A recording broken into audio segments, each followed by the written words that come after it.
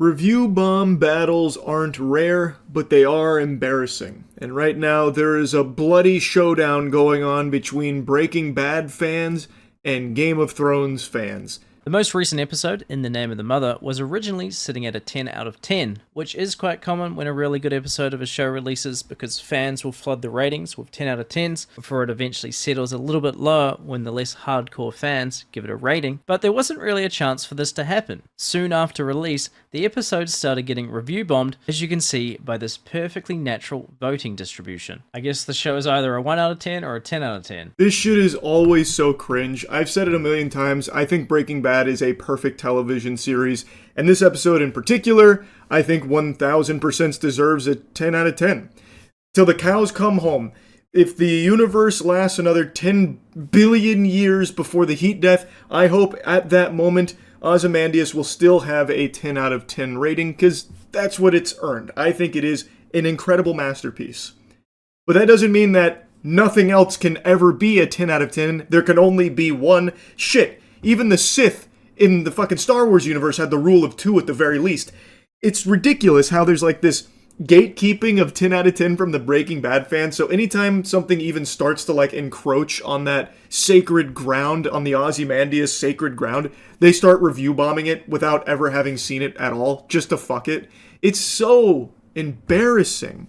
Like, there's a group of people in every fandom that for some reason take it so seriously that they put the achievements and the accolades of the property they're a fan of on their own soul. So in this case, there are people whose entire identity and personality revolves around being a defender of Breaking Bad and ensuring that this 10 out of 10 remain unsullied by anything else coming close, and they'll fight tooth and nail for it.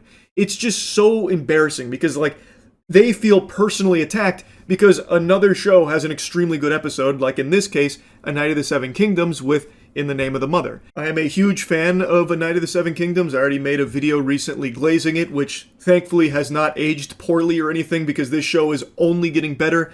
The finale airs tonight. I'm extremely pumped for it.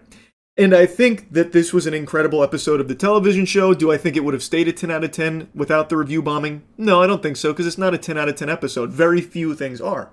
It probably would have settled in like the 9, 7-ish range if I had to spitball. But the fact that it got review bombed in there and just fucking dragged to hell for the crime of just being an extremely good episode of a television series is so fucking silly. Well, due to having a 10 out of 10, and the only other episode of a show with a 10 out of 10 being Ozymandias from Breaking Bad, when the review bombing started, people were quick to blame Breaking Bad fans. And I'm sure a lot of the review bombers were, but also some people just like causing chaos. Well, anyway, the news that Breaking Bad fans were review bombing the show went viral, and in turn, Game of Thrones fans decided to retaliate, review bombing Ozymandias, which held a rating of 10 out of 10 for basically 13 years. But after the recent review bombing, is now sitting at a 9.7 with a massive 71,000 one-star reviews. That is a very good point. There's no 100% confirmed evidence to suggest every single one-star review bomb that came out of nowhere was from Breaking Bad fans or anything. There definitely are people that just want to poo-poo on anyone's fun and do what they can to shove a little misery wherever they are able to. So it's definitely possible it's just people that did it for the sake of, fuck you guys and that's it. But there were some very vocal Breaking Bad fans going through the marching orders of review bombing this and getting a lot of people on their side to do it, at least from what I saw. And what is clear is after that story went viral, as Dolan Darkest said, then Game of Thrones fans responded by review bombing Ozymandias, and now it is no longer at the 10 out of 10, which is just, that's an affront to God. Because I do think it is a 10 out of 10 episode. There's a reason why it's held a 10 out of 10 for 13 years. And now it's gone. Fizzled. Over what? Why? Why spill this blood? Why can't multiple shows be extremely good? Why can't there be 10 out of 10 episodes in more shows? I would rather that world as opposed to just one 10 out of 10 ever made. Like, I don't see why Breaking Bad fans get upset if there's another show that gets, teetering on a 10 out of 10 or extremely close, whatever, that they feel they need to start review bombing to keep it in line so that way there's only ever one. I would much rather a world where many shows are having 10 out of 10 masterpiece performances because that's much more entertaining than just getting served dog shit. Similar things have also happened in the past with Attack on Titan fans and Breaking Bad fans review bombing each other. You can tell it's bad because the next episode of A Night of the Seven Kingdoms, which actually hasn't even released yet, has also been review bombed. The entire thing is basically just next level unemployed activities. True. Dolan's right. So yeah, even the episode that's airing in a couple of hours from now is already been review bombed here because of this pointless loser fight. Here's some of the more pathetic reviews from either side. We've got this Breaking Bad fan giving it a 1 out of 10 and saying, Game of Thrones can never be a percent of Breaking Bad.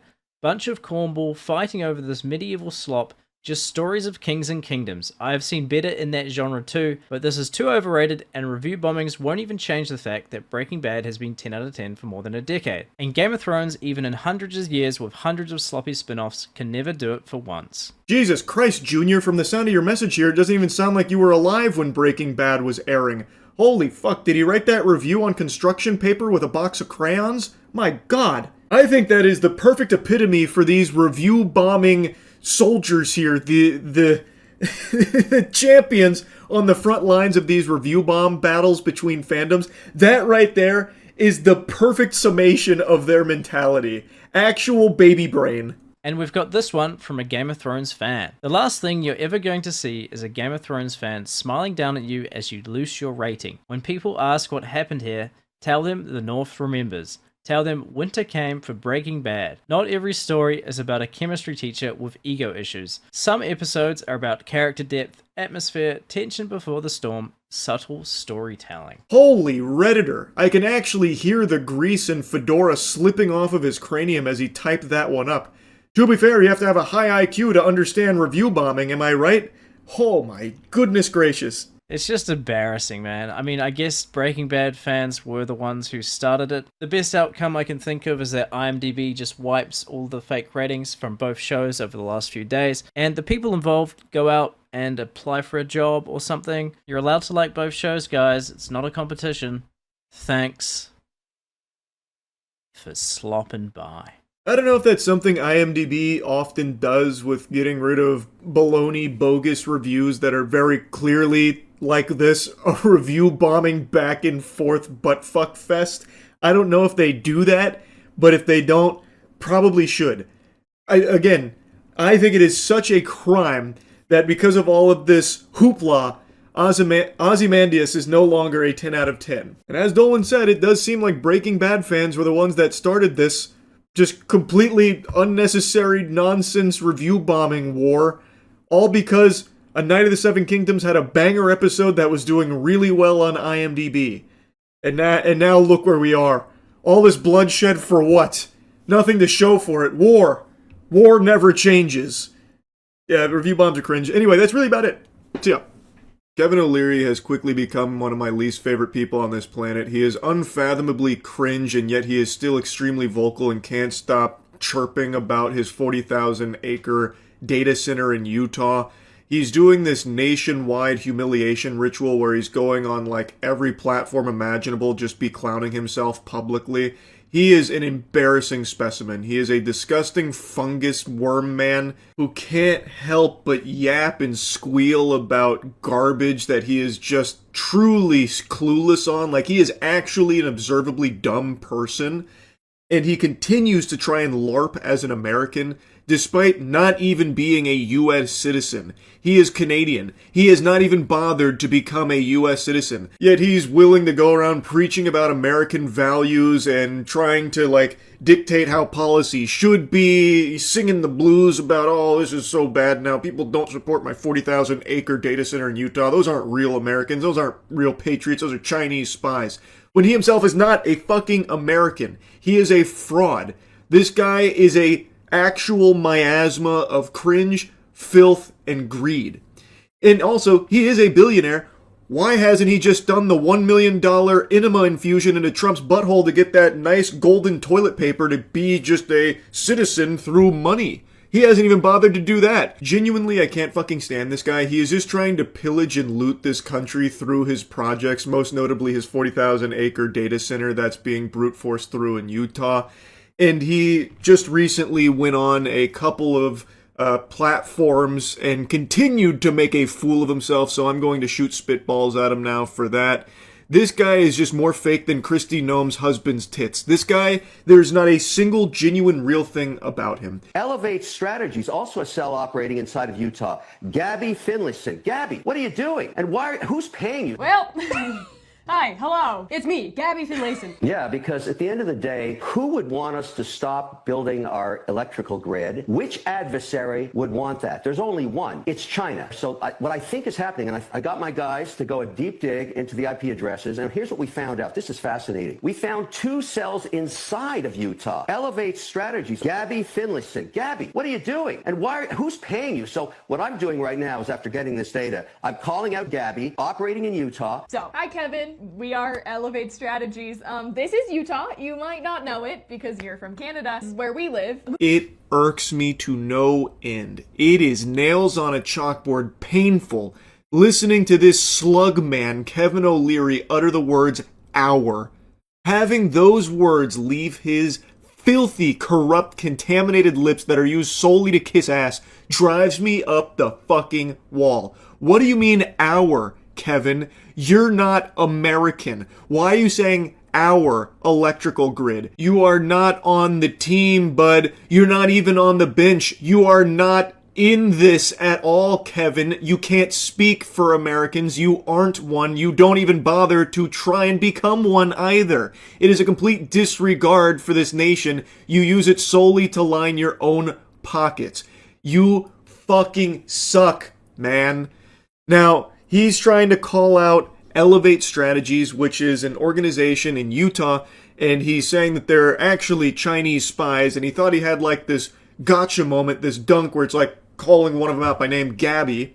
So come, Gabby, I'm shining a light here. Show yourself. And I guess he was expecting, a fucking Chinese operative to step forward, or just complete radio silence and crickets, but what he got was the actual organizers here, Gabby herself, coming forward and talking about their goals and what they are doing in Utah as people that actually live and work there. This isn't some fucking grand conspiracy to try and stop these benevolent saints from bestowing upon us plebeians the gift of data centers.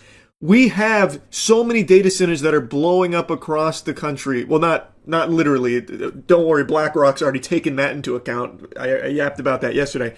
I mean, like this explosion of data centers being built. Like they are pushing for data centers in every single location imaginable. You'll probably find some data centers in your fucking thoughts too. They're starting to put them there as well.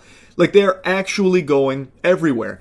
And we have the information from the data centers that have been operational for a while that it is a terrible deal for all the normal working people. The normal civilians get butt fucked by this.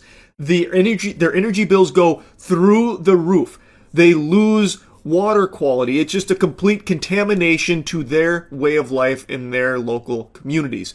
And again, it doesn't bring jobs. I've mentioned this a lot. I've yapped about this endlessly, especially over the last couple weeks.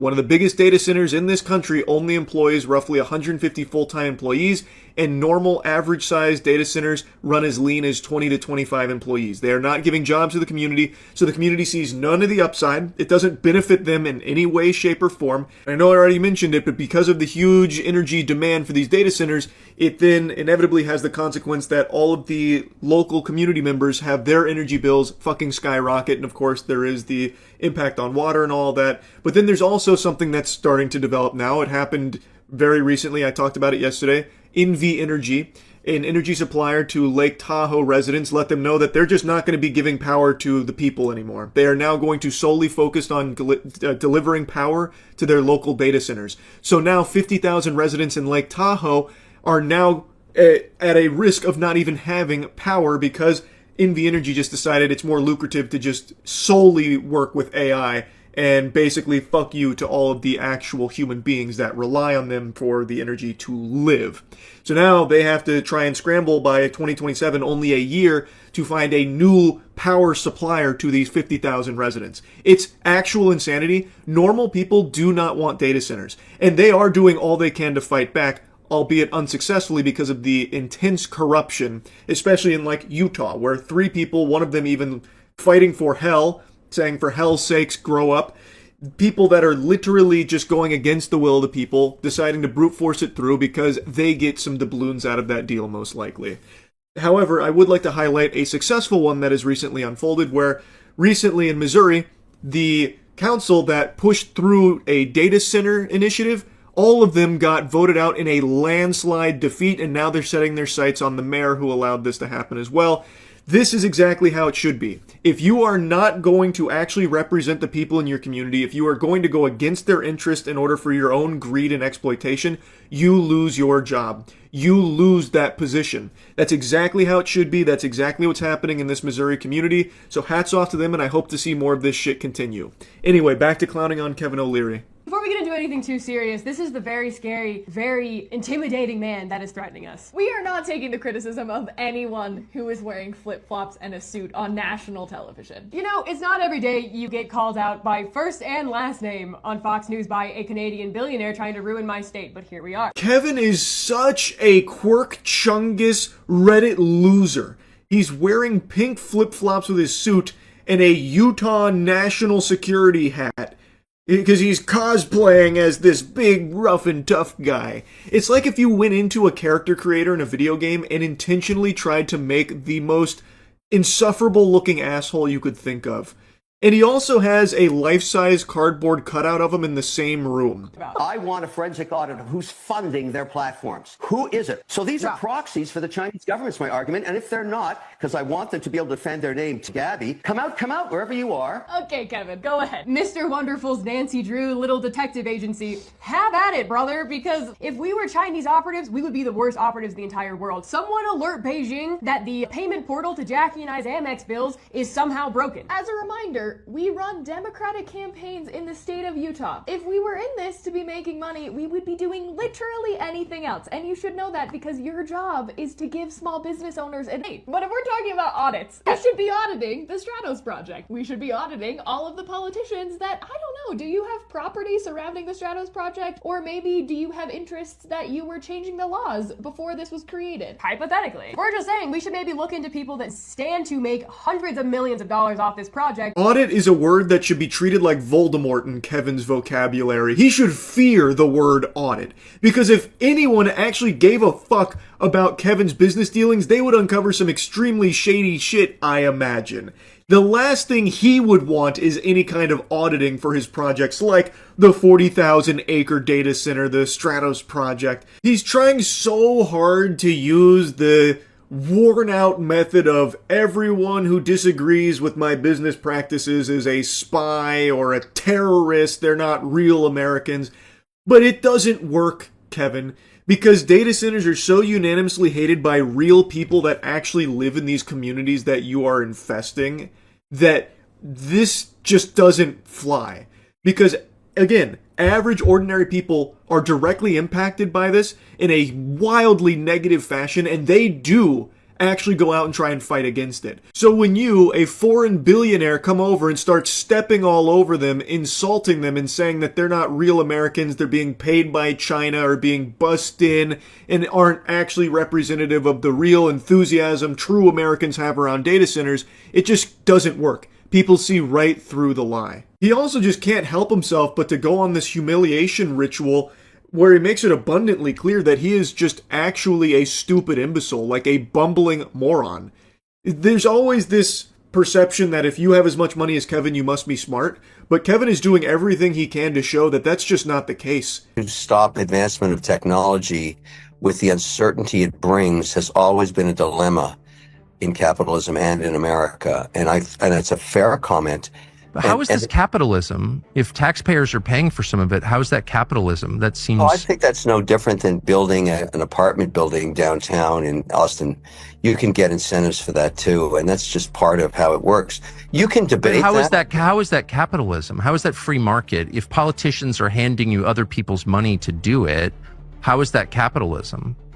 Well, capitalism is built into the Constitution, which I think was genius. As I said, he's been going on like every platform imaginable, and every time he finds a way to look dumber and dumber.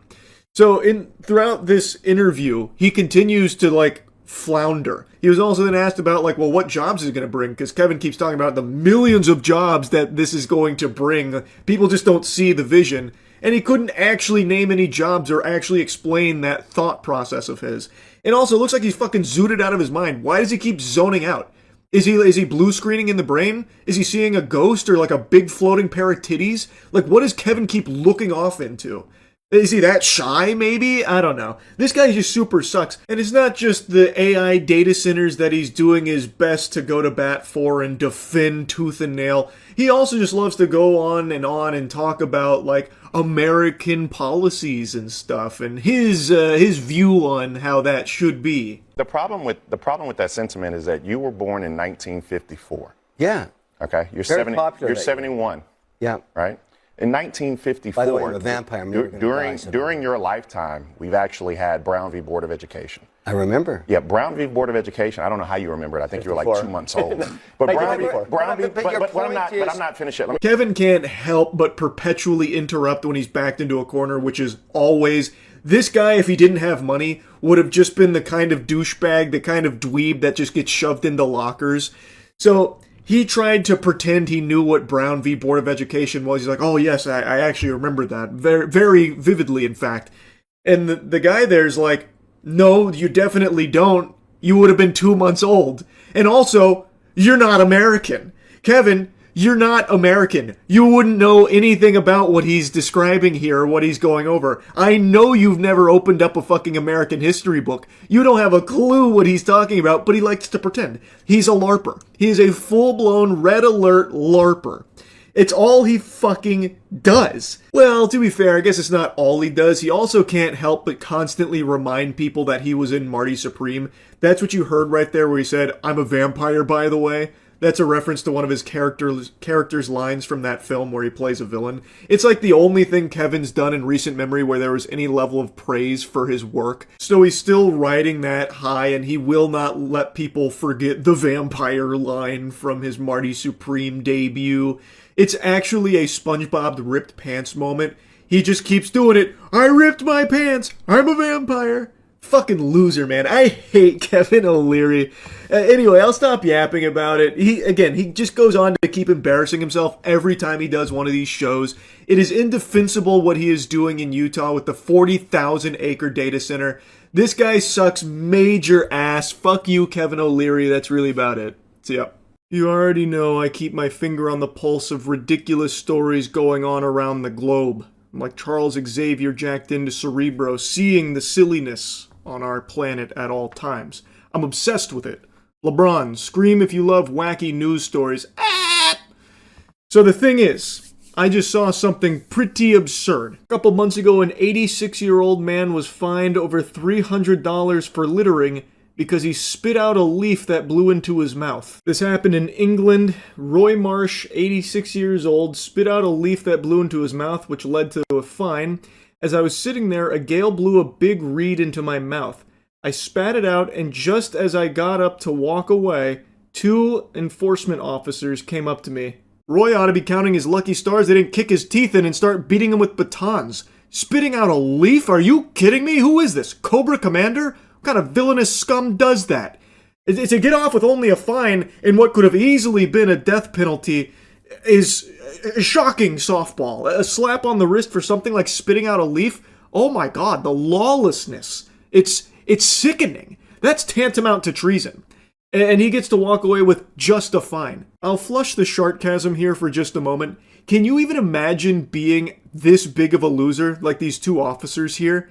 You see an elderly man, an 86-year-old man, spit out a leaf, and you just rush over there like it's the most exciting moment of your life, like this is your action hero moment, to just flop a fine on his lap for it, for littering. Just picture this scenario. Old man spits out a leaf and immediately just starts hearing sirens blaring. They got these 2 goobers, cherries on, scooting in sideways. Sir, what the fuck do you think you're doing? You have a license for that spit? Oh, what the fuck? And then you get like a fine.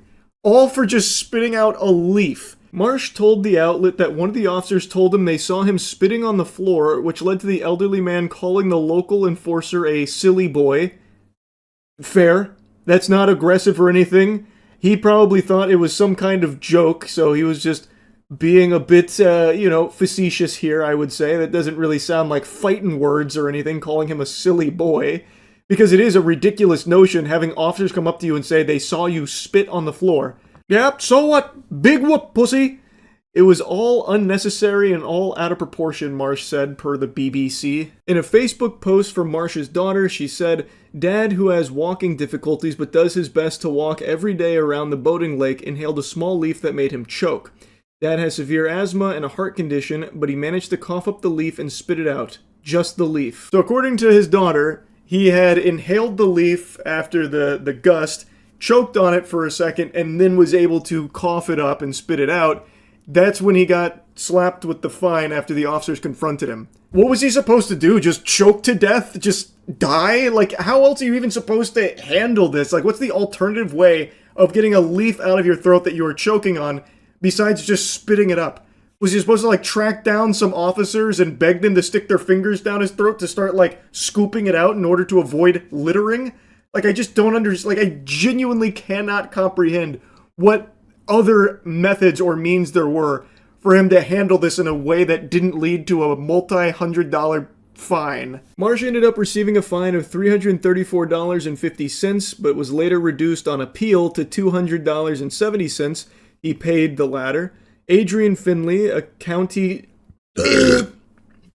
Oh, Jesus, sorry, I had a big burp stuck in my throat right there. If this was the UK, I might have got fucking fined for littering with this stink air that I just spit out there. Oh my god, that was rancid. That was revolting. I'm not going to sugarcoat that. Anyway, Adrian Finley, a county... I burped so hard it made me illiterate. A county councillor who works as a representative for reform on Lincolnshire County Council told the BBC he had received numerous similar complaints from others in the area. So I guess this is just like a common racket where they're just slapping people with fines for really trivial shit. Enforcement officers are taking it too far. There needs to be discretion about how enforcement officers, issue fines.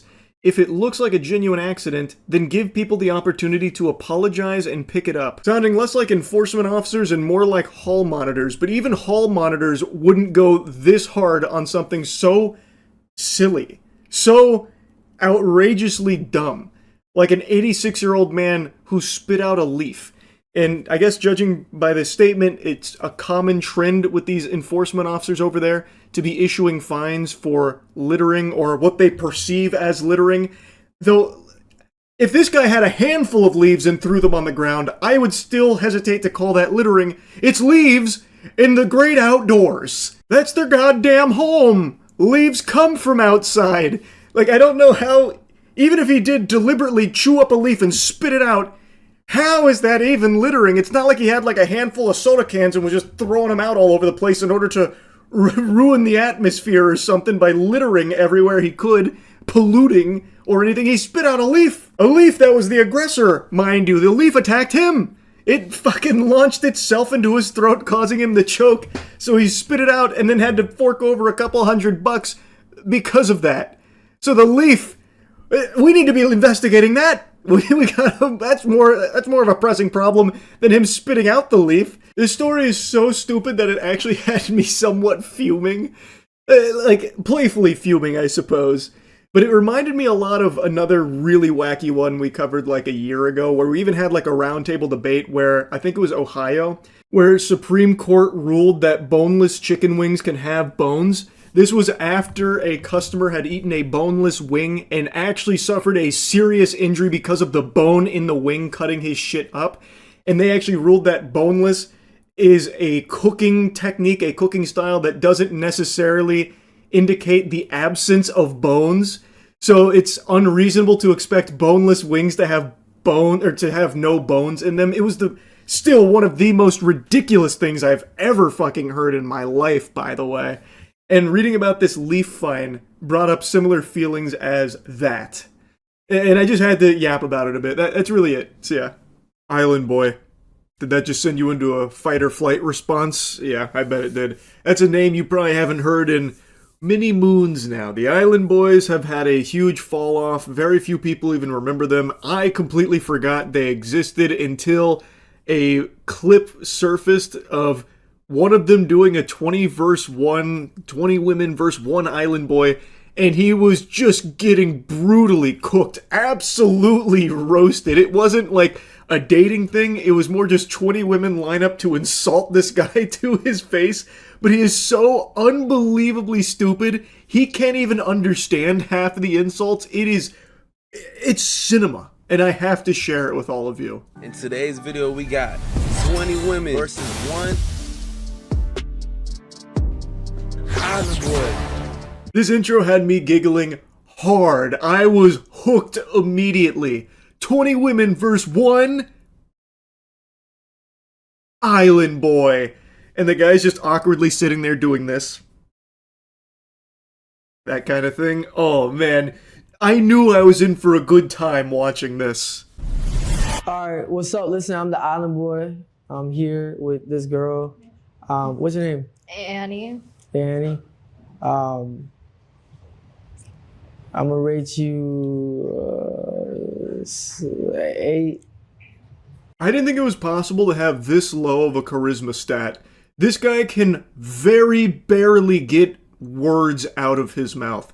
And he looks like he is like spamming idle animations on a Mortal Kombat character select screen just to stay somewhat lucid.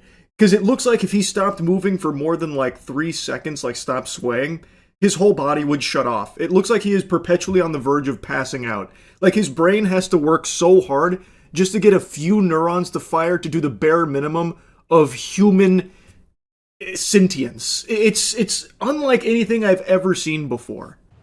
Oh, she's an A. Why you give it this an A, bro? I don't know. Are you Asian? Yeah. You're Asian? Mm-hmm. Like fully Asian? I'm half Vietnamese. I don't know, because I heard Asian girls have like bad. Oh, really? Yeah. Who told you that? I f***ed the Asian girl before. Oh, it's not me though. It's not you? Mm-mm. Okay. What am I supposed to do with her?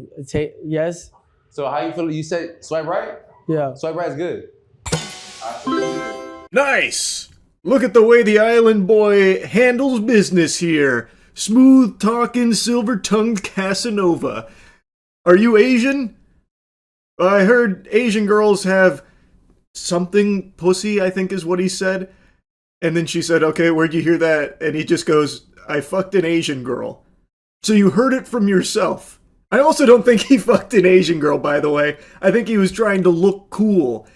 It's incredible how just, even through the computer screen, I'm getting dry. Like, it's making me, like, shrivel up into myself. I can only imagine what it's like to be in the same room as this kind of vermin. Like, it's like a Dementor of vibes. He comes in, he just sucks out all good vibes and leaves nothing but awkward cringe in its wake. Swipe right. Look, right eye, so she good. Okay. Man, what the f? You have nothing to say? What? Do you have a fake chain or something? How can someone be this observably dumb? He is an actual imbecile. Every time he opens his mouth, you can hear the idiot inside of him. This guy is actually just fucking stupid. By every measurable metric imaginable, he is just fucking dumb. And he can't interact with people at all. So even on this dating show, he can't muster the bare minimum of introducing himself. The best he can do is interrogate her about a fake chain. And the host of this has to keep prodding the island boy for a couple of extra thoughts because he just can't speak in more than like 3 words at a time. So the host is like, why'd you rate that girl an 8? Or, why do you think that, Fly? That's the island boy's name. This is Fly, one half of the island boys. It's unfathomable. And honestly, seeing that they're successful should show you just how far we have devolved as a species, that we allow someone like this to have as much money as he does. It's so embarrassing, it's so fucking sad and pathetic. You have fake chains, so what's the problem with me having a fake chain? I don't have any chains on. Well, I mean, you have fake chains, so like if I have a fake chain, why is that? You're supposed to be asking my name and introducing yourself. Girl, what are you talking about? I have fake chains? Well, you're asking about my chain. Like, where are you introducing yourself? What's your name? Okay, yes, my name is Fly. Fly, you kissed your brother. I most definitely kissed my brother. Yep. Uh-huh. And I made millions off of it. Oh, congratulations, bro. You'd do it again?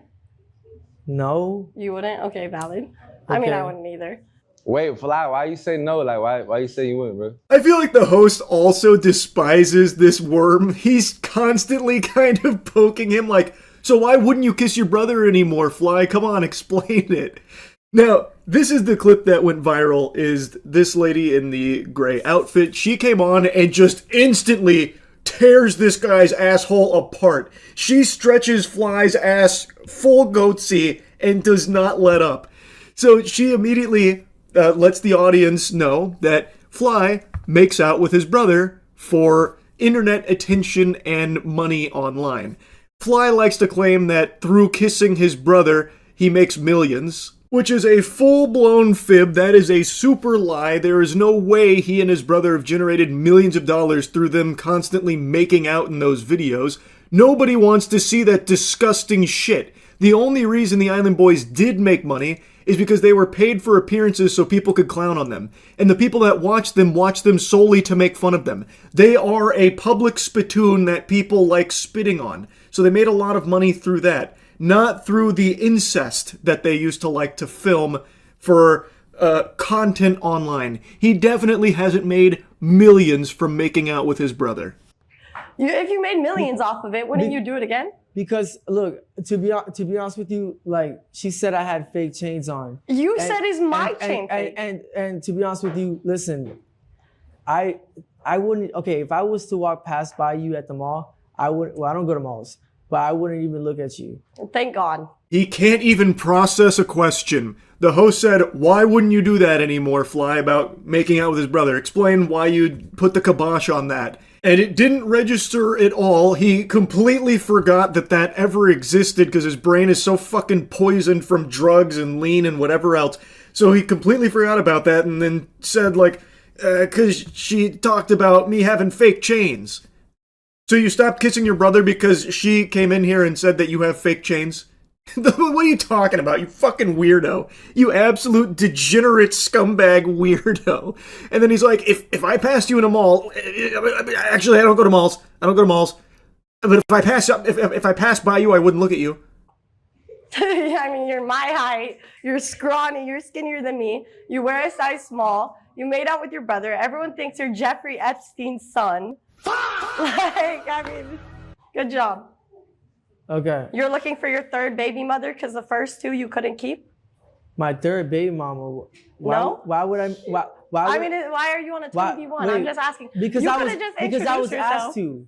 Okay. You could have just introduced yourself. Listen. If you're gonna be rude, I'll be rude too. Bro, just listen. Look. Okay, now I'll listen. Okay. Listen, you look like you're from Minnesota. Okay, and you look like you're 5'2". Okay, that's fine. Do you have like booster shoes? No, I don't have. Do you have a shoes. booster seat for when you drive? I like his shoes though. I ain't gonna lie though. I like his shoes shoes are though. hard, but they have a little extra height option. Why are we all playing around about his shoes looking hard? They are not. That looks like some shit I would have worn when I was 8 years old with the little light up things on the bottom of your shoes where it gives like little RGB gamer lights when you take steps. That looks like what he's wearing. He is wearing bedazzled fucking combat boots with 5-inch heels on them. They are not cool. And she is absolutely right. This guy is a loser, and she is just saying that directly to his face, insulting him, and it just looks like he is in a state of blue screening in the brain, like he is just constantly blue screened. He can't grasp a thought, he can't talk, and he doesn't know what anyone's saying to him, it sounds like.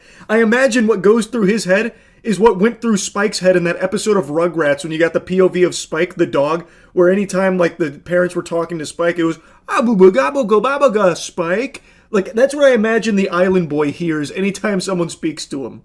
Look, I'm gonna keep real to you. I spend a lot of money on my drink. That's great. That's awesome. I saw you shopping at Lululemon the other day.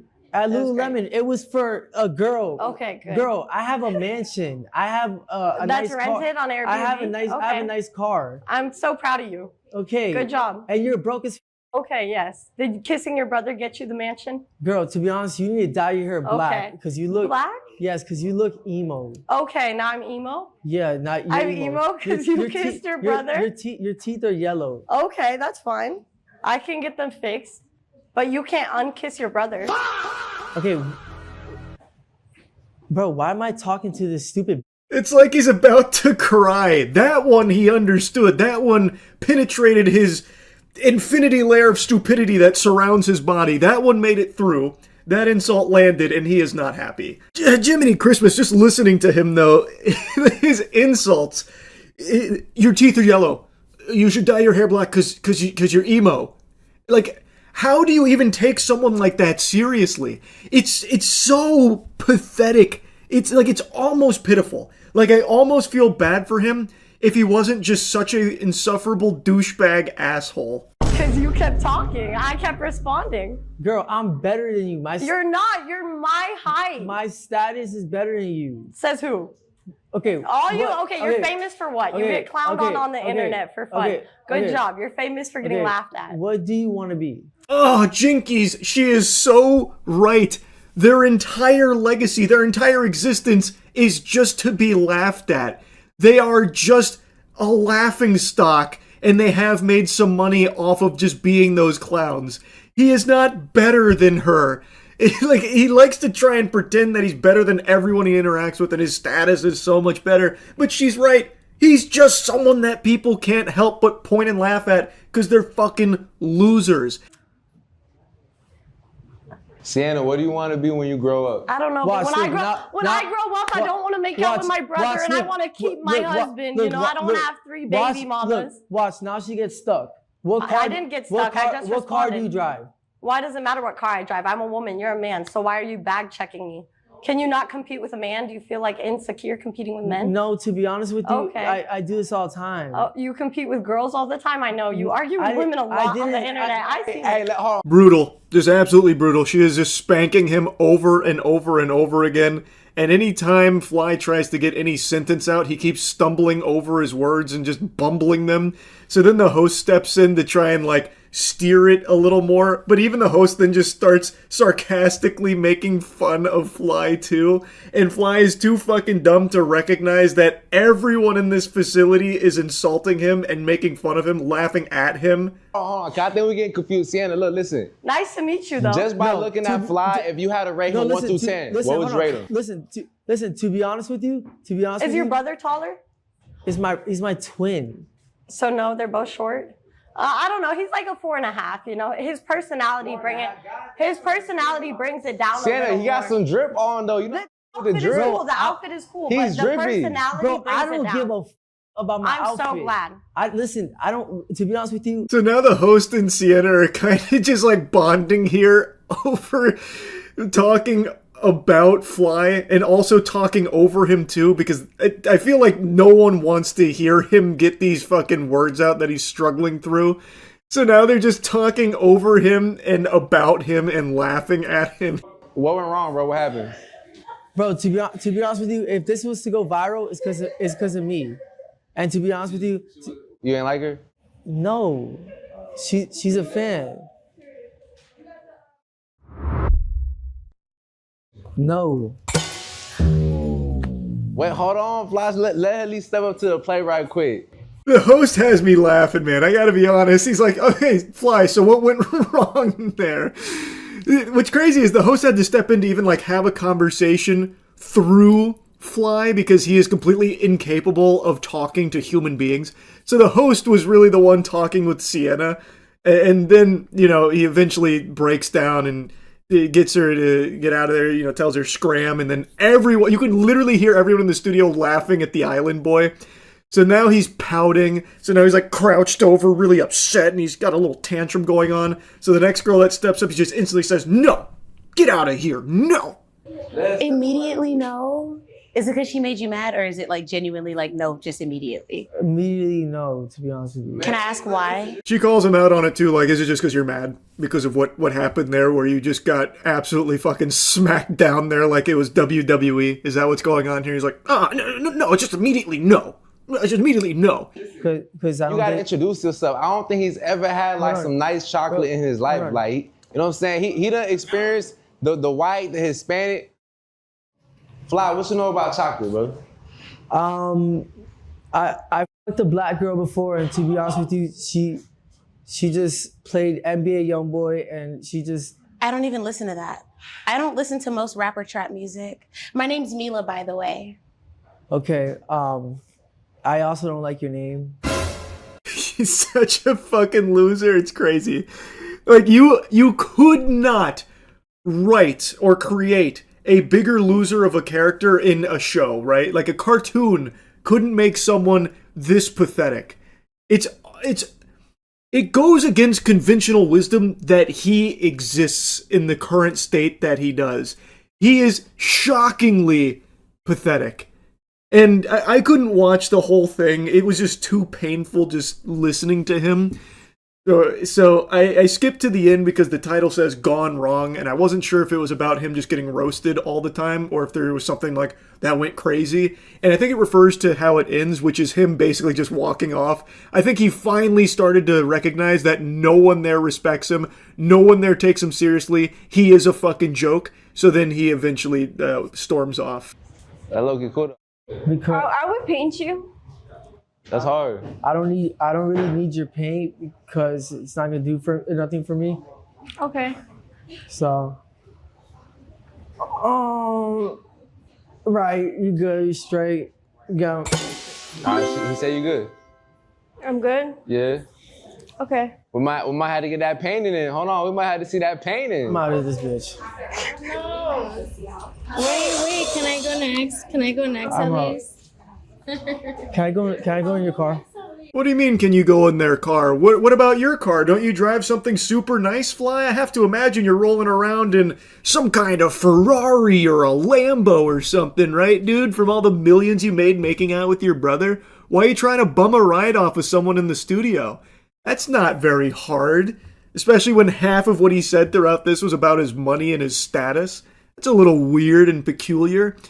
But yeah, that's kind of where it ends. It then just goes on to like behind the scenes shots of him just like waddling his way around and people laughing at him. It's yeah, I mean that's kind of the whole 20v1 there on the island, boy. What an adventure. What a journey. That shit was something special. I had to yap about it. That's about it. So yeah. So, my dad's got friends, and all of them have unique talents and superpowers. It's like the League of Extraordinary Gentlemen. Like, one of my dad's buddies was a pilot, and then he was at, I think it was an airport bar or something, on the job, and then the bar stool just exploded because they, I don't know, never fully screwed it in or something, and it really destroyed his back. And that was like Peter Parker being bit by the radioactive spider, but instead of getting the ability to crawl on walls, he got the ability of money. Huge payday from that, and he's just got like this group of friends that all have like very unique stories and abilities. And one of them is named Dave. And he has a hobby of making flintlocks, like from scratch in a lot of cases. And yesterday we brought him out and we got to shoot a couple of them, and it was a lot of fun, so I wanted to show you it because I just think it's really interesting and I think it's very cool. Now here's what we're dealing with today. This is an actual copy of Davy Crockett's first rifle. Now the original rifle is located in the East Tennessee State Museum in Knoxville, Tennessee. So I went out and took a look at it. I've seen pictures of it, got measurements, and I wanted to recreate what the original was like. Now other guys have done the same thing. But this is made out of what we call curly maple or tiger maple. And if you look real close, you can see there's a lot of those stripes in here. So it's an expensive wood to do that with, but it really makes a pretty rifle out of it. So I got brass on it here, brass patch box down here. Real quick, I want to come in here and do a bit of glazing because Dave doesn't really brag about his craftsmanship, even though it's genuinely incredible work, so I'm going to brag for him. Everything you see on his flintlocks, we only shot 2 in this video, spoiler, little spoilers there, but everything you see on his flintlocks, he makes himself freehand.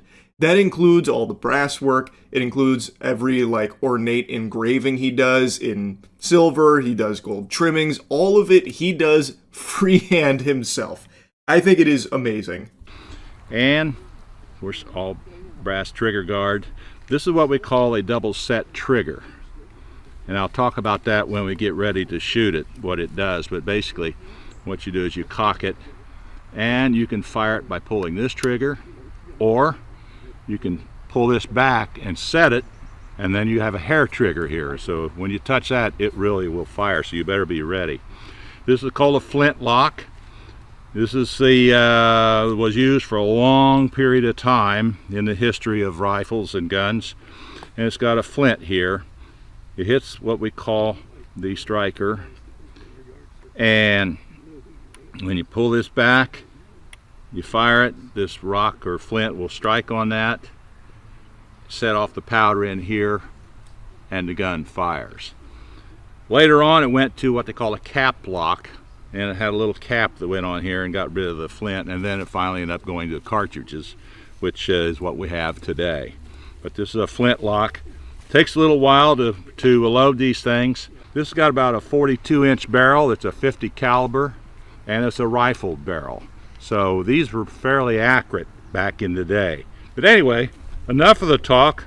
Let's see what it's going to be. Oh, by the way, I want to show you this. This is something that's not common. But what I did is when I built this, right here on the side plate, I put Davy Crockett's name on there, and that's his actual signature on there. I was able to make a copy of that and copy that on there, so that's what his signature looked like. That is so cool. He also does all the woodwork too. He's selling it short on just how nice it looks. Well, we also did a lot of carving on this. This was common on this thing. This rifle originally was probably made in Pennsylvania, in York or Reading, somewhere around in that area, which was common at that time. That was where all the rifle makers were. And we did all the carving here, which is exactly like what they had back in the day. So if you go to Knoxville, go to the museum, you can see the actual rifle there. So let's see what it's going to sound like. What were you going to say? I was going to say, we need you in every video. I know, wasn't that good? It's almost like you're a professional or something at this. You should also see his whole collection. He's like the fucking Kakashi of flintlocks. He's able to he's able to copy like every rifle ever. He's working on George Washington's pistol as well. The thing I have is I got black powder. I have it in here. This is a 2F powder, which is a heavier grain. And to be safe, I always measure it out like this. And the rule is always remember powder patch ball. And the reason for that is if you get it confused, then you got a problem. So you put in your powder. Okay. Now you take your patch, put it up here like so. And then you take your ball. This is a 50 caliber ball, lead ball. You lay it right on top like so. Try to get it as centered as you can. And then we have what we call a starter here. This will help you get it down in here. And I've never fired this thing, so it's going to be all new. Well, that went in pretty good. You push it down. Make your ramrod.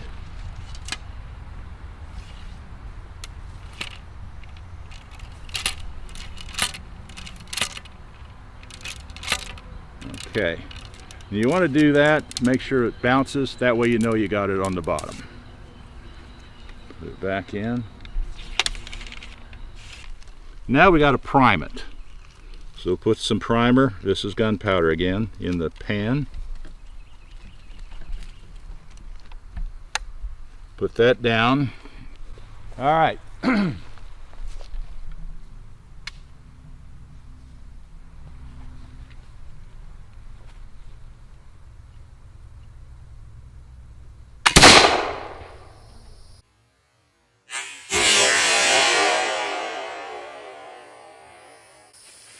Well, you hit the target because it moved. Yeah. Didn't blow the tree in half. That's a good start. Yeah, that's great. You straighten that target. So at the time, we thought that Dave's shot was that like super clean, precise hole at the top, and just assumed, man, that fucking ball must have traveled at the speed of light there to have a perfect hole like that go through it without like the normal things you see when you shoot a paper target, where of course it like blows it up a little bit.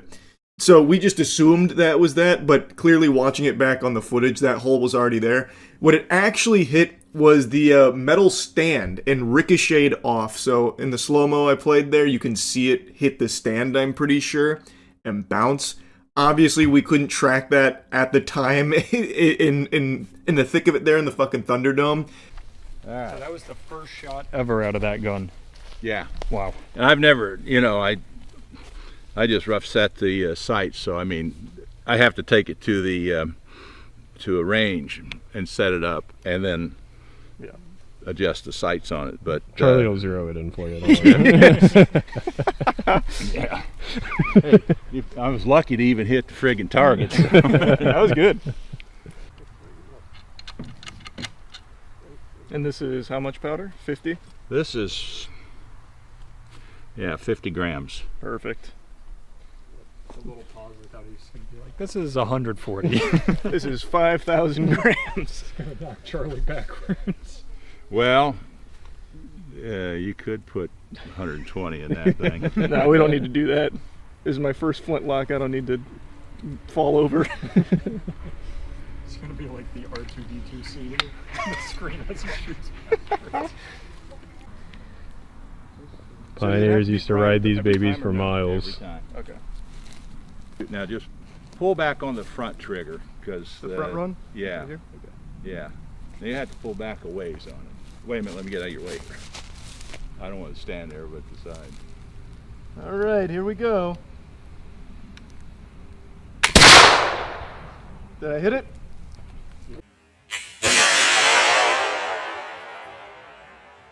Hit something. Holy. Oh, that smell. That was cool. You like the smell? I feel like this is like a gas smell kind of thing where you probably either like it or hate it. Nothing like the smell of gunpowder in the morning, right? That smells kind of good. How was the kick on it? There was no kick. No kick at all. You can one-hand it, come on. Oh, yeah. You missed. Oh, no. Totally missed. I felt like I was right. Oh, wait. Wait. Oh, yeah, you got it right there. Oh, You bullseye. Yeah, on the little target. I never. That's what I was aiming for. He was trying to scare him, go over his shoulder, you know? Right there, look, Danny. Right there. Yeah. Hello. Right there. You got a bullseye on the little target right there. Yeah, I zeroed it for you. What were you aiming at? Literally anything in this direction. The tree. Is that really where you were aiming for? Absolutely not. Where were you aiming? Genuinely anywhere in that vicinity. Have you not heard of aim small, miss small? All right, I'm gonna shoot in that 30 square feet. If I can get somewhere in this direction. I just don't want to. Sailor's log, just want to make a note. That is exactly where I was aiming. All right, you have to tell us before where you're aiming. Yeah. Okay. I will. I'll tell you exactly where I'm don't at. get the Charlie specialty. I can't believe you hit the bullseye in the little target. Well, you best start believing it. Yeah, well, sorry, bud. Guy's incredible. Yeah.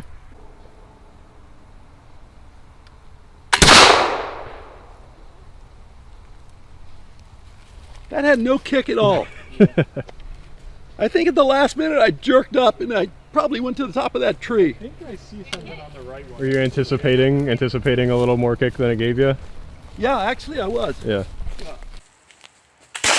Oh, hell yeah. Nice shot. Oh, you did hit it. Oh, yeah, there you go. Hey, hey, That's a great shot. check that out. All right, here we go. Where are you going to aim, Chelsea? The red? The red on the right target or the left target? Yes. Yes. Well, I don't think I hit the red. I don't think you did either. My God, you hit the bullseye. That's fun. Anything? And it's a miss. Well, damn. Okay, who Can't- else can't wants hit to 'em try all. this? Okay, we'll do the same thing here.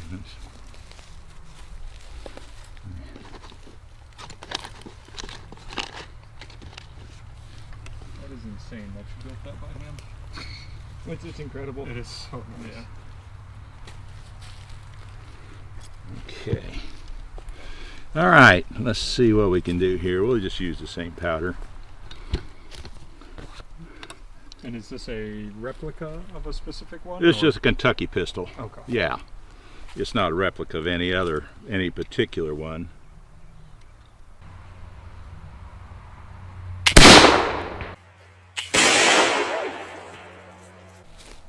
I think maybe you clip the right side of the red one. Oh yeah. Yep. Right side. Right there. All right. Good job. What are we looking? Oh yeah. Oh, that rattlesnake. Oh yeah, that's a scary snake. That is a scary snake. Right there. That's not Oh, a... that's, don't go near that. Yeah, that's that's a a- water moccasin. Or Yep. a copperhead or something. I was going to say copperhead. Well, that scared me. What do you got? Probably heard the noise of a flintlock and was like, I don't really want to be around here. I'm gonna... Let us know in the comments what kind of Yeah, snake you tell that us was. what we just saw. I think it's a rattlesnake. And scale 1 to 10, how dangerous? It'll stop. Okay.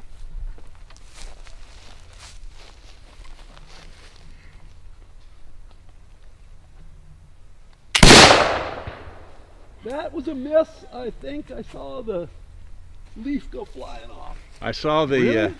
It looked cool though. I thought it looked really cool. I thought I was right on the money, to be honest. I saw the patch fly out. Keep an eye out over there. Yeah, be careful of the snake. It's insulting to think that I'd ever missed the target. Never happened, never will. You could see it on the camera there. The precision was magnificent. It was a little off target, but I gotta hone in a little bit. I haven't used flintlocks before. They're unusual instruments in my hands right now, so I gotta get more reps in there. But not a bad shot. It's about where I was looking. That's about where I was aiming. You know, that Dark Tower shit. He who aims with his hand. You know, that kind of vibe. Hey, look right there. Isn't it weird Yeah. how every time the camera turns away, Charlie magically gets the... Yeah, how about that? Oddly like finger hole shaped. Yeah, luckily. Big thanks to Dave. Yeah, really appreciate it, man. Thank you so much for bringing him out. This was fun. This was a It lot of was fun. great. I'm glad to see you guys take advantage of it. Now you see what it was like about 200 years ago. Yeah. How guys had to fight. Can you believe that? Because each one of them had to do the same thing. So It was so fun, man. His work really is just so impressive with these homemade flintlocks, his home brew here. So yeah, anyway, thanks to Dave again. If you're watching this, Dave. Anyway, that's really about it. So yeah. No, I don't play chess. I retired. I hung my jersey in the rafters. No more chess. I got too into it. Traffic stop. Planet Fitness parking lot. Oh, nothing good ever happens at a Planet Fitness. Uh-oh, this is about to get crazy. I already feel it. The title already told me, but now that I see it's at a Planet Fitness where the Genesis is, we're cooked. No, I'm expired. Yes, sir. Yeah. I'm with the cat in the car right now. Okay. You got your ID on you? Yeah, it's just expired by, 3 weeks. Yeah, I mean, what's that? Probably the cat. Oh. Ma'am. What's your social, ma'am? I don't know by heart, but I can get my... This seems so polite right now. How does it go tits up? Where I'm speaking with you, Mr. Montgomery? No. Okay. I don't have no weapons. 42 years old. She's hiding something, or she got worms or something like that. Hey, just keep an eye on them. All right, male driver's the listed owner. Still working. That's not the most unbelievable thing in the world, not knowing your social by heart. I could definitely see that. I'm sure there's plenty of people that don't. I don't think that's that suspicious. I'm gotta get that fixed. I understand that. Yeah, no problem. I can't find her information, so that's why I was going to ask you guys to step out of the vehicle. Our car looks like... Yeah, I see. Come and go. The car looks to be in good shape. What do you mean? What's wrong with the car? A little bit of bird shit smudged here, but that's nothing. That'll buff out. What do you mean, man? The car's fine. Why are you saying it like that? Absolutely, yes, sir. Because of the tag? What's that? It's not 7. I don't even know what I did. Okay, you're not wearing your seatbelt, so I'm allowed to identify you. Fuck places. What the hell is a Terminator? Is that the spike strip? Or what did he do? He just drop a bomb under the car tire? What is that? I'm assuming that's a spike strip, right? Fuck is a Terminator? A Claymore! Yeah, man, just deployed the tactical Claymore here. Alright. Yeah, I'm trying to be cool. Get her car. Oh, did he just dodge the Terminator? He outsmarted him. Got flat.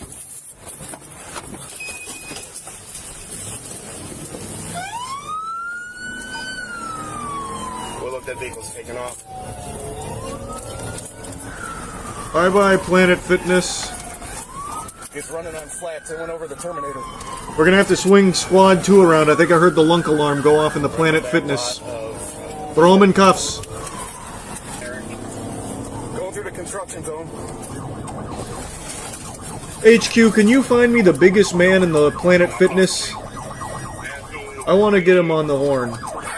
We'll get him involved. Holy Jesus. Good, the officer's really going in. Right through the roadwork. Boy, it's running on at least one flat. Damn it. Nothing grand. Squad 2, break off and pull that guy over. Hit him with a pit maneuver. Going over the railroad tracks. It's losing a tire.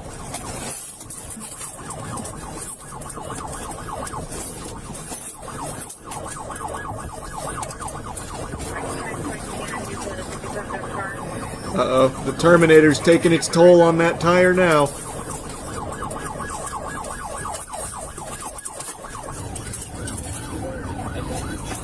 Oh, shit!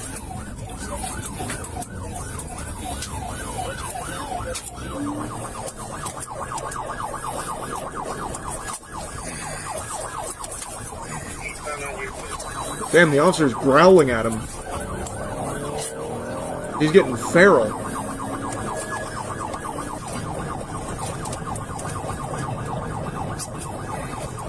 Throwing out the windows. Throwing something out the window. It was a banana peel. It didn't work.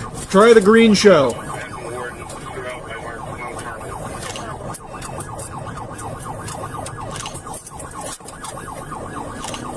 Oh, God! He's throwing drugs out the window. He's throwing all kinds of trinkets out there. Oh, God! Holy fuck, he threw the whole sleeping bag. Now, that was an innovative strategy. I haven't seen that deployed. With Oak Ridge. This is like fucking Diddy Kong Racing right now. Holy. That's a big-ass sleeping bag, too. More stuff out the window. Oh, God! Jesus! The Jan Sports backpack as well? This guy's dumping all his loot!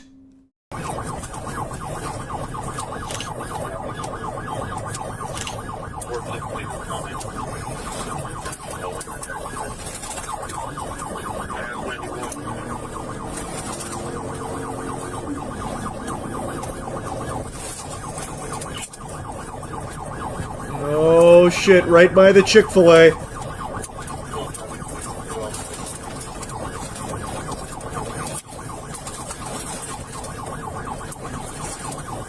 Man, this must be a bumpy-ass road. There's a lot of shit jiggling around here in the cop car. Also, what the fuck was this attempt here? This has to be the laziest deployment I've ever seen of a spike strip. Hopefully he's in the right lane going super slow. What happened? Did he like yank it too far back maybe and I just missed it?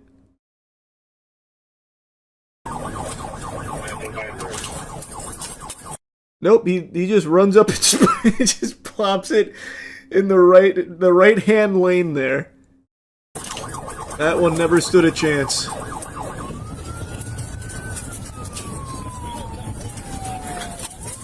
Into the Lowe's parking lot. You ready, buddy?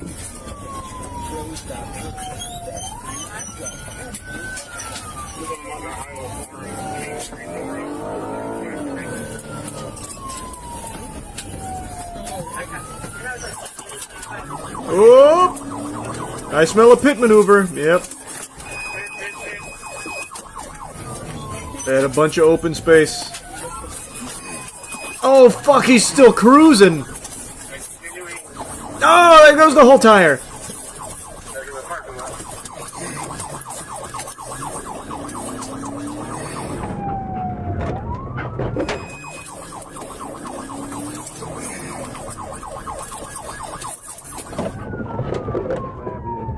I lost him. I don't know where he is. He vanished. He must have picked up some active camo.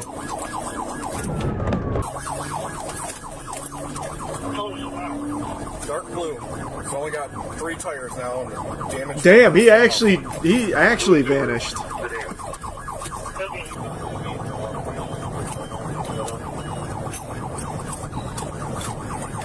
What are they blurring? Both currently smoking meth in the vehicle. I can see it. Oh, I thought maybe he was like gearing up to throw a big dildo out there or something. Ah, that's huh. Wow, they're giving it one big hoorah. Right behind him. You ready, buddy? You gonna get that, man? Tactical meth deployment.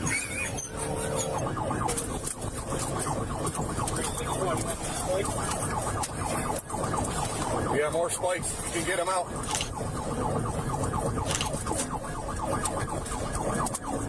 Almost.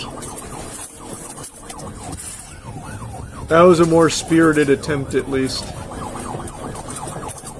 Oh, fuck. Jesus. Okay, now I'm starting to get a little worried that he hit somebody. Does everyone walk away from this okay? Because now he is fucking zooted off his gourd now. So now he can't even stay in the right side. The meth powered him up. Yeah, it's like the goddamn star in Mario Kart.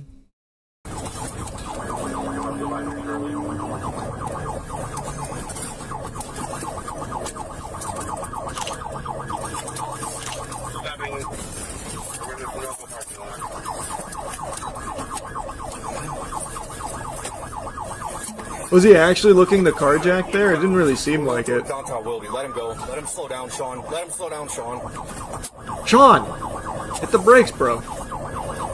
Just back it off and turn your lights off so he slows down and he's doing 70 on one rim. He's crossing there, you know. All right, let it go. Base, you can advise Menor. He's coming into their city. He's going 60, 70 through Vine Street here. We're going to let him go. He was throwing out numerous baggies. There was a whole book bag he threw out. And that was a very responsible decision right there. Because it was getting very dangerous. Drive, dude! Why are you yelling at him? What did he do wrong? He's stressed out. Got a fucking maniac on the loose. You got the methed out marauder just fucking pillaging the city here on the streets. Searching for them, the suspect seized the opportunity to make multiple carjacking attempts. Oh, he actually... What the fuck? Oh my god. Damn, this guy's actually fully unhinged. Him and his girl were actually going to carjack them.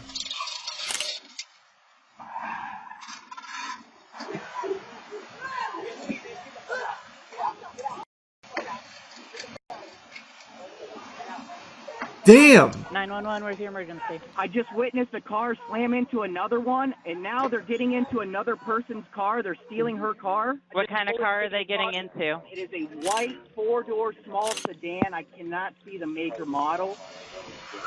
Wow, the title did not lie. This is chaotic throughout the entire city. And it all started over like an expired tag and asking for a social security number that she forgot. It turns out they stumbled across like an actual madman.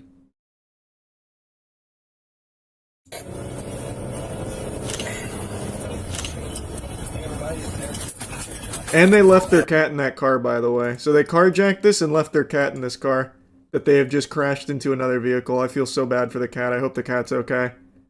Are you okay, ma'am? I'm shaking up. Okay, were you in your car? Yeah, I was in my car. He Okay. made me get out. Do they have a gun or anything? We don't have a crowbar. So they turned right on 306. Holy shit. So this guy was actually gonna fucking beat her to get the car.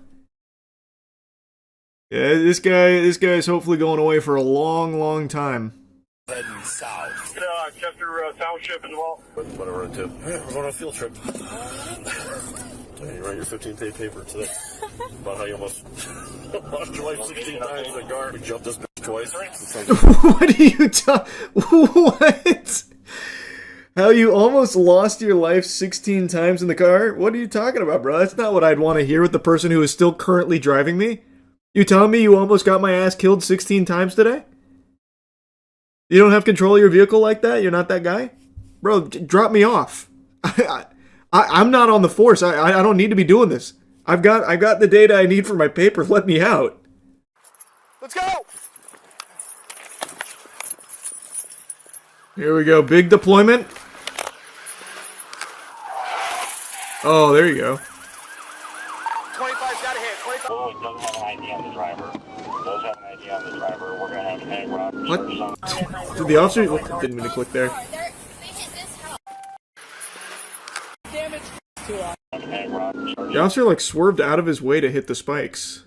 Well, it doesn't have an ID on the driver. It does have an ID on the driver. What the fuck, man? Why did he do that? The cop literally went out of his way, swerved to hit the spikes. What did he think it was going to be? Like a speed boost or something? Like video game rules? Like it's F-Zero GX or something? Oh, fuck yeah, boost pad. Too many tires. True. This is an unfair chase. I have 4. He only has 3. It's dishonorable. I'll take one out. Driver, we're going to have egg robbers or something. They just got me with spikes. Oh boy. Oh no. 899, I just got hit with the spike. I'm dropping out. I'm picking up the bags and stuff I found up here. Damn, he got us. This guy's good. Yeah? What'd you find? Okay, you tell me where it's at and I'll come get it, okay? We were just walking, we found a purple knife. It's down there on the sidewalk. I'll say exactly where it is. Okay, I appreciate it. Man, it's like a citywide scavenger hunt with all, like, the drugs and knives and shit that he threw out of the car.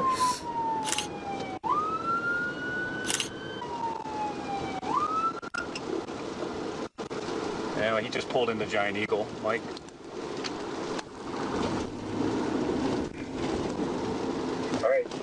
How long has the chase been going on for? I feel like this has been a really long chase. Starting to get to nightfall now. Trying to carjack somebody else, it looks like. Oh, he's actually going for another carjack. Holy shit. Alright, got a sheriff's car now on the lead. He tried to carjack another car, Mike.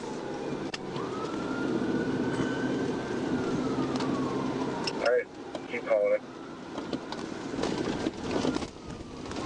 They're still chasing him right now as we speak.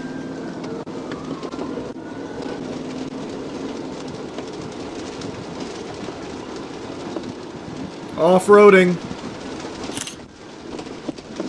He's trying to carjack another car now at the gas station. Oh my god. Don't get out of the car. This is the most successful carjacks I've ever seen in a chase. This is number 2. And he almost had a number 3 earlier. Holy shit. Don't get out of the car. Oh, fire department 10 round.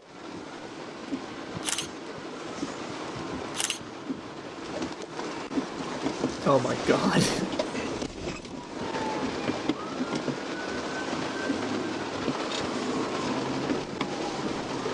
One at gunpoint, one on foot.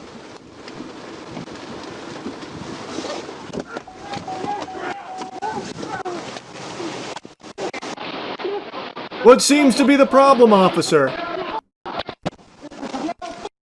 What's the charge? Yeah, what's up? Listen, please let me kiss him. I can't do that. Yes, you can. I can, but I won't. Brother, you carjacked 2 cars, attempted to get a 3rd, threatened to beat a woman with a tire iron to get the car. I'm dead anyways. I'll be dead in 10 minutes. Okay. Car in our city and carjacked the car. What's your girl's name? Stacy Montgomery, my wife. Okay. Hey, this is so tight. Okay, we're gonna switch it off. Ma'am, sit up. Hello? Sit up, ma'am. I need you to sit up. Matt! Oh, Jesus Christ. Yeah, that's awful. Nah, I can't watch that. They actually just did all the drugs in their car during the chase. Yikes. No, she didn't. It was actually her just faking it. That's a big brain strat. Because they blurted and shit, and I was like, oh, it must be real. Oh. Damn, they got some fucking strats.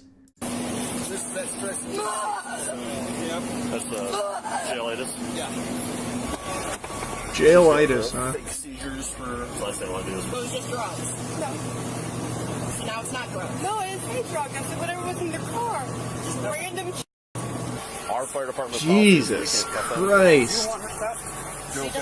Robbery, grand theft of a motor vehicle, and vehicular vandalism. Separate charges were also filed through the Willowick Police Department, including failure to comply, obstruction, vandalism, tampering with evidence, possession of drugs, and multiple traffic-related offenses. I saw littering the in Ohio there. Adult Parole Authority later confirmed that Montgomery was currently on parole and had an open burglary case through the Ashtabula County Prosecutor's Office. The female passenger, Stacy Camplees, was not on parole, but was also connected to the same open case. Camplees, 42 years old, was identified as a passenger in a vehicle connected to an incident involving aggravated robbery with a weapon, robbery, grand theft of a motor vehicle accident, and vehicle vandalism. She was taken into custody. Why does it say free text?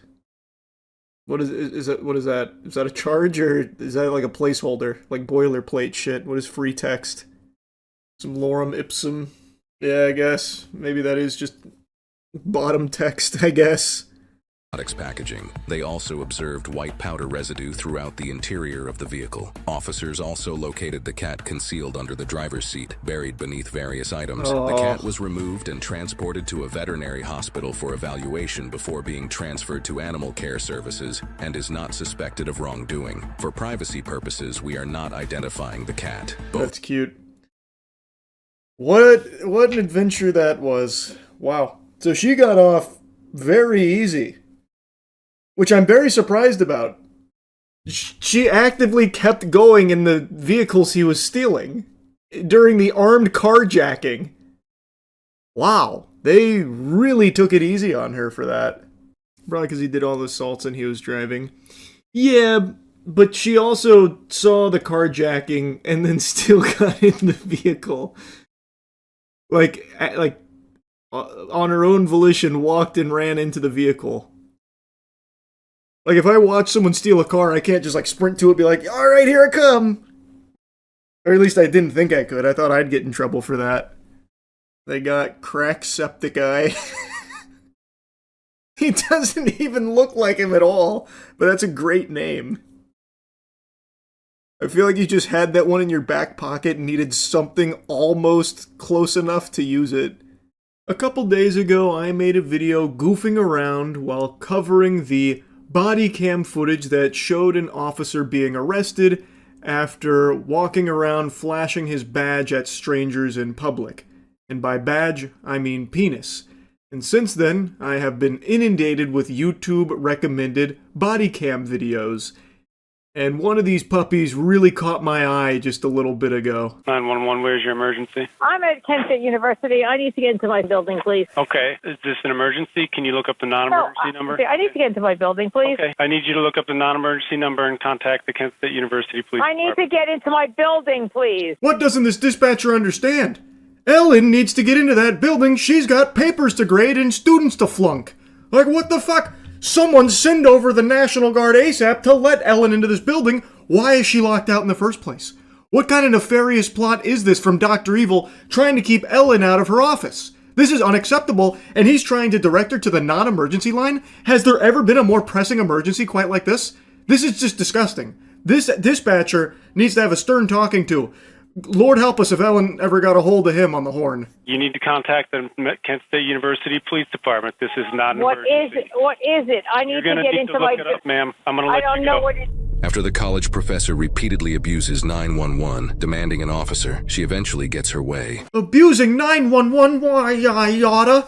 Are we in an alternate dimension here? What kind of circus is this? Am I taking crazy pills? This is an emergency! This is Ellen! She's worked at Kent State for over 2 decades! Hello? She's not able to access this building! Get the police over there lickety-split to let her the fuck in! Do you not know what position she holds at Kent State? I'm the school director of the School of Health Sciences. Gotcha. I'll show you my driver's license, which is in the car. Can you get me into the building, please, so I can go pee? Sure. Do you have anything to drink today? I had a drink. You had a drink? A drink. Okay. Because I can smell a little bit of alcohol on you. You can smell a little bit of alcohol. That's fine. You can. Okay. Is that a problem, officer? What's the crime? What's the charge? Enjoying a drink? A succulent after-hours beverage? For the Kent State Health School Director, Prime Minister, Turbo Ruler Empress?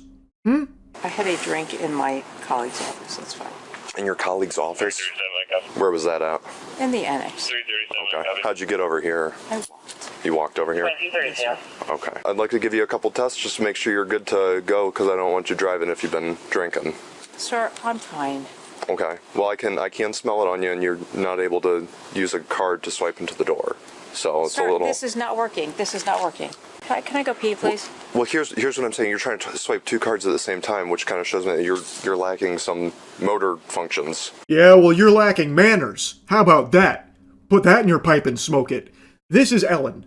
She has worked at Kent State for over 2 decades. She is the Kent State Health Director, Health Rock and Roll Specialist or something. Yeah, maybe she was relentlessly calling 911 all because she couldn't quite figure out how to scan her card because she was a little too hammered. Who hasn't been there, huh? We've all been there. That door's tricky. That could fool even the most sober of us. All of us would be scanning 2 cards, even without alcohol. I'm sure it's a mistake that happens often.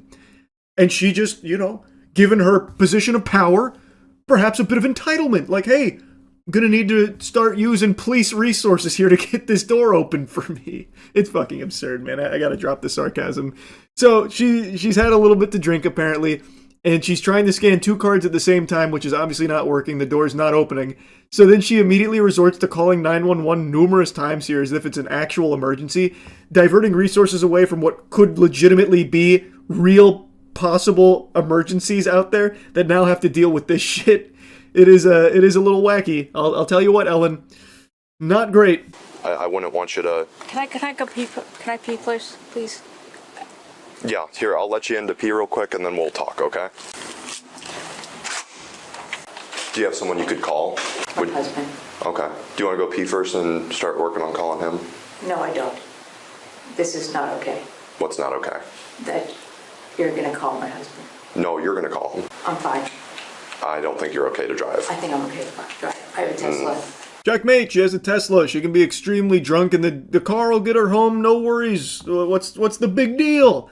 She has to pee. This officer just must not know who she is. This is Ellen.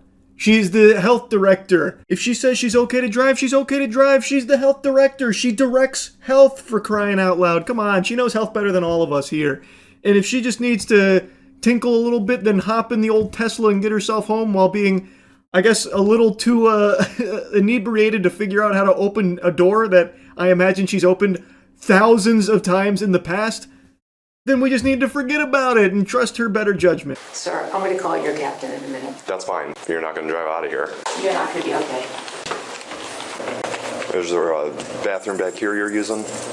I'm sorry? Is there a bathroom in this office you're using? I'm gonna go over there. I'm the school director of the School of Health Sciences, and I'm gonna be okay. Okay. I'm fine. Okay. I just need you to call somebody for me before I go. I'll be fine. She's 2-4. Okay. So she said she walked here, though? So it doesn't seem like it's an emergency here. She doesn't need to hit the urination station urgently. She takes a small detour here to complete a side quest where she takes off the cap and gown in her office, and then also just stays in the office for quite a while, to the point where the officers were concerned she crawled out the window to get to her vehicle and drive home. So then they go around the outside to check if she's still there, and they're about to get a big surprise. Out to the parking lot that way. Yeah, she's trying to swipe like 2 cards at the same time to get in. No, you're not driving home. Okay. I mean, unless she's calling up a window. I mean, the window, there's definitely windows right there.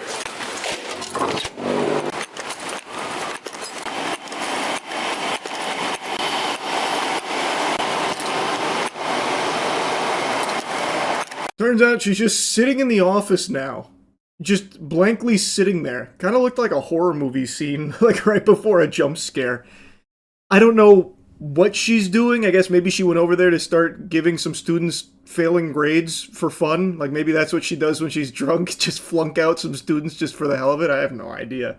But the whole thing was about her not being able to get into the building and how badly she needs to pee. So she calls the police multiple times. Eventually the police show up, smell alcohol on her, realize She might be drunk because she is not able to just swipe a card to get into a building because she keeps trying to swipe 2 cards, which is preventing her from accessing it. I'm also really surprised she even called the police in the first place for that. I don't know why she wouldn't just ask any of the people around her. There's other people on this campus. I'm surprised she didn't just go to anyone else and immediately resorted to going to police. Her sense of entitlement is just that large, I suppose. So anyway, now she's in there, just sitting there. Maybe she's peeing in the seat. I doubt it.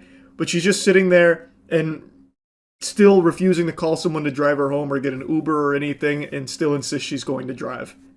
You're harassing me right now. I don't appreciate it. No, I'm just making sure you get home okay. I'm going to be okay. Okay. Well, I just need to make sure you call somebody here because I don't want you driving home. I'm going to call Captain Getman from Kent. Who's that? The captain of Kent, if you don't leave me alone. What's his name? Captain Getman of Kent. I'm going to go to the bathroom, and you're going to leave me alone. Captain Gitman of Kent. Sounds like the name of a character from Game of Thrones. Seems like the officers don't know who that is. I don't know if that's actually their captain or not. But apparently she's got a direct line to him. So, I guess, be ready. I'm missing a vest card that's out there. It fell down out there? Yeah. He's going to leave me alone, and I'm going to go home and go pee, and you're going to leave me alone. Okay, but you're not going to drive. I'm going to drive home.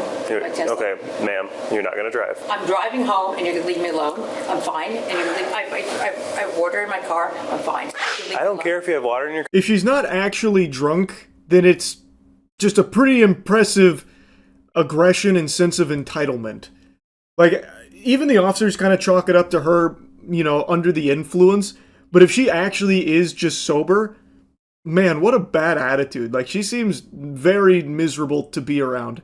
And also, this is entirely of her own doing. She called the cops multiple times to try and get them out there. They showed up exactly like she was asking for. So, like, she brought all of it on herself. No, you're going to leave me alone. My husband just had surgery, and I'm driving Okay. home. Sir, you're going to leave me alone? Do you want me to take a breathalyzer? I'll do that for you. Nope, don't have one. What?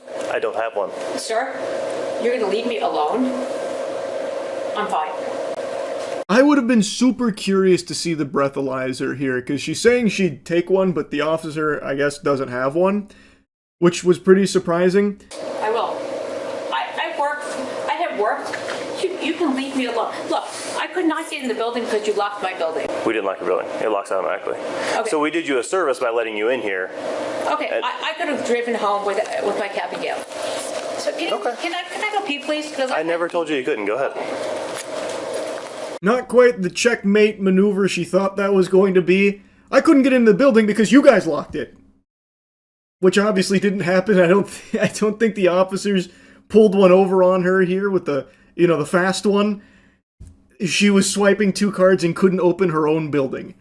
And was calling the authorities to come do it for her. Again, she demanded they show up. Like, it's unbelievable. And now she's like, okay, can I go pee? Come on, grow up. I want to go pee now. Is that okay? Do I have your permission to pee? And the officer's like, yeah, just go pee. Like, no one told you not to. Like, she's been in here for a while now and has still not peed like she said she really needed to do at the very beginning. Like, it's... I don't know, it does feel like maybe she drank a little too much, even though she likes to claim she's not drunk. Jesus Christ. I've worked here for 28 years. I understand. So can you give me my other card back? I don't have your other card. I'm not intoxicated. Well, I think you are. I'm glad you think I am, but I'm not. You can have a good day. Thank you very much. Okay. Can you call somebody for me? Sure, I will. Can you do that right now? I will. In my car. Now we're starting to get into the big stalemate territory. The officers are getting, like, really annoyed here, just saying, please call someone. We cannot let you drive that vehicle while we believe you're intoxicated. And based on all the evidence here, like this interaction, she does appear to be intoxicated. She did mention drinking earlier. She claims it was just a drink. It does seem a little different. So, like, I think it's a pretty reasonable request to just say, like, can you just call someone, get an Uber, just fucking something, because drunk driving is bad. It's a terrible thing. But she continues to refuse it, and she gets more and more heated about all of it, and as you can probably imagine, it doesn't exactly go swimmingly. Ma'am, listen, No, you're not gonna go to your car. you've been here a long time. Please don't tarnish your own reputation by doing this, because we are going to arrest you if you try to leave here and drive your car. I promise. Like, you're going to be arrested, and that is not what we want to do. So my husband is home. Okay, you said he just had surgery and he can't drive, right? I'll call Captain Gitman right now. There's no Captain Gitman. He's here at my phone. Okay, we'll call. Go ahead. There's no Captain Gitman that works for Ken. He works for Kent City. No, he doesn't. Bye. Have a good day. Well, explain it all you could. Yeah. Now it just sounds like they're sad, like, oh fuck, we're gonna have to arrest Ellen. Ellen, she's been at the university for over 2 decades as the school director of health. Oh man, shocks. Jeepers. And she just keeps going on about this Captain Gitman, who they don't know who that is, so I'm assuming she's barking up the wrong tree there. Maybe there is a Captain Gitman that exists there in her phone, but like, what is he gonna do? Like, no, you boys, listen. She's got my permission to drunk drive home. Stand down. Like, if they don't know who Captain Gitman is, I don't think they would respect the authority of whoever answers that phone. It is what it is at this point. City Police Officer. He reports to you. That's not accurate. It's totally accurate. Okay. Your call has been forwarded to an automatic. All right. Do you have all the stuff you need? Captain Gitman, call me back. It's Ellen Glickman. You have a lanyard on your right side under your jacket, if that's what you're looking for. Nope. I'm looking for my office keys. You guys f***ed me up. Thank you. Are you going to be able to call anyone for me? No, are you? Okay. I'll take this one. No, you would not take my. All right. Well, right now you're under arrest. I'm calling my husband. Stop. Okay. Just relax. You're under arrest. No, I'm not. I've made my decision. You are under I'm arrest. calling my Put your husband. hands behind your back. No, I'm calling my. This feels like someone who's probably used to bullying people to get anything she wants and just kind of steamrolling around conversations in order to come out on top. And her hardball didn't quite work here. So after quite a lengthy period of time here, she finally, at the very end, concedes, saying, "Okay, I'll call my husband. Stop." But the officers have already had enough of it at this point, because she already said she'd do that a few times and then didn't, and then tried to call the imaginary captain, fucking super sailor, whoever she was calling. So they make the decision to arrest her, because it seems like she is still going to be driving herself home, because she keeps saying she's going to. I'm really, really sorry. It's okay. You're walking to this car right here. No, I'm walking to my. You're not walking to your car. You're not driving home. Can you please call my husband? No. No, I'm really. Stop this. Call my husband. Please call my husband. Stop. Can you call my husband right now? Right now. You can call him when you're being booked in. I'm not being booked. You are. I'm really sorry for being an asshole. So it's not because you're being difficult. It's because you're drunk. I'm not drunk. You are. No, I'm not. Please take my phone. Please take my phone. I already have your phone. I'm sorry for being an asshole. It has nothing to do with that. I'm being an asshole. Thank you so much. Sir, I've worked here 28 years. Can I speak to somebody who's worked here a long time? Because hold on. I've been here 28 years. Please. Have a seat. So they take her to the facility. She reiterates numerous times that she's worked there for 28 years, this and that, flexing her position and standing in the community for so long. Eventually, her son shows up to take her home and ensure she doesn't try and drive. She was charged with disorderly conduct, intoxication. After a plea deal in community and service, it was dropped. And you'd think that's where the story ends, but it doesn't. Because after all was said and done, and this was water under the bridge, she and her husband came back to try and argue. I'm Lieutenant Campbell. How can I help you? I'm Ellen Glickman. Nice to meet you. Hi, nice to meet you. I wanted to chat with. Do you know who the officers were that night? Yes, Officer White and Officer Womack. So what would be the best way of chatting with them? What kind of conversation are you wanting to have with them? Peaceful. Yeah. I think there was errors on both sides. Well, I'd have to disagree on that. You do? So, yes, absolutely. Okay. They were doing their jobs and potentially could have saved your life by not letting you drive. Well, if you disagree with that, that's fine. Shut that shit down pretty quickly. Why is she coming back here to try and argue with the officers from that night? Everything had already been settled. It had actually just totally been dropped after her community and service and plea. Yet she still wants to come over and make an issue. Like, I really think that shows her general attitude. and the way that she carries herself. It is someone that is so used to like bullying her way through life, is the impression I get from all of this. This is just like an inexplicable decision to try and come over here and now try and have further conversations with the officers from that night.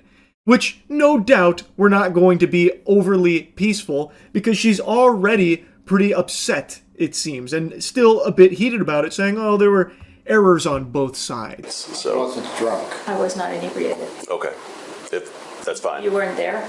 No, I was not there. Okay, so there was a lot of, he was home with cancer and was post-op for about 4 hours. I was not intoxicated. I was sleep deprived. I had a drink.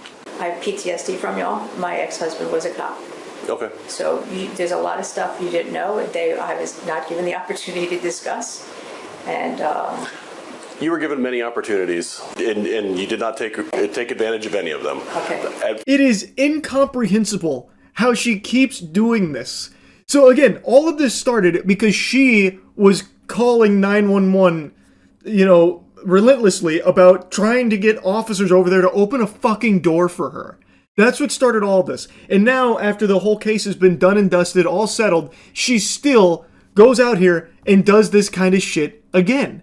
It's so wacky. It's just so weird. And the officer did make a good point. They very realistically could have saved her life. Even if she wasn't drunk, she doesn't appear to have been in a good condition for being behind the wheel of a car in the first place. If it was sleep deprivation or whatever was causing that, it does not appear she was in a good state to be operating a vehicle. So, it is a very real chance that they saved her life there. Anyway, though, this professor was insufferably self-entitled, and I just had to yap about it after watching this Midwest safety video. That's really about it. So, yeah. I'm sure all of you are familiar with Vince McMahon. Even if you don't watch the WWE, you've seen his name. Or maybe you've seen him get hit with a bedpan by Stone Cold Steve Austin when he was in a hospital bed. Or maybe you've watched him blow out both of his quads when he tried sliding into the wrestling ring.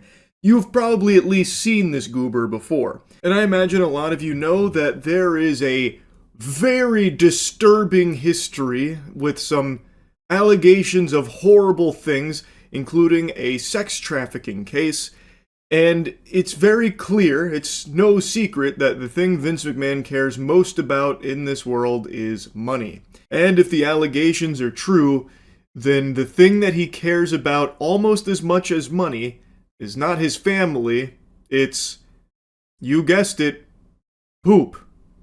Literal shit from ass. That poop. Seems to be a big fan of it, based on the allegations that are out there. But anyway, outside of those two things, we now have new body cam footage that gives us a little insight into something else that he likes maybe as much as poop and money: reckless driving. A sports car is speeding down the highway with cops in hot pursuit. The Bentley is going over 100 miles an hour with no signs of slowing down.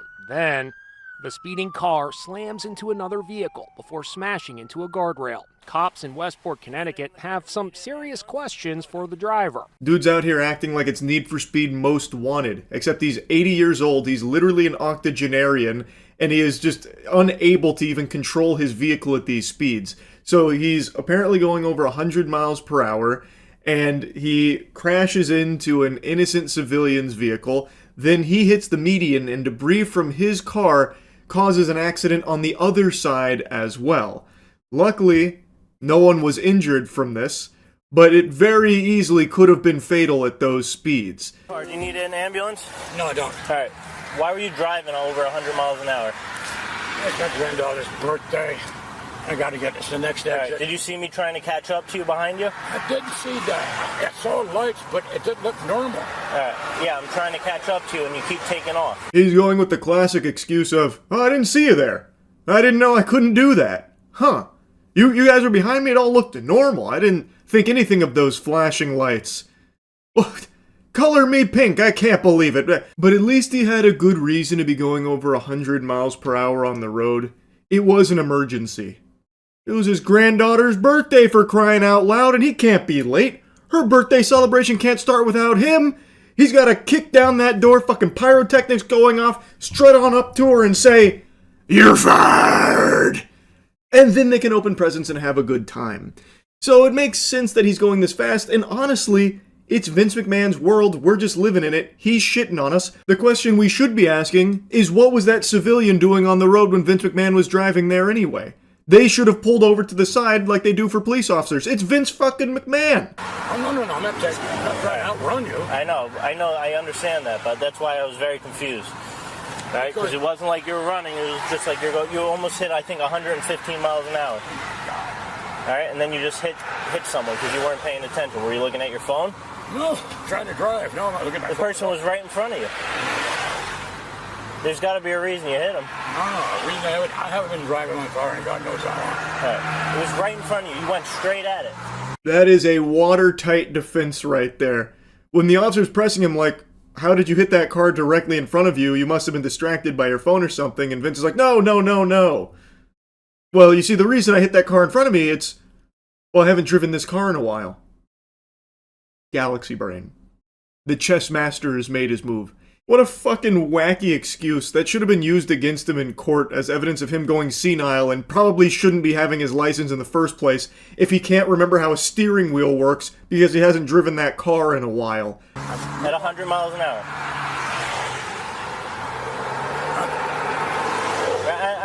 I'm just making sure you're not having a medical condition or anything. Do you need an ambulance? No. All right. Just your registration. Is your license in here? It is crazy how much Vince McMahon's face looks like one of the guns from High on Life 2. So anyway, we'll fast forward here and I'll give you the aftermath. Like I mentioned, nobody was injured here, which is extremely lucky, and he was cited for reckless driving and appeared in court about it. A judge granted him probation in his reckless driving case. That will allow charges against him to be dropped in 1 year's time.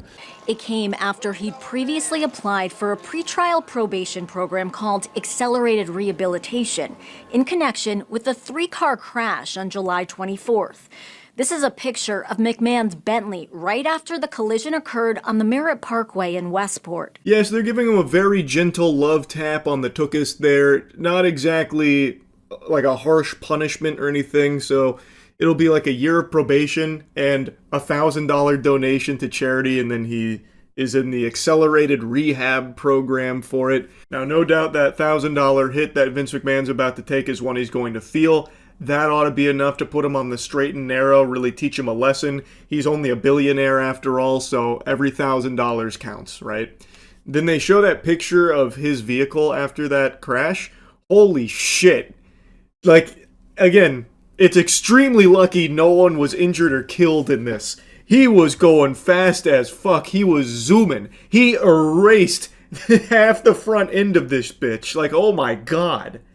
It's alleged that he was swerving in and out of traffic, going in excess of 90 miles per hour. The police report said McMahon collided with the back of a BMW, then the center median, with debris causing another car to crash. He's fully insured. He did send 2 apology notes out through counsel. In granting the program, the judge also said McMahon must make a $1,000 charitable contribution.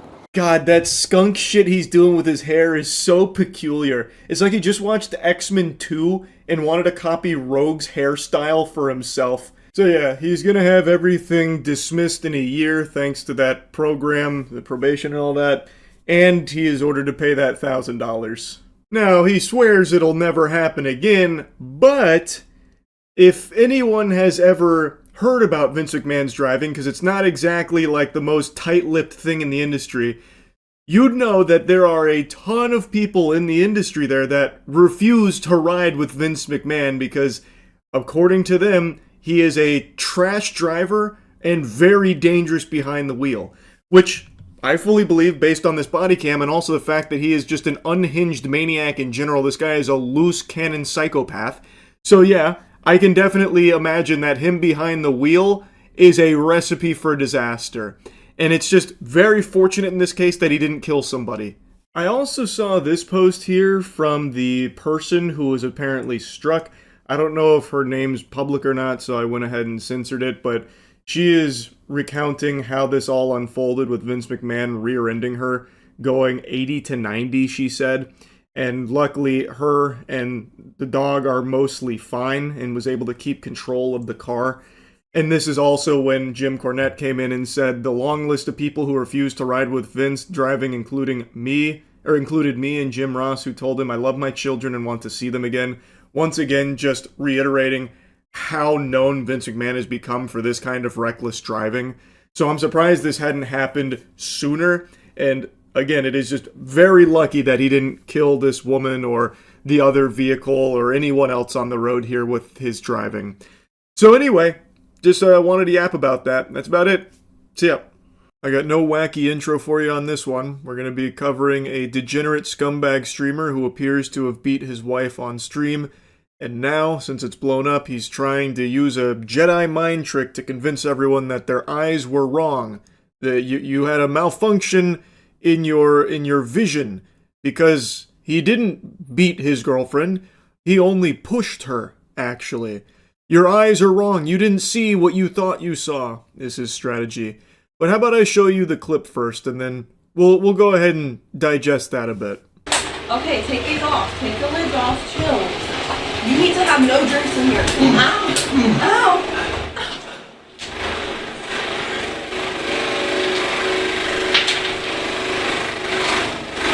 What is drinking? It was in here. It was on this. I don't even know how. I turned around and... Calm down. I don't know what to do. I don't know what to do. I don't know what to do. Turn your thing off and turn the fan off. Yeah, it looks like he strikes his girlfriend.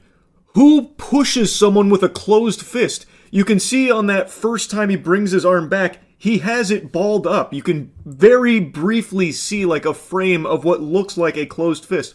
Who is pushing someone like that? And also, she responds to the very loud noise that sounds like a hit by saying ow. She says ow twice, both times after he thrusts his arm forward towards her. So if it wasn't a punch, it was a slap. Either way, he is striking his wife. Like, he's trying to claim that it was just a push, which, by the way, is also a really fucking weird defense too. So like, no, I don't hit my wife, but I push the fuck out of her, actually. I push her so hard that she says ow multiple times. Whoa, guys. Let's pump the brakes. Hold your horses. I don't hit my pregnant wife. That's uncivilized. I just push the fuck out of her until it hurts. I cause her physical pain through pushing, not through punching. I use a open hand palm strikes in a pushing fashion like a monk. That's what I do. And that's normal. You guys, you're blowing this way out of proportion. It's fucking disgusting, this freak. And now all of this is over him spilling a drink on his setup and him like panicking and throwing a temper tantrum over it. His wife came in to like try and help, and then she's over in the corner, and then you can see him lunge at her twice, throwing his arm at her twice in what appears to be a punch or a slap. Either way, it is a strike. That is not him pushing her, and even if it is him pushing her, it clearly hurt. He caused her pain. You can hear the impact. Like, you can't talk your way out of that. You can see and hear this through the clips. But here, let's do a little zoomed in version where you can really more clearly see and hear everything. Okay, take these off. Take the lids off. Chill. You need to have no drinks in here. Ow. Ow.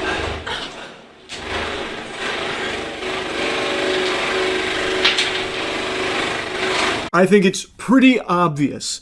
Now, I'll go ahead and show you his response to it, where he tries his best to convince everyone that they're wrong and he doesn't hit his wife in the face, specifically, is what he clarified. He doesn't hit her in the face. And that what actually happened is that he pushed her. And actually, he pushed her to save her life, actually, because her fingers were caught under the PC, and that's what was hurting her. That's what was making her say, ow. And him being so brave and courageous, he pushed her twice, just like that, in order to, keep her safe. His pregnant wife, by the way. They're saying, like, the grunts make it look bad, like the way I was grunting.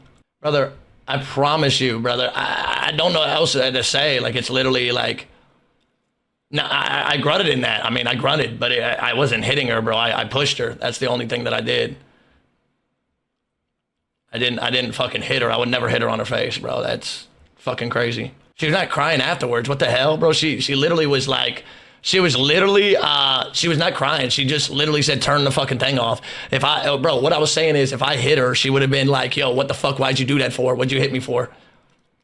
It wasn't one push.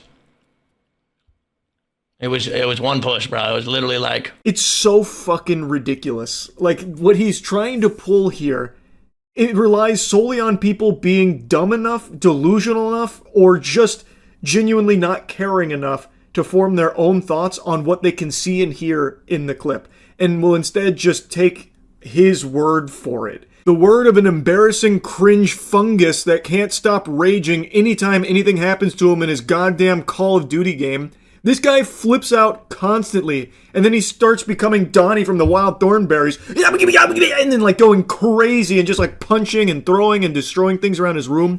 He has so many fucking rage moments, and in one of them, he even like charges at his wife again. But in that instance, he doesn't appear to hit her. Instead, he just like body bumps her, or going for like some kind of like chest bump on her as she tries to check on him to make sure that he's still okay and hasn't given himself some kind of fucking aneurysm or blown a gasket.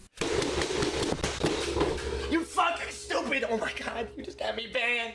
You just got me banned! You just got me banned! You just got me banned! You just got me banned! You just got me banned! Stop! You got me banned! You just got Stop! You just got me banned! You just got me banned, dog! You just got me fucking banned! Stop! You're shit! You're gonna ruin your... I don't care. I don't give a fuck anymore. You just got me banned. You just got me fucking banned. You just got me banned. There are just so many clips just like this one of this fucking loser. It became his shtick. Like, I'm pretty sure he tried to make this his whole brand image. I can find clips just like this going back to 2024. He is always just freaking out constantly because he is just a maniac, like an actual lunatic person who needs to be institutionalized.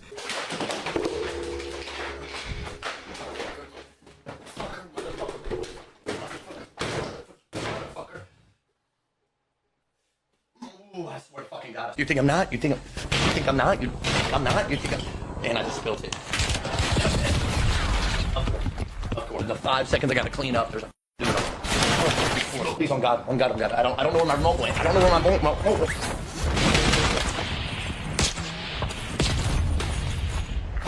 Bro. Oh my God, bro. Oh my God, bro. What do I do? Chat, please help me, bro. I don't know what to do. I don't know what the fuck to do. I don't know what the fuck to do. I don't know what the fuck to do. I don't know what the fuck to do. I don't know what the fuck. He's literally SpongeBob with the ripped pants. This is his one joke. I hesitate to call it that because he actually does just have this level of disorder where he can't control himself. He is just always having violent outbursts, but he tries to use it for his content on TikTok. Like, that's his whole image there, is he's the psychopath guy who's just always fucking angry, it seems. What a complete pathetic loser. How do you even look yourself in the mirror? The shamelessness, man. Like, how? You're just such a fucking weirdo. Now, he does seem to have made a habit out of constantly spilling his drink on his desk because he's always hitting it and freaking out. That kind of thing, always for the sake of his clips on TikTok. But in the one where he starts hitting his girlfriend, or excuse me, his pregnant wife, it seems like he didn't anticipate the drink to spill on his computer and actually cause a problem. So from what I understand, it did actually get in there and cause an issue on his PC, which is why he was freaking out even more so than usual, and then got physical with his wife. Now, to really seal the deal, Jordan Cisco here had a galaxy brain scheme of bringing his wife on stream to defend him and trying to really showcase everything that happened, you know, giving his side of things to make sure everyone understands the truth of the situation. And his wife seems to have a bruise around her eye. That's what it looks like. I want to see what he says, Jeff. I'm literally like hyperventilating and shit. And then I come in here, and then she comes in running after me. Then I pick up the PC. I put it on top of that PC. You see that PC right there? I put it on top of that PC. All right, you understand? Let me put it in context, bro. So when she's standing there, I'm putting the PC on right here. Hold on, let me see. Wife, can you come and record this, please? Wifey? By the way, I just wanted, before I'm talking about before I'm talking about everything else, like, if I ever did hit her, which is insane, I would never hit my wife, and she's pregnant, she would have... It looks like you can see, like, the fucking mark in her face from where he fucking apparently hit her, you know? Looks like she's got a fucking black eye. Have stuff on her face. I mean, you could... So you guys can look here. Literally see, like, I have shorts on. It really does look like that. And his explanation here of, I was stacking the PC on the other PC like Lincoln Logs. You see, that's what was happening here. And then my wife came in and I needed help, and then her fingers got caught under there, so I had to start pushing her, in order to protect her. And she was saying, ow, like it was hurting her because her fingers are under the PC and it's really heavy. It's like tungsten. It's like a tungsten block. Very dense. Fucking 10,000 pounds on her fingers. I had to start just striking at her face to push her off of there. And I basically, with the cords attached, I was trying to pick up this PC like this, Jack, and I was putting it on this PC. You understand? On this PC that I just had. Nobody saw anything. Like, it was insane. This. Laid it flat like this. Then it got on her fingers. You saw it. It was in the corner of the screen. By the way, nobody saw anything. Like, it was insane. Man saw me use one arm motion and thought I hit her. Like, it's insane. Listen to his story, Chad. I'll show you the clip. Hold on. She had her fingers right here. And she literally, that's when she was like, she couldn't get it on the PC. So I pushed her, and she literally was saying ow because of the fucking shit was on her fingers. It was literally on her fingers. This is like, I don't know how much it weighs, but it was on her fucking fingers like this. The story doesn't make any sense. She wasn't saying ow until you threw your arm towards her, man. And you're saying you only pushed her once, but you can see your arm go towards her twice, and she says ow both times. If the pain was caused by the PC on her fingers, she would have been saying ow or expressing discomfort before you started thrusting your arm towards her, you wife-beating freak. You fucking scumbag. And every sensible, sane person on the planet is calling him out on that obvious lie there. There are no other explanations for what happened here because his official story doesn't pass the smell test. If the pain was caused by her fingers being under the PC, why was she not saying anything like ow until you started doing this at her? And he's saying he only pushed her once, but you can see 2 thrusts towards her. So what, did the second one not happen? That just doesn't exist? He's just rewriting the lore there, just trying to hope that you didn't watch the clip yourself? It's just ridiculous, man. I'm not, I swear on my life, on my soul, I'm not an abuser. We are in a happy relationship, a very happy, we're literally married, and we've been together for 5 years. Trust me, if there was something up, our whole family would know about it. I'm telling you. You can hear her Chad, saying please. ow, ow. I'm telling you, we are in such a happy relationship. She's going to be talking about herself, by the way. I'm going to be out of the room because I want y'all, I don't want y'all to think I'm being like that. The skin contact that you guys are talking about, where you're hearing it, Jordan was so freaked out in that situation, and I love him, and I've been with him for 5 years. Like, when Jordan flips out, like, I mean, y'all have seen him many, many times. I mean, if he punched me, I mean, it would be very obvious. I'm very pale. It'd be very obvious if he, like, literally hit me or something. So, her eyes. She's not really saying that she's not saying he did it either. What I normally look like all the time. She goes on to say that if he hit her, it'd be very visible, and that the mark on her eye is just what her eyes normally look like. Now, I haven't seen a picture of them outside of, like, a stream setting, so I don't know if that's true or not, but it definitely does seem like a mark. But she goes on to defend him, and it's just heartbreaking. And even in the initial clip, after the very clear signs of a strike and the sound of the impact, the skin-on-skin contact, she, like, responds, ow, and then, like, kind of shocked, like, you can hear that. And then she goes back to talking to him as if it's normal, like it's just business as usual, like it's treatment she's used to. And it's fucking heartbreaking to hear that. And for him to then put her on stream like, okay, she's going to talk all by herself. I'm not going to do anything. She's going to talk all by herself. Now she's going to be over here and you can ask her anything you want. She's going to talk all by herself. She's going to be on the... And then she sits there to like defend like, oh no, it's all good. It's just very sad and scary. I just had to yap about this. I'm wishing the absolute best for her and the baby. I really hope she finds a way out of this relationship. I think the evidence is pretty clear that there was definitely a impact that caused pain. If not a punch, potentially a slap. I don't believe his narrative that it was a push. But even if it was just a push, why are you pushing your fucking pregnant wife? Why? Why are you putting your hands on her aggressively like that?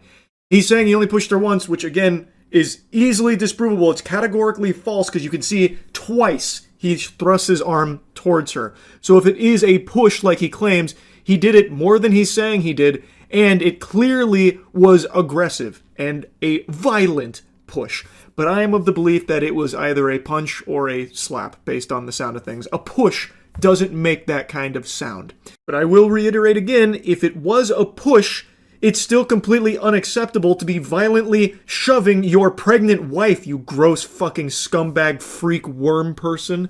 This whole thing has been infuriating. I really think this should constitute not only a ban, but an investigation. This should probably lead to jail time. I would think they should look into it at least. I think the evidence is pretty clear, but let's see what authorities have to say. I hope there is a follow-up to this because it's just completely unacceptable. So yeah, I wanted to yap about it. That's really about it. So yeah. You ever been to a dog show with the sole purpose of arguing with the other dudes there about how your dog is the most exotic? What do you mean no? What's wrong with you? You off your gourd or something? This is what sane, healthy people do. It is what it is. I don't give a fuck. Why? Because it's exotic. This right here, everybody has. This right here, nobody has. Exotic is something. I got the Ain't nobody got this though. Everybody got bluffy. Nobody got this. Wait, that nigga up. And exotic got the smash mug. Got the long snout. Long snout. How you figure two? That's in two fingers. Snout. He can breathe. Wait. You got a tail? You got a tail? You got a tail? Oh shit. It's pure chaos here at the Westminster Dog Show. It's going nuts. There's blood and guts everywhere, and there will be no survivors. This is like a lot of hostility here at the dog presentation. It's like listening to Bills fans and Chiefs fans arguing. All this while holding dogs that they're treating like pieces of jewelry. Specifically, the dude that looks like the Rizzler was set to Wumbo and then found cocaine. The guy that's really like fucking steaming. He just keeps going on about how exotic his dog is and how no one has it as he's like showing it off like a luxury car. No high rear though. This ain't high rear. Stand them You up. crazy? Stand that You dog up. standing Put up. that rear back. Not putting no rear Put back. that Come rear on. back. Let's do a side shot. Put that rear Side shot. back. Let's do a side shot. Let's do a side shot. Let's do a side shot. Buddy tries to call him out for high rear, looking to throw a flag on the play like, nah, it's disqualification, rear too high. And then he's like, high rear, that's the most outrageous thing I've ever seen. I do say, my good chap, that is outlandish. This whole thing is so absurd. And I feel horrible for the dogs here. They all look like they have been bred for the sole purpose of being in these kind of shows from these fucking weirdos. So I imagine they probably have like a lot of health problems. Like, it's no secret, this kind of garbage can cause a lot of like genetic issues in them. And it's very sad. Especially the one that the protagonist here, the main character, is really liking to show off. That poor dog looks like one of the fucking guardians from Ghostbusters when the main villain shows up.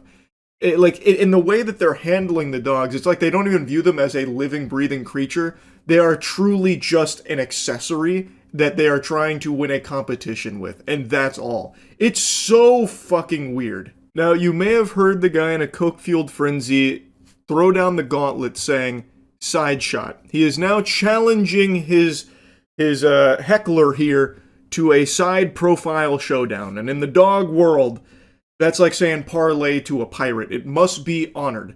So now they're about to do a side profile 1v1 here on Rust to see whose dog is the most exotic. Pull him to the side. Let's go.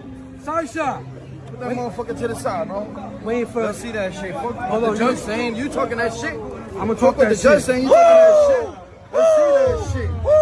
Let's see What that happened? shit. She got that chihuahua face. That shit ain't got a bully face. She got a chihuahua face. That's a fluffy chihuahua, nigga. It is. Fuck out of here. It is. Get talking that shit. Get that fake. Look at that You know what I'm Rugo. saying? Oh shit. Talking that Come on, baby. shit. Wrong ass bus. Get that fucking bus out of here. This is high-level dog management right here from the owners. Did you see that technique? He turns his dog to the side and immediately hits the Ric Flair woos, woo, over and over again. Like, did you see that? What happened? This is some impressively pathetic stuff here. I don't know how these dudes go home and look themselves in the mirror without tears in their eyes, crying at the fact that they're such huge fucking losers. That is shocking to me. Even the dogs look embarrassed to be there with them. Get that bus out of here, baby. Come on, man. Get that bus out of here.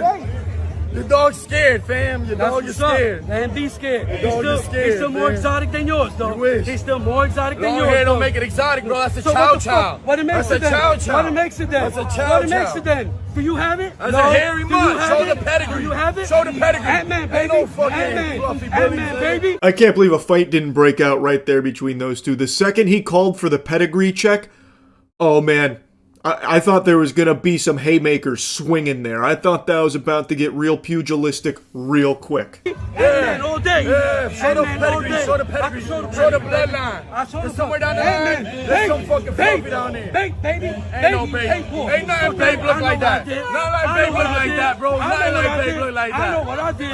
I know Hey, what I did. it don't look like it. It don't have to look like it. Don't You know worry. what I'm saying? Get ready for what's coming, though. Get ready for what's coming. Oh, I'm Get ready. Man's out here talking like he's in the NBA championship game.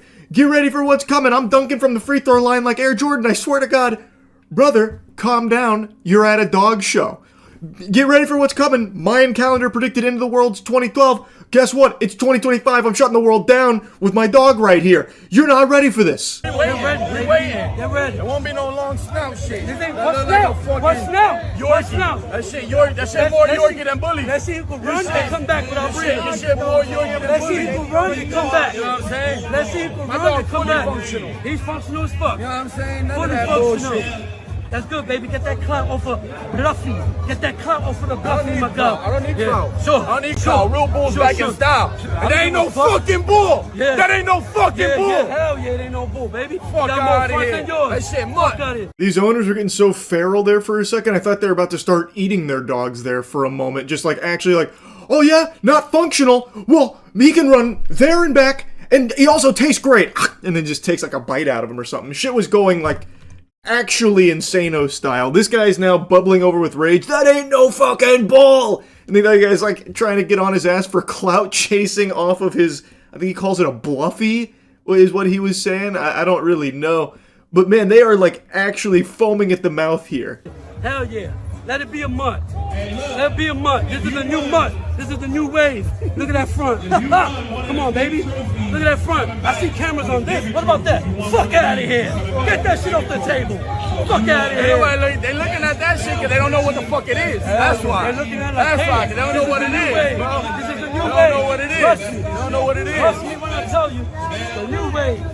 There's just no way it can be this serious. Like, what's on the line? What do you win? A year-long subscription to Chewy or something? Like, I cannot imagine it's worth all of this fuss. These two goofballs are about to blow a gasket. They're arguing like it's an Xbox Live lobby. All over this weird dog show that they're at. Also, apparently this isn't that unusual. 4 years ago, there was an actual brawl at one of these kind of things. This was at something called a bully takeover, which I think is probably like the same competition that we're watching this argument at, since the whole thing they were talking about was like bullies and shit there too. So like, it feels as though like this is less of a dog competition and more of like a place where you can bring your dogs and eat some knuckle sandwiches. It's just such an unlikely event to imagine such a heated argument to arise at, or a violent brawl. And it is a violent brawl. Like, it's like a hockey fight. I can't show you any clips because I think the video would probably get taken down or flagged by YouTube. But like, it's an actual like hockey fight where one guy's grabbing the other guy and they're just fucking exchanging blows. And apparently it was a full brawl. It wasn't just those two, but in that video right there, they were like kind of the centerpiece to all of it. So it's just so weird that these dog shows apparently are so incredibly hostile. Like, maybe all the guys who show up are the ones that are actually neutered, not the dogs, so they just go there with a chip on their shoulder or something. I have no fucking clue. But it is wacky to watch. Anyway, I saw this today and I just had to yap about it a little bit. I don't know what animal there won the competition, but really, there are no winners there. And again, I feel so fucking terrible for those dogs. Not only are the owners just loose cannon, unhinged lunatics, but the way that they have been bred, I think no doubt has led to them having health issues, most likely. And that's just super sad. Anyway, that's about it. So, well, would you look at that? You called me short, and you were right, but then you called me stupid. And you were right again. You were wrong, however, when you called me crazy for sounding the alarm on the mind control that the TikTok zombies are falling victim to. Companies have found a way to get inside, worm their way into people's brains like that alien from Men in Black, Orion's belt pulling the levers on that dude's body. These corporations have found a way to control TikTok users' spending habits, to have them spend oodles of clams on actual landfill slop. Products that I know they couldn't move and were probably squatting on so much inventory, panicking, wondering what the fuck they're going to do with it besides just bury it in a landfill somewhere. And then someone hatched the idea, probably after seeing the Labubu craze, what if we paid influencers to pretend to be hype about it? And this formula of companies sprinkling tiddlywinks of cash throughout a wide array of TikTokers' pockets in order to glaze and get people excited about literal garbage has proven to be a grand slam for these corporations that are peddling poop. It has sparked a fire that has become out of control, leading to a raging inferno of just brainless consume. Consume at all costs. Come hell or high water, go to Target and buy the thing. Off and then ready? Pink. Fuck this shit. 3, 2, 1. This is the latest one with the mystery glitter dumplings because companies have figured out if there is a gotcha element or a blind box mystery element to it, people will go ballistic over it no matter what the fuck it is. Even something like this, which is just a absolutely terribly made squishy toy. In a lot of these videos, people will pick up their glitter dumpling and give it a squeeze to celebrate, which is the intended purpose, instantly blows up like a fucking grenade in their hand. This is not a product that a sane society would ordinarily be going ballistic over. This would be something you'd see it like the checkout kiosk and be like, maybe I could use this as like a little fidget toy, or maybe my kid will. And it'd just be something real quick, real cheap, you throw it on the counter, you don't think about it, and it ends up in a closet for 20 years. But because companies have wisened up to the spending habits of TikTok, where they realized what everyone else with eyes has realized, that people will buy anything if they think it will help them get views or fit in with what's popular at the time. So the little trend starts, and this is not organic by any means, but the little trend starts where you open the glitter dumpling and you turn your head and you either get a boring static color like green, or you get the super rare, super exciting glittery dumpling. And brands obviously want to elevate the intensity of it, so if you get one of the commons, you gotta scream, you have to go crazy, no, it's terrible. You have to convince your toddlers to say, fuck this, or shit, damn, that kind of stuff. You got to get them swearing because it's so intense. And if you get the glittery one, that's the best moment of your life. That's more important than marriage. Like, that is the biggest event that's ever happened in your life. And then people see that, they're like, okay, I'll participate in this. I'll go out and get fucking 50 of them, a whole pallet like that one girl there with the glitter. You could see like an entire box, a case of glitter dumplings as she's trying to get that pull for the sake of the TikTok. It's very clearly artificial. These companies have products like this, which is trash. And I imagine they've had it for a long time. This isn't a unique product. This is something that's existed since I was a kid. Back in the Stone Ages, fucking 20 years ago. But back then, this was something you'd find at like an arcade where if you didn't get enough tickets to get the actual item you want, well, you'd get this and maybe a stick of gum. So these companies have squatted on shit like this for a long time, but they've found a way to repackage it using TikTok influencers, spreading out money and making a trend out of it that has just gone bonkers for them. Just being able to hawk this, of all things, and people buy it and convince themselves that it was fun and a good purchase. The ones that are unpaid, by the way, the actual like paid promotions of this, they don't give a fuck. It is obviously fake. It is part of the brand deal, but it convinces normal people to also participate as well in order to get some views, participate in the trend, feel included in it.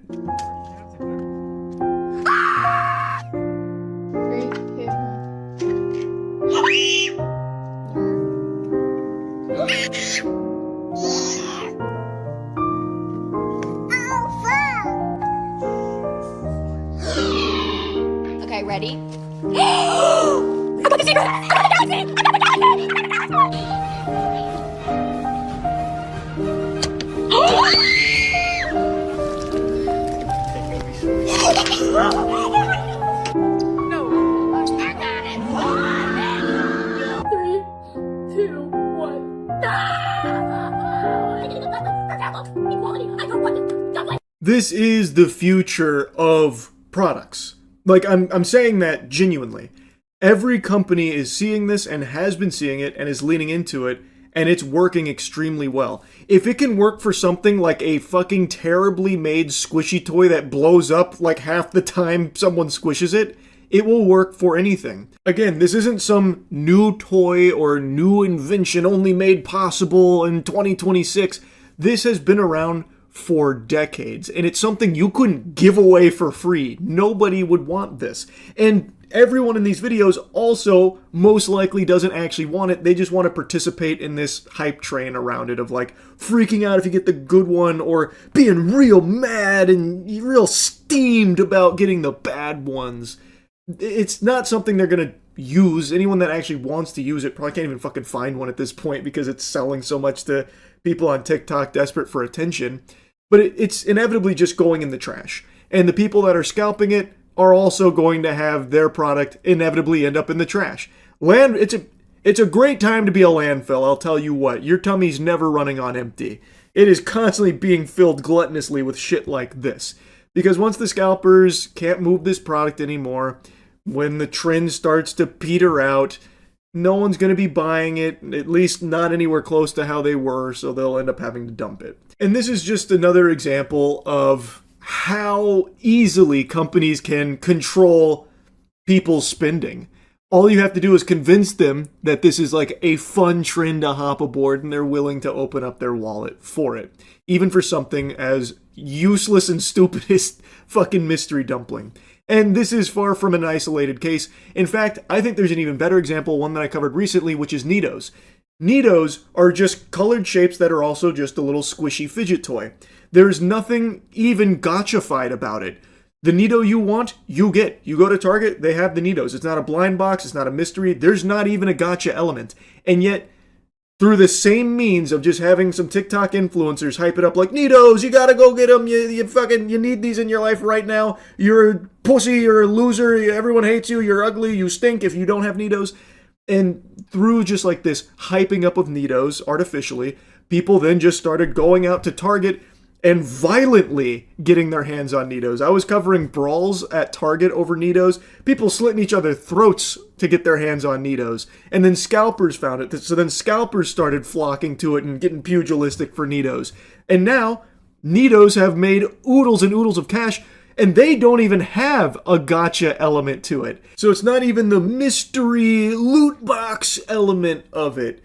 It's just TikTok told me that this is hype and trendy, and well, I want to be part of this, so I'll go buy a bunch. It's that effect of like, you're not cool unless you pee your pants. You gotta go out there and you gotta get the thing TikTok's talking about. You gotta go get it. And it works super well. And interestingly enough, in most cases, it appears to be really garbage toys that are actually made for sense that companies have likely been squatting on for years with no way, scratching their head trying to figure out how do we get rid of all of this. And now they found the answer. They found the solution through TikTok and artificially hyping things up and get people in a spending frenzy for it.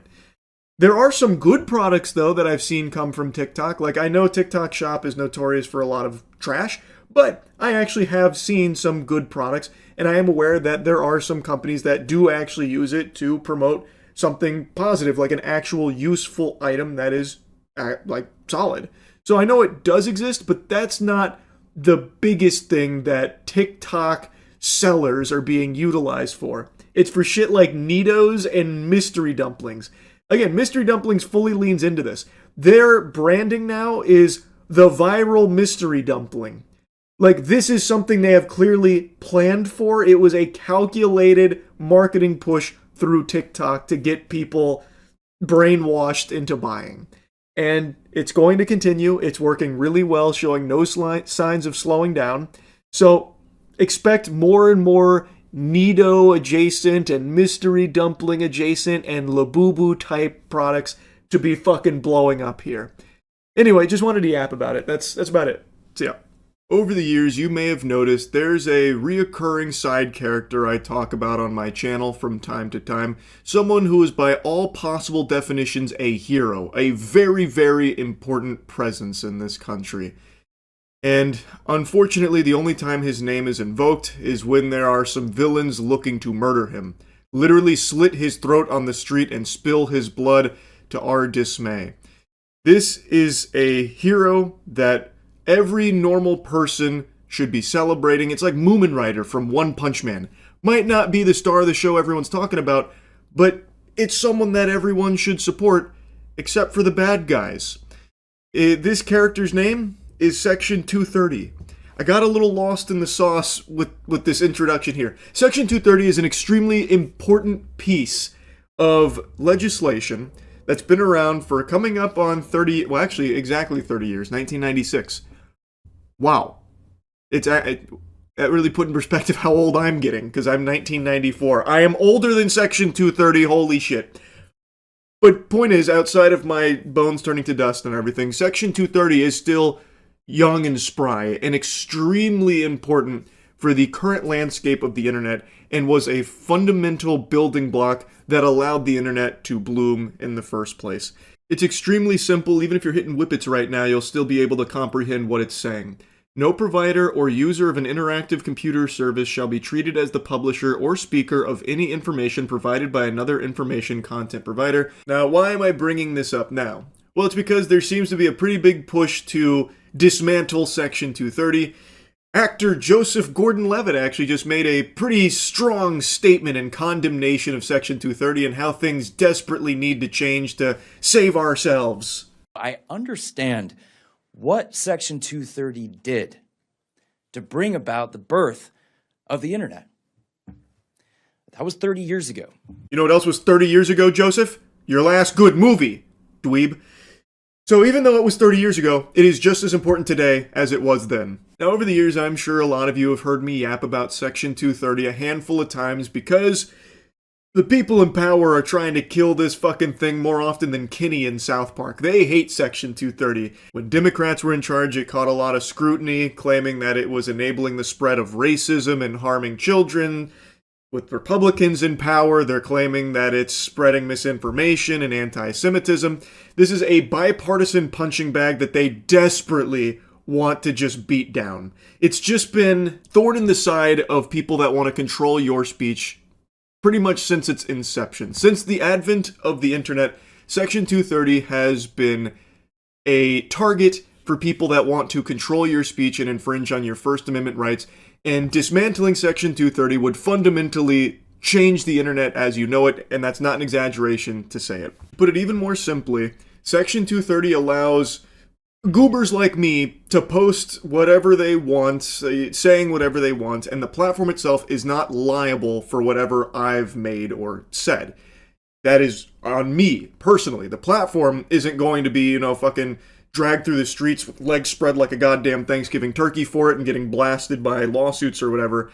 Now, of course, there are limitations in place when it comes to illegal content, things that actually break the law. That is, of course, a very different set of circumstances. That's a different can of worms, and that's handled differently. But it should be obvious why Section 230 is so important, because if these platforms were held liable for every single thing people post on their platforms, they would get into a lot of hot water, and they would just not allow people to post things. Full stop, because it would be too dangerous to do so. They would need to micromanage and control every single thing that hits the platform in order to protect themselves. No matter how you spin it, this would ruin the internet. It's a pile of dog shit. No matter how much perfume gets sprayed on it or how they want to repackage it, it still stinks. This would affect literally every platform that has anything user submitted in any capacity at all. And I also understand how the internet has changed since then. Because back then, message boards and other websites with user-generated content, they really were more like telephone carriers. They were neutral platforms. But that's not how things work anymore. Today, the internet is dominated by a small handful of these gigantic businesses that are not at all neutral. So nothing's changed. Brother, wake up! Stop sipping the stupid potion. These mega corporations, these platforms, they've never been neutral. Just because you want to delude yourself into fantasy land thinking that it used to be neutral just because you didn't want to pay attention doesn't mean that's the actual truth of the matter. They've never been neutral. But instead, algorithmically amplify whatever gets the most attention and maximizes ad revenue. And we know what happens when we let these engagement optimization algorithms be the lens that we see the world through. We get a mental health crisis, especially amongst young people. We get a rise in extremism and a rise in conspiracy theories. And then, of course, we get these echo chambers. These algorithms, they amplify the demonization of the other side so badly that we can't even have a civil conversation. It seems like we can't agree on anything. These are the same talking points I've heard for over a decade now, and I'm sure many of you are exhausted of hearing them as well. This is the textbook yap.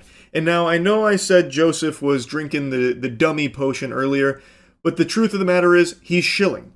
There are people that are paying a lot of money to try and plant this idea in your brain that Section 230 is a bad thing. It only leads to things like extremism and conspiracy theories and demonization and that kind of thing.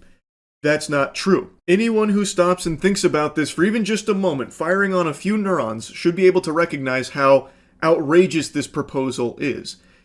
How would shutting down conversation and shutting down the ability to express thoughts and opinions somehow help combat the rise of extremism and conspiracies? That would only exacerbate the problem. Censorship doesn't solve these issues. It makes them worse. This is a tool utilized by people that want to control your thoughts and also be able to feed you any narratives they want to spin. Like right now, if there is a publication that puts out just a bunch of phony baloney nonsense, tons of people can call it out. And you, as just a normal, average Joe Schmo, can see like, oh, maybe this isn't a trustworthy source. But if you take away all those other voices and you only have this heavily curated, approved source that puts this information out that is incorrect, you have no recourse. You have no way of knowing that something is wrong. It's a big problem. It makes you worse off. And this is not some far-fetched example. Platforms would not allow just completely unfiltered usage of normal people expressing their thoughts because those thoughts might go against the official narrative from the curated source. And then the curated source might go after the platform saying, this is defamatory. These people have just said something hosted on your platform and we're coming after you with lawsuits. So they just wouldn't allow it. To extend this even bigger, Netanyahu has publicly, proudly stated that one thing he believes Israel needs to focus on is controlling platforms like TikTok. He has said this because he wants to better control the narrative around Israel because, well, a lot of people aren't huge Israel fans these days, if you can believe it. So he wants to control the conversation about Israel through being able to control how it's talked about on TikTok, which obviously would mean anyone that wants to start talking about Palestine and the atrocities and the genocide in Palestine would be muzzled because, well, that would now be something that TikTok would be liable for, and they don't want to take the chance anymore. Section 230 is extremely valuable in free speech. And yet, one of the only things that the American public seems to agree broadly on right now, left, right, and center, Republicans, Democrats, independents, we all agree that we don't trust these big tech businesses and we don't like the influence they're having on our lives and the lives of our kids. Well, if we want to do something about that, the right first step is to sunset Section 230. It's not going to solve everything, but it is the right first step. It is indeed the right first step for these corporations and political vampires. It would create a society of thoughtless sheep that would be perpetually silenced and censored. That's what would happen with Section 230 no longer being applicable if they did just get rid of it. It's ridiculous, and of course you knew they were going to dust off the tried and true tactic of think of the children. Any time that this kind of topic is brought up, that is undoubtedly going to show up. Children being poisoned by social media. I hope you're sitting down because there's going to be a shocking statement here. There's a brave take. Be a parent. Kids shouldn't be on social media in the first place. They shouldn't have unmonitored access to the internet to begin with.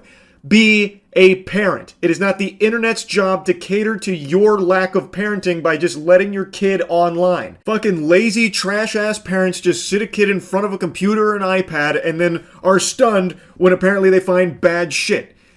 Be a parent. Be involved in your kid's life. Raise your children. Don't make it the internet's job to do that for you. This is something I've said for over a decade now, and it keeps coming up. It's unbelievable that some people still think that this is some kind of slam dunk and like a good justification for getting rid of Section 230. It's so concerning. And going even deeper here, they keep saying that this rolling back of liability protection for tech companies would help enforce real accountability. By the way, how about real accountability for bad parents that just let their kids online? He then pointed to the Kids Online Safety Act, KOSA, which I'm sure a lot of you are familiar with. Something needs to change. Big tech needs to be incentivized to protect kids online, and if they don't, they should be held civilly liable. Sunsetting Section 230 won't destroy the internet, and nothing we are proposing will impact our First Amendment rights, said Bridget Noring, whose son Devin died by fentanyl poisoning after connecting with a drug dealer on a photo messaging service Snapchat. What it will do is end blanket immunity without responsibility for tech companies. That is tragic, and I'm very sorry to hear about the loss of her son. However, what she is saying absolutely would destroy the internet. This has been a conversation that's been had for decades. You can go and look at all of the data and why this hasn't happened before in the past, because there has been enough sense from people to shoot it down eventually, even though it does sometimes make it kind of deep through the motions. Eventually it has been getting shot down because of how important these freedoms are and how it does impact First Amendment rights in a lot of cases. Also, that statement about ending blanket immunity for these companies, that's not really going to be the end result of 230 being destroyed. And also, there's not really a blanket immunity in general for everything either, because, again, illegal content is still not allowed. Notably, on Twitter, like a month or two ago, there was a huge issue where users were using Grok to undress children in photographs. They were taking photos of children and asking Grok to take their clothes off. So they were spreading child porn throughout Twitter. That is highly illegal. That is a horrible thing. And that is something that is not protected. Now, I know I've been yapping about this for a while, and I've made quite a few videos yapping about Section 230 in general because it's something that continues to be targeted. It is something that if you don't know about it, you should know how important it is that it remain. It should not be something that is just fucking destroyed and abandoned. So don't fall for like the brainwashing here that Section 230 bad. That's just not true. Anyway, just wanted to talk about this a little bit. That's it. Yep. Alright, let's get some armor runs in there. I gotta get warmed up. What was thrust again? Alt, right? Yeah. Oh yeah, that's good. Okay. What was kick? Oh. I just threw my sword down. Hold on. Give me a second. I gotta remember the controls. Man, they're much harder to slay when they have armor on, huh? Who would have guessed? That guy's over there begging for mercy. Here, I'll go finish him off. Ah! We don't do mercy around here, bud. You're making us all look bad. Stop looking at that guy. There we go. I'll carve you up like a fucking Thanksgiving turkey. God damn it. Where are the weaknesses in your armor? That's a crazy shield this guy has. There we go. Yeah, but you really regret it now, huh? Get him, yeah. Finish him off for me. They're all bullying him. Hey up! Oh, one. What the fuck? Why? I'm trying to bring this down and behead him. Not powerful enough, hold on. Okay. No honor, I see. I'm in a rough spot now. I cannot bring this sword straight down. He only wants to come at an angle. If this guy has a candlestick, it's already just GG. Oh good, he's got the shitty weapon. Yep. I win these. That was nice and quick. Bringing things straight down is fucking impossible. I just hit myself. Oh! No, put the pants on. Put the pants on. No! God damn it, put the pants on. Wait, how do I put the pants on? Oh, there we go. You. I got a better weapon as well. Oh! Tried to flank me, huh? Oh, wow. That was so clutch from me. He gave me a concussion, but I was able to fight through it. Shoes! Ah! Oh, I'm dual wielding. Wait, what? I didn't know this was possible. I feel like this isn't the most effective dual wielding. He's really taking a wallop though, good for him.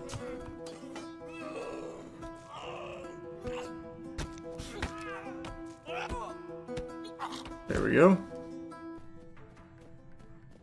You really thought, huh? Okay, he's grabbing onto me. Yeah. Bet you feel real stupid now, don't you?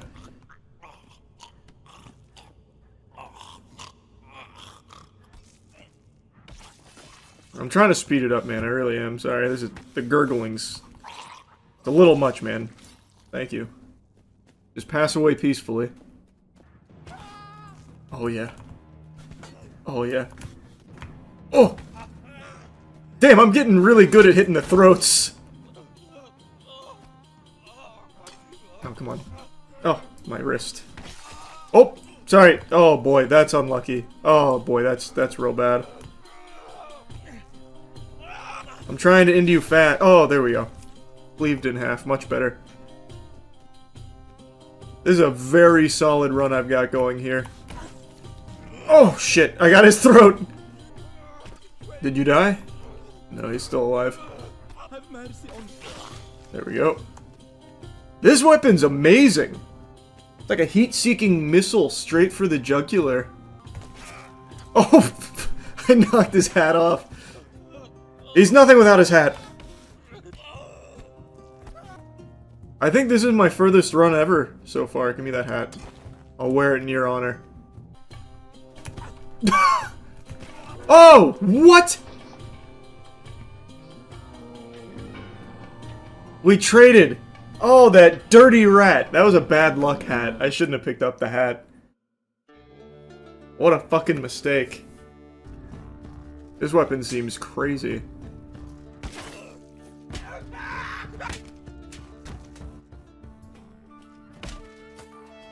What the fuck? This thing seems nuts.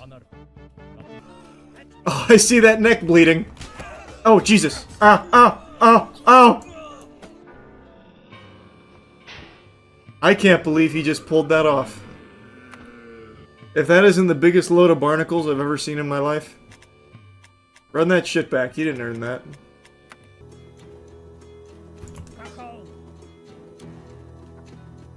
I'm being double teamed. Oh, nice, nice. Get away, get away, get away. Up! I will not resort to the candlestick. That's the enemy of the weapon, or the weapon of the enemy. There we go, I heard that skull crack. Got you in the Adam's apple. Yep. Get over here. Hang up!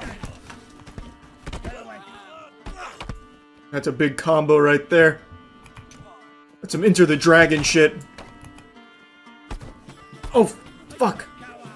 What are you doing? Oh, wow, this guy actually climbed over. Just die! You're taking up valuable space in my arena.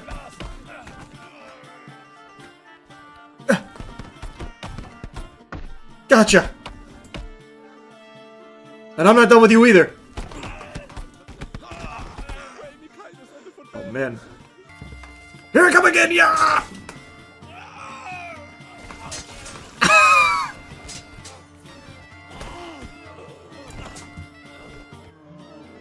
Alright, these weapons seem pretty good. More! Oh, they had to disarm me here, and it still won't be good enough! My speed! You can't slow me down! Oh god, oh god. Hold on, alright, hold on. Yep! Okay, hold on. Oh, my signature weapons! Ah! The Bart Simpson strategy. Oh, shit, someone got me! Ah! I think I hit myself.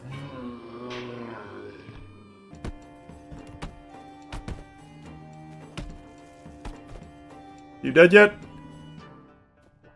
No? There we go. Oh, you're lucky. You're... Oh!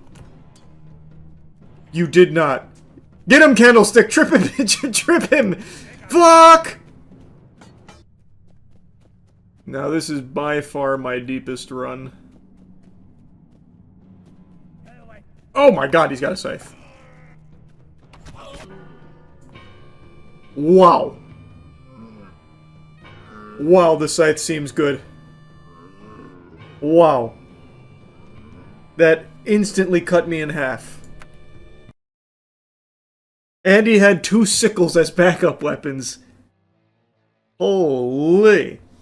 What a monster. He's about to fall. No! Come on! Yes! Now bully him! Get him! Trample it! Ah, let go of me! He's gonna get up! What are you doing? Oh no, he's stuck, It's exactly what I thought would happen. No! Mercy! Mercy! Ah! Alright, I'm back. God, it's like a rhinoceros beetle fight. Where you just try and flip the other one. Oh, you've given up entirely, haven't you? No! Ah! My feet! Ah! Get up! Yes! Ah! Ah! Get up! Ah. I don't need weapons to defeat you. Just these steel mitts. Grab his weapon. Oh! I went for like a rising kick there. This guy's balance is fucking extraordinary. Oh god damn it! All right. Let me catch my breath. Oh no! Oh no! I can't believe I just broke free. Yes! Yes! No! No! No! Fuck! I couldn't punish him hard enough for falling. Oh man! Ah! God damn it! I'm trying to rise like the Undertaker. Oh fuck, he's good. Oh Jesus! He's knocking my lights out. Get up! Get up! Get up! Oh shit! It's tough. We're not done yet. We're not done yet. No! No! Get up! Get up, damn you! Ah! You're lucky I ran out of breath.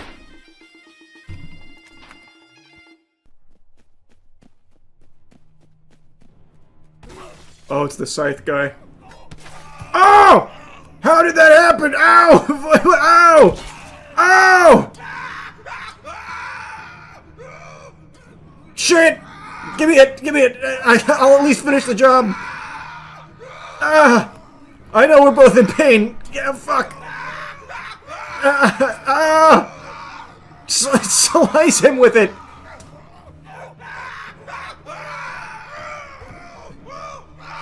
Oh my god, that worked. I did it. I don't need an arm to win. Oh! What the fuck? I don't like this guy's weaponry. My buckler isn't very useful. Shit! Get up. Come on. Oh! It was booby trapped! Ow! Fuck! Ow, my foot! Oh! Oh, Jesus! Take it out of my foot! Oh! Oh, shit! Let me up! Let me up! Oh! God! Ow! Ow! Ew! Ew! Ew! Ew! Oh!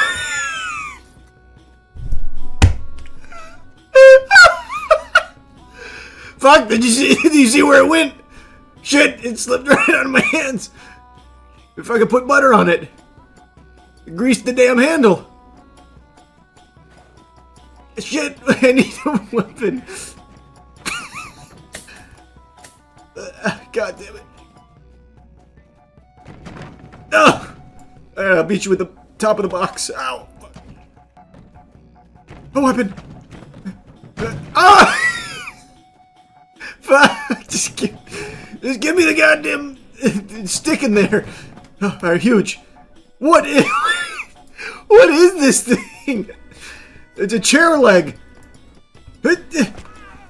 If you lose to me, you deserve to go straight to hell. Oh.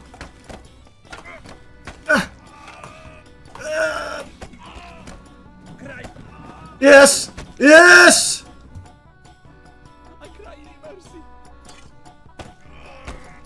Never any doubt in my mind. Yeah, I got him with the toothpick. Oh, God. Oh, stop! I keep going for my legs. Get in there. Man, I am tanky as fuck in this run. I'm eating everything. Yes!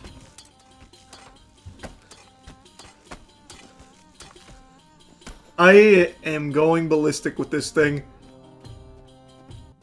I don't need the pitchfork. I'm committing whole hog to this. Is it the scythe guy? I hope so. I'm running right into his warm embrace, his open arms. Oh! No! Unlucky. Oh! Fuck! Ow! Jesus! Man, that weapon is giving me the business. Well, that's bad. We can shake this off. We can shake this off. Just find where my pitchfork went. This'll make us stronger. We just gotta find my fucking pitchfork. Okay, fine. Any weapon at all, I'll take at this point.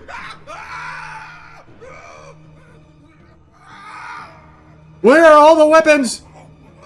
It won't let me put it in my hands. I'm gonna have to try and stick them like this. I'm gonna try and whirlwind on him. Ow! I'm missing a hand. Get him. Oh, I hit him. I hit him. Ow! He keeps disarming me. Oh, shit. I'm trying so hard to get this to touch him. Yes! That's damage. That's oh, fuck. Damn it. Yes! No!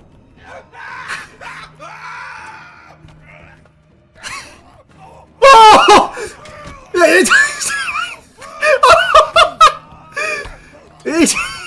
No way! I might be the best goddamn half-sword player there is. That's unbelievable. Holy shit, what a clutch. What an unbelievable clutch. They're just actually built different, man, I'm telling you. Don't nobody do half-sword like I do it. Oh, shit! Ow! Ow! God damn it, I hit myself on the fucking post. Well, right back to the abyss. It is unbelievable how good that weapon is. I can't even get in there on him with the sickle. Alright, back to the abyss. My fucking home. Alright. Is it the Grim Reaper again? Because I'm coming for it. I just need to... I need to bait out an attack first. My normal rule... Oh, no, it's this guy. I'll still bait out an attack. Yep. Got him right where I want him. Yep. Falling right into my trap, huh? There we go. Gotcha. Oh! God damn it! No, I surrender. Jesus. I gotta find an opening. Oh! What the fuck? Oh god. No. That's really unlucky. Yeah, I think I'm cooked. Yep, there we go. Grab the candlestick, not his leg. Oh, wait! Get! Oh, that was unlucky. Maybe we find a way to get up here. Wait, I'm biting him! Yes! Oh! This will be the biggest mistake of your life! He's so fast. Yes!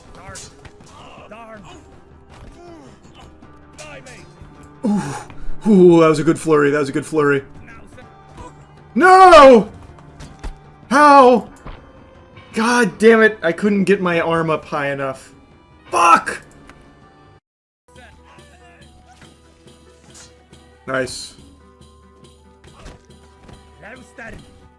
Oh, what? I missed. Oh my god! No fucking way that just happened.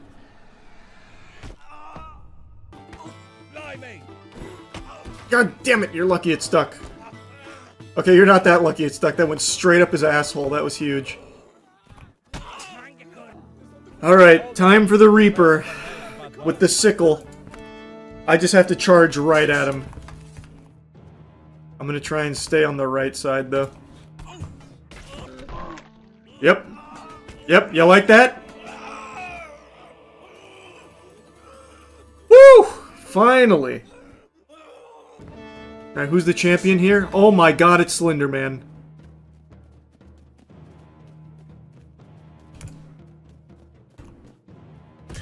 Oh, my ear. I can't decide. Yeah, I'm just gonna do it. Okay, leave me alone. Ah! Okay, we leave the fight another day.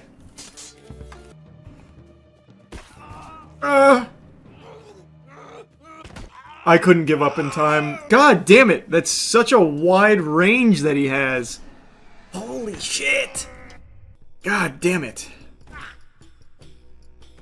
Let me up.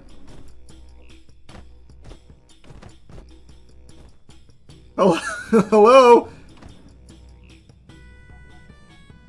A poltergeist is taking me by my legs. Fuck, let me up!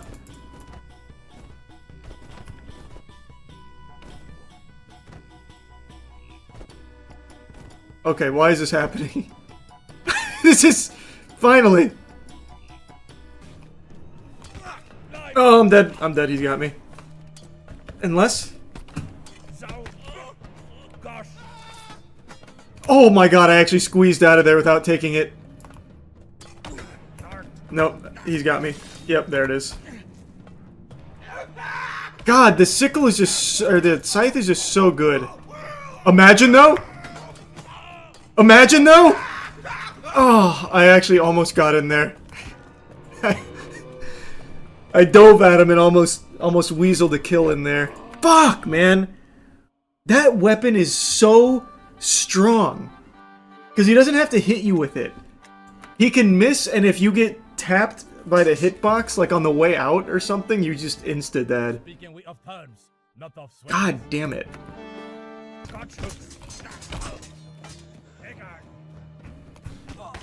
No fucking way.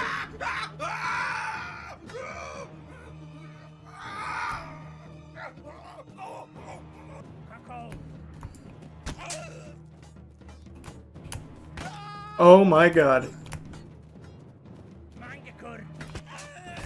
No way! What? What? What? What? What is going on with this guy? Now he's beating me every time. All of my good runs.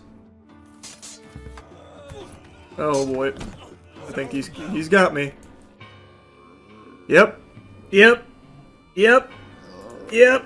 I don't know if they've like adapted to my playstyle or something, but man, they are really beating my ass here. Holy. I'm getting just insta-killed. Oh my god! What the fuck?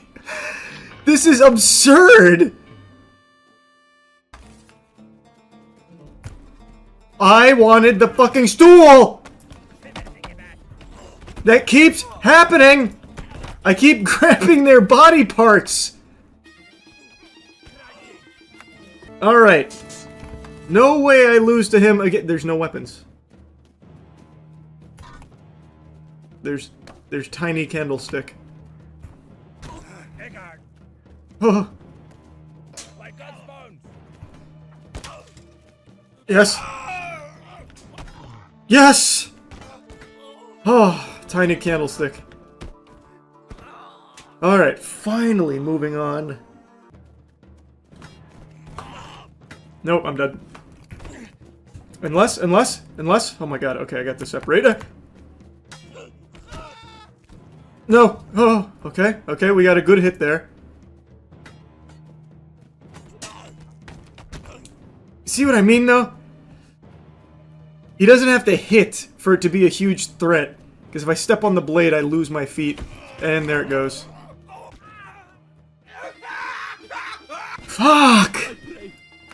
Fuck! Oh, and the pitchfork, GG. Did you have a weapon? No. Don't worry, I don't think this will even kill you. See? You're fine. Let me go hands unharmed. I cry mercy. Oh, hey! Back to my fucking General Zod here. Oh my lord, it gave me the candlestick. That's great news.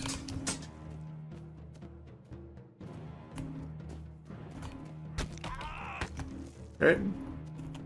Oh, god damn it. Didn't mean to do that. I wanted to switch arms. Well, and then it still fell apart. That's crazy. That is crazy! How did it get stuck? What is happening? That is the one. Oh my god. Case is calling. Where? I don't know what you're talking about. He's not. He said the stab with the knife. Which knife? The knife I just had? Because that knife fucking sucks at stabbing. Oh my god, there we go. Got in with the cleaver, finally, thank god. A weapon. Hey, man. Can you hear me? Yeah. I got some tips for you. What's up? Okay. So I'm watching you. You know I love me some half sword. Right. Okay. I'm watching you first off. What I want to tell you, the knife, okay? I heard you make the point that the knife is absolute trash, right? Yeah. I fear that, you know, when you get to the dude with the metal helmet and he's using the axe? Yeah. The best weapon that you could use against him is that knife, and it'll spawn in the middle. Is that a guaranteed spawn? I think it is, but the thing is, when you have a knife, never slash with it. Even like the cleaver, you know how them cleavers and dudes be cutting them steaks with in them cooking videos? Yeah. Even that one, if you can get down, all you gotta do is run up, double tap left click, and aim it at their chest. And if you have the timing right, you'll one-shot everybody. Okay, I'll give it a try again. I was having no luck thrusting though. It was not working. But if you double tap left click with the knife, good lord, that was a nice one though. I must give you credit. Thanks, brother. That was a good burp right there. But yeah, double tap knife on the dude with the helmet. If you get the accuracy down, you'll literally stab him in the chest. He'll bleed out. It's like a one shot. I'm telling you, it's like a one shot. Okay, I'll start utilizing that more then. Yes, Sirski. All right, brother. All right, bro. All right, now it's gonna Chat, be did I clean help runs. You helped me. Yeah. Do I leave the Discord call? Oh, I got it. All right, I'll do more of the thrusting with the knife, but I've had no luck with it. Oh. Hoop.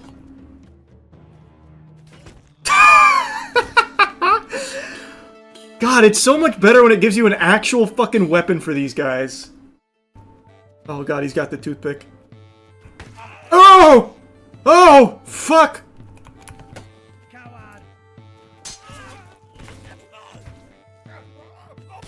There we go. Alright, we're back to Slender Man. Fucking finally back. Alright. Alright.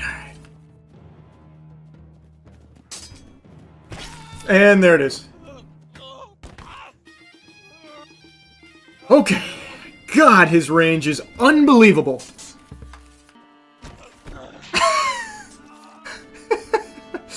I'm just gonna do that to Slender Man. Fuck it.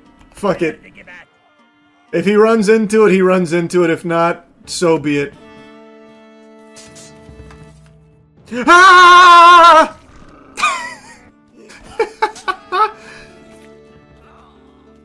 Outplayed. Finally moving on. Oh god. You get that oh my god, it's a 2v1. Maybe I can make them fight themselves. I'm gonna try and lead this guy into the other guy so he pokes him with it. Big brain strats, check this shit out. Ready? Bait it. Bait it. And that couldn't have gone worse. I got stuck on his sword. That's a damn shame. That is a damn shame. Oh my god, I have to do... This is already cooked. Yeah, there's no way I kill this guy with this. There's, like, I actually just don't think it's possible. Unless I'm just built different! Pussy. What'd I tell you? Easy. Oh, wow. Ate a fat spoon there. Oh, wow. Yeah, go talk to them. Go talk to them. They were saying mean things about you. That you're ugly and you stink. You're tacky and I hate you, fucking idiot. Ah!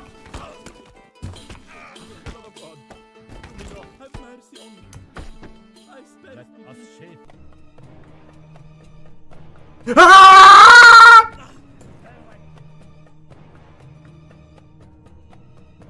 Yeah!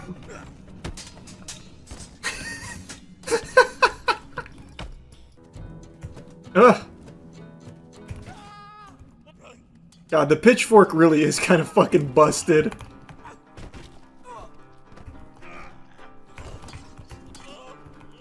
Just look at the way I work this guy. And he's still alive.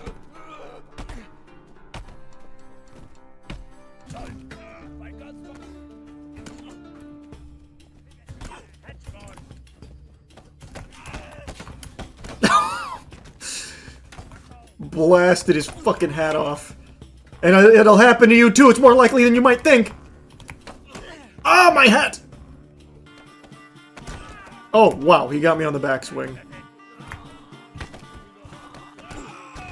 Alright, you see that backstep? That was huge. Okay. Now this is where legends are made. If I can pull this off with this fucking setup.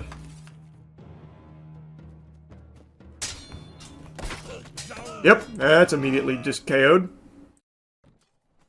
That feels impossible with this. The toothpick and the shield against that? Oh, they actually just gave me a candlestick. That's huge.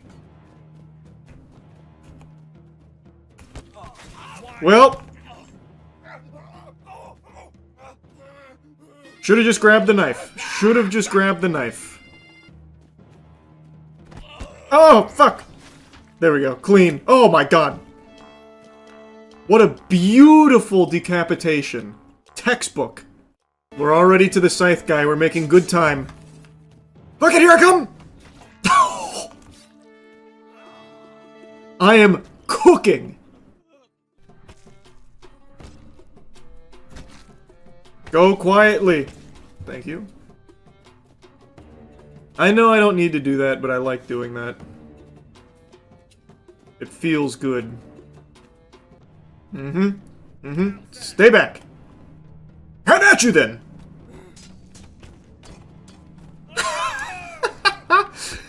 Okay.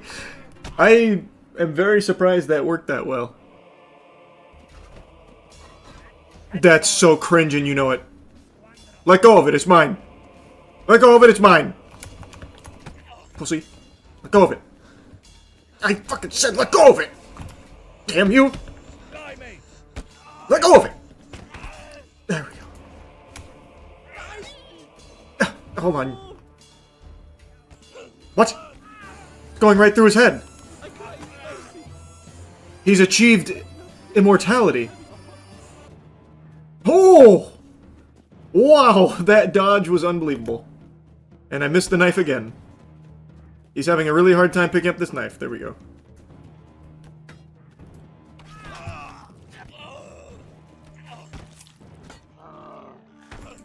Very clean, very clean.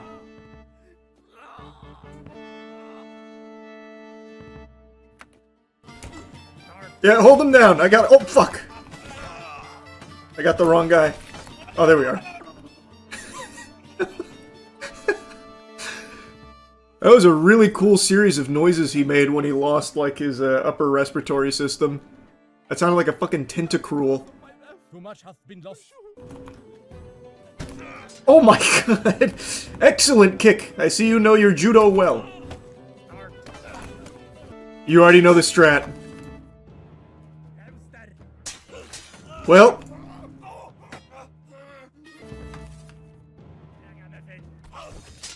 Okay, I'll be back in a second.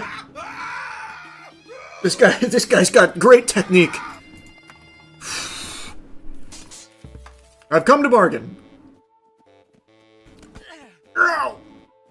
You think you've mastered the candlestick, do you, Junior? Oh, oh my god. Okay. An impressive move. Oh my god! How did he just do that? I'm trying to kill the other guy. Hit him with the sharp end. Oh! What the- Oh! What the fuck is that strength? There we go. That's what you fucking get!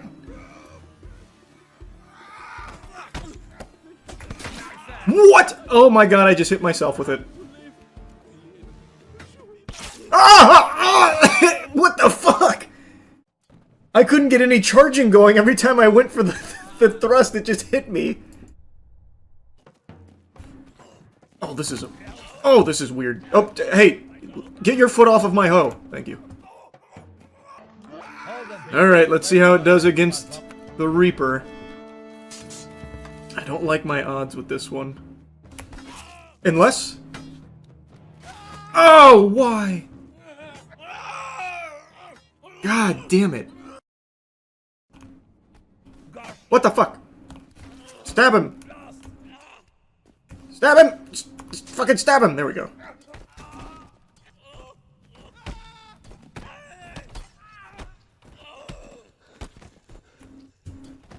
Why won't you die? He's still alive. He's gotta be so dizzy. Okay, okay, this is really unlucky. I need to get up now. Please let go of my skull. Please let go of my skull. Get up, get up, get up, get up, get up, get up. We gotta get the fuck out of there. I will take anything that's not what I currently have. Signature technique. Engage.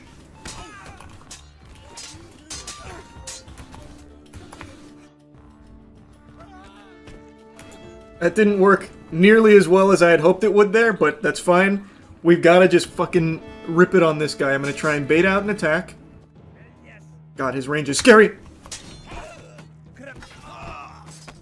It's so close. What? That's such baloney.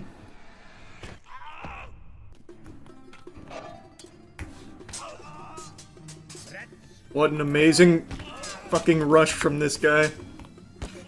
He's actually beating my ass so hard right now. Yep.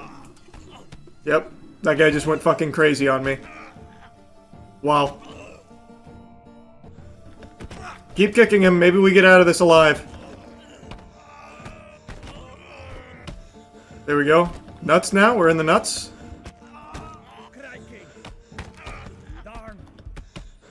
Eventually, we'll pop those puppies. It's just a matter of when.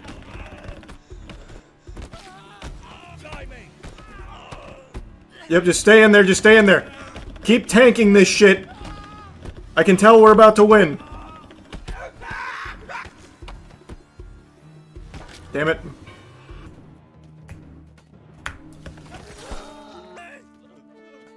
Nice.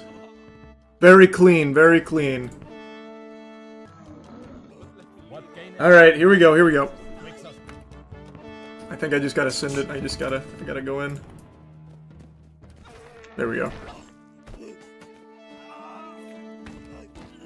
I just can't let him get his feet planted. Once he does that, that's when it gets hard. Okay.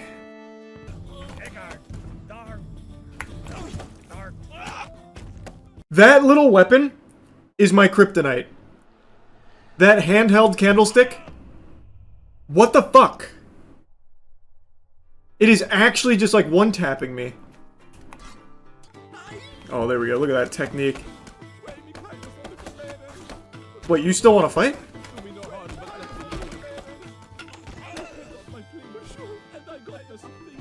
There's no way you still want to fight! Jesus. Okay, hold on. Shake it off, shake it off, shake it off. He's hurt too. We got a couple of good stabs in there. There we go. Alright.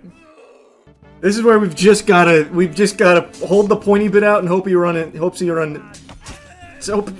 into it. He did not, he did not, he did not. Oh, fuck. Oh. What an excellent fight. What an excellent fight you and I just had. Wait, what? What? I'm dead, I'm dead. Never mind, I got lucky, got stuck. I'm getting impatient, I'm getting so impatient! Oh my lord! How are you not down?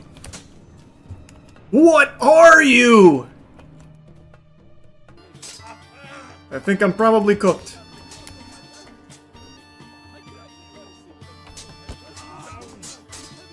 Yeah. He knocked me unconscious. Whoa, wait. How did this just happen?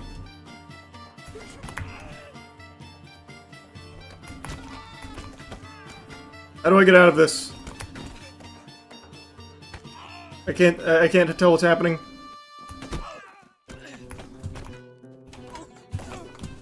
This guy is one hell of a warrior.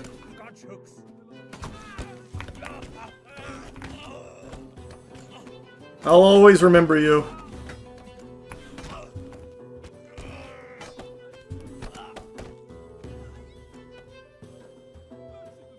There's no way he still wants to fight. I can't even hit him from out there.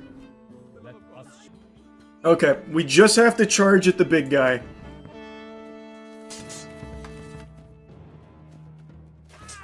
See, that's the only way to kill him. He just has way too much range otherwise. That's the only fucking way. Okay. Finally back. Christ. No way. No way. No way. Friends! Friends! Friends!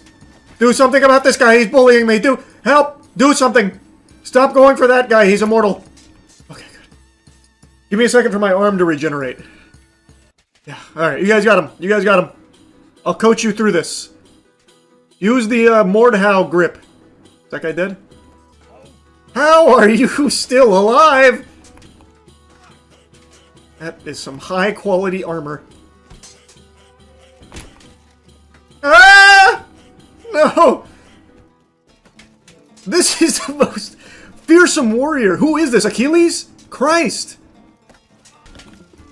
Okay, kicking doesn't seem super effective on him either. I'm trying to... Oh! What the fuck? He's a madman! I saw a lot of blood that time. He's gotta be close. Oh, that was our blood. What the fuck are we gonna do about this, boys?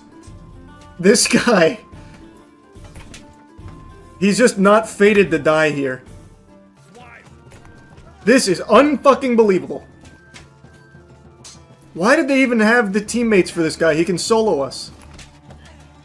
Okay, wait, he's finally... Oh my god, finally. Who was that under the mask? Jesus Christ. Alright. Jesus. It wasn't an easy journey to get here. That's for damn sure. Alright, who's the champion? Oh, we have the same weapon, basically. Oh, fuck. Oh, fuck. Oh, fuck.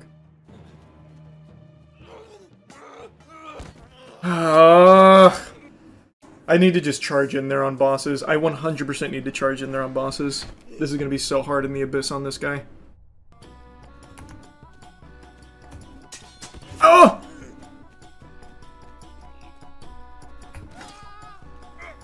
Give me my pitchfork back! Give my pitchfork back! And there it is. And that's GG. I have one chance, and it's to stick him with the pitchfork on my whirlwind. Nope, he got me again. I actually hit him with the pitchfork, too, on the way out. He's actually grabbing me. This is unbelievably brutal.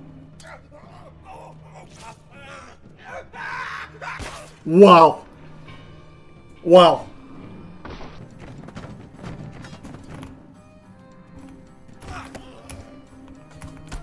What? There's no way he just two-hit me with that.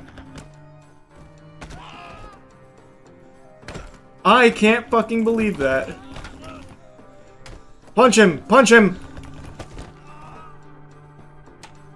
I can't believe that just fucking happened. Hold on, wait. Let's gather our strength. He thinks he's got us. Hold on. Just recharge our battery. Play possum. Play possum. And now we're up. Come on, baby. Come on, baby. Come on, baby. Yep. Shake it off. Shake it off. No. Come on. Come on. We can get up. We can get up.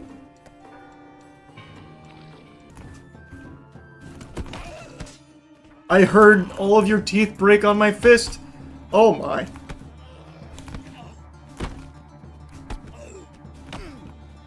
Give me the hammer. There we go. No way you still want to fight. Alright, I don't think I'll kill Reaper with this, so if I die here, I'm throwing in the abyss so I can get a better weapon. Okay. I think someone had already pre-sliced him before he got out there, and they just held him together with duct tape. There's no reason that should have happened like that, but I'll take it.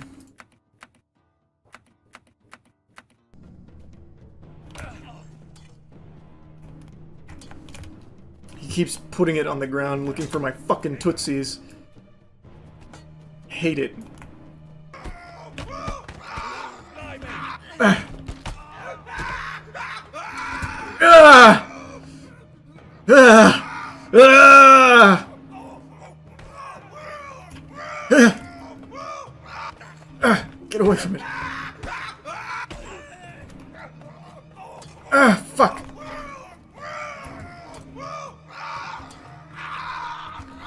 I can't fucking... I'm trying to whirlwind on him. Ah! Where'd it go? Oh, no, no, no, no, no, no, no, no, no, that's so sad. Wait! Where did the scythe go?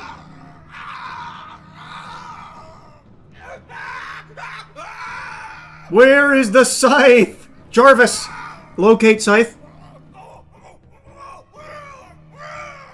Fuck, man. Oh, No! Oh, I almost fell. Alright, I know where the scythe is. I just need to get him to stall. Yes! No! I didn't have enough strength to pull it through him.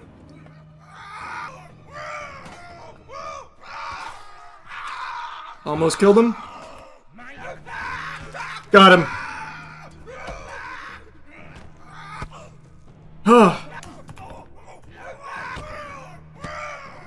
Oh boy, what a fucking fight you and I just had, huh?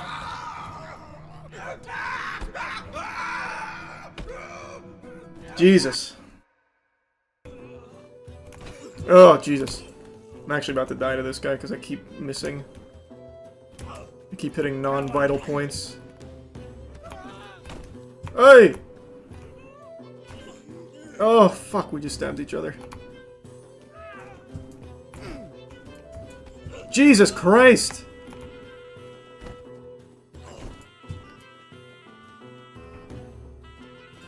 I actually cannot get in there.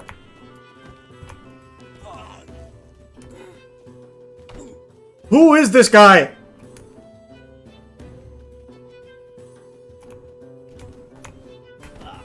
Oh, god damn it. Let's try maybe two-handing. There we go, finally. Could not generate enough power to pierce that guy's flesh. He was like made of dragon scales. It is hard to swing this from right to left. He does that every time. Oh wow. I haven't seen that kind of gore before in this. Oh! Wow! Very cool. Slenderman's been beating my ass tonight. We gotta switch it up. Hello, pick it. Hello? Hello? Wow. Wow. Wow. Unbelievable. Unfucking believable.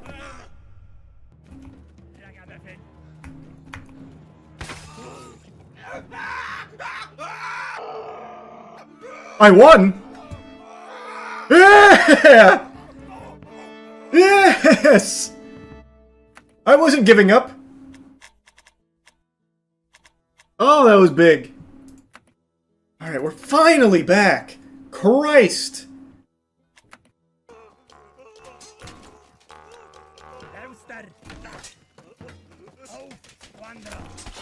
Oh, I got in there. That was actually all me. Okay, wait a second, wait a second. Wait a second. Oh my god. I fucking harpooned this guy.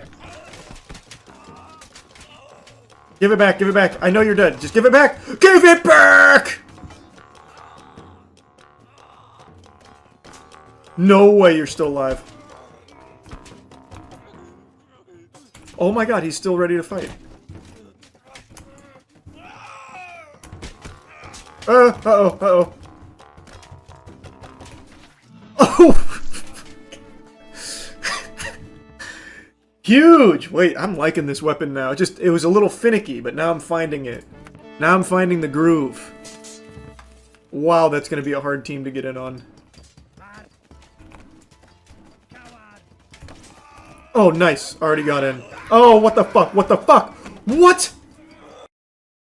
What was that? How did he... What? Oh god, I've chicken winged him. I know, this is very painful for both... Oh! Ow! Ow!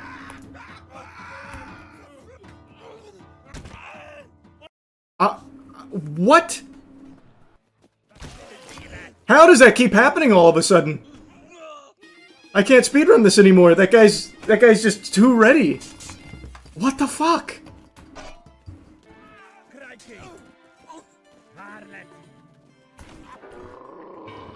That guy he's got my number. I can't do my speed strat anymore because of that guy. Let's try you. Are you just as prepared? No. It's just the guy on the left. It's just this guy. And he's still going. There we go.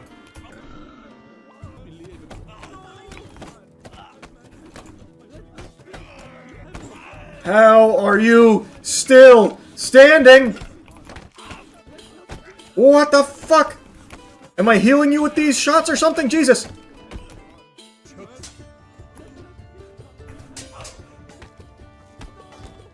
No, it just crashed. Fuck, I gotta reset. Oh, it didn't crash. Good. Good. Oh, he's teabagging. What the fuck? We killed each other again! What was that move? What did he do? What the fuck was that? That was like an Ishin Sword Saint maneuver. What? How did that happen? Surely you're done now, right?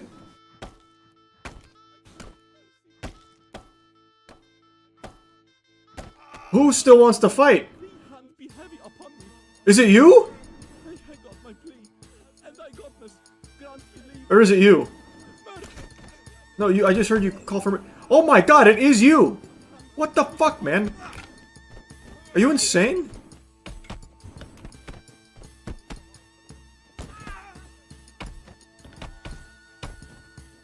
It can't be him, but it is him.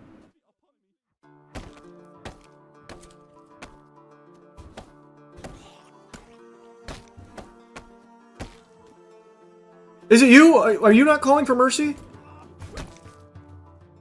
Oh my god, it was you. He was pretending to surrender. Alright, here we go. Okay.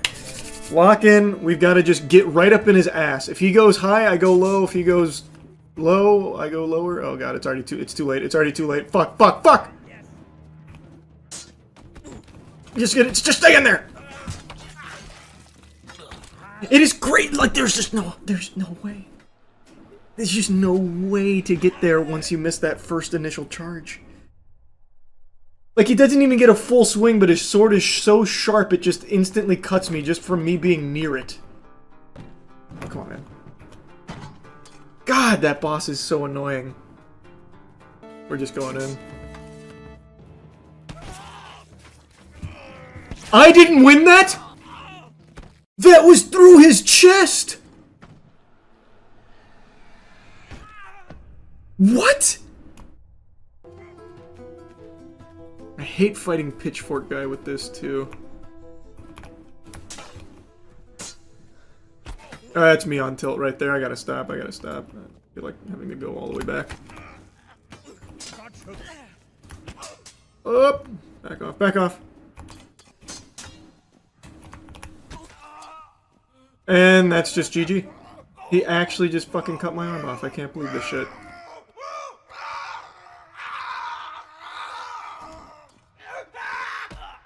Why couldn't I pick that up with my other arm?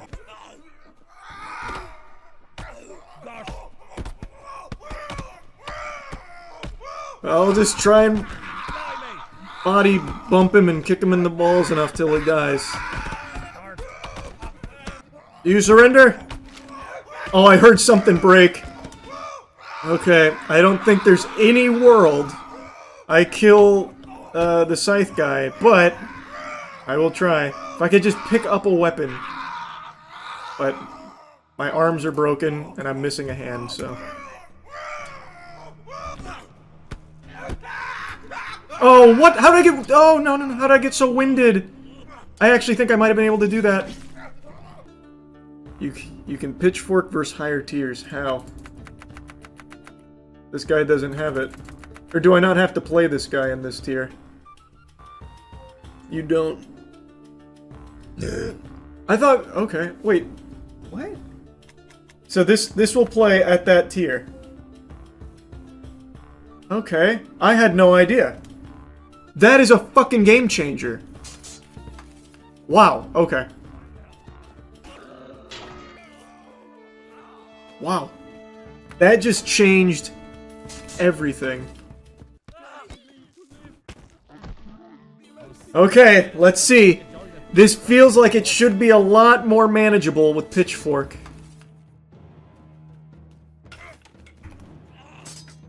Okay. Yep. Yep. Yep. Alright, well, that was the ticket. I see. I had no clue you could do that. I thought you had to play that tier. Which one's my friend? I can't tell. I'm just gonna poke in there at... Okay, it's the tank. There's not a single fucking opening in there anywhere. Show you a fucking cuckold! Ah! I have no idea how the fuck to kill this guy. Legs, maybe? Ow, ow, ow, ow! Even his anus is armored. Nice. Good work, good work. Way to find the opening, way to find the opening. Good work, boys, good work. Alright, we're back to the boss. Okay, okay. Come on, come on! This guy's very scary.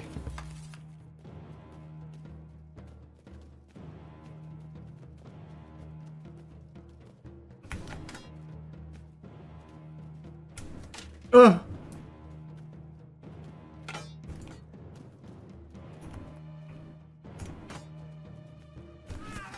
Yes! Let's fucking go, baby! Uncharted territory. Soldier rank, let's go! That was clean.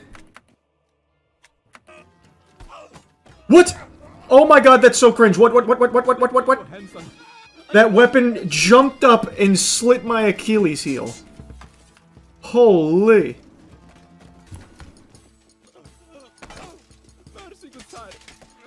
No mercy, no mercy. Okay, last guy, last guy. Oh, fuck! He's got a head of steam. Oh, it's a short guy, too. We're so cooked. Unless? Keep him wrapped up. Oh my god, I actually just TKO'd that guy. Let's go, let's go, let's go. Alright. Come on! Finally! Alright. New boss. New boss! Who do we got? Who do we got? Oh, fuck. Oh, fuck. Oh, fuck. This seems hard. Oh, okay.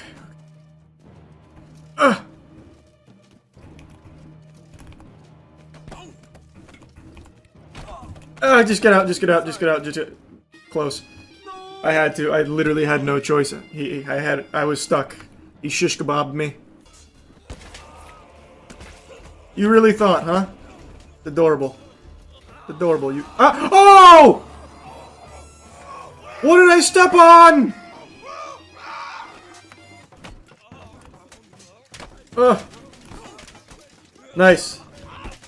Oh, okay, okay, I'm stepping on something sharp. Do not step where I stepped. Trust me, you don't want to step there. Okay, you've got this from here, right? It is crazy that the most dangerous part of these fights is just what's on the ground. Finish him, finish him. Ugh. What the fuck? This is so cringe! That is now the third time that's happened here. Oh, what the fuck? That cut my hand off, by the way. There was no power behind that at all.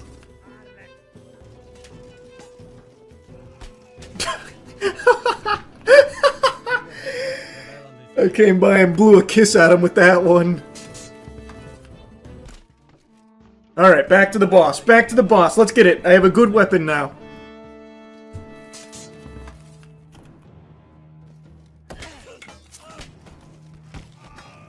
Instant kill.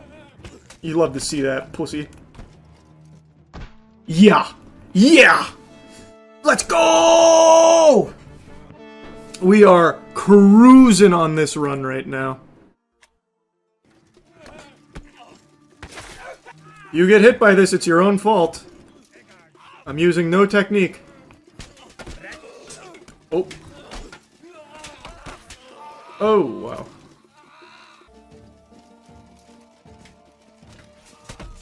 Uh-oh.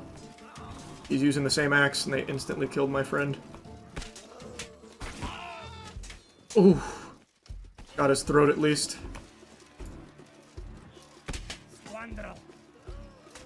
Nice. He killed the other guy. Oh, shit. What? He stood up! Is there a field medic that just gave him a new throat? Someone performed tracheotomy in here? What the hell? Alright, thank you for putting him down. That was a goddamn miracle. Got a piece of... Oh!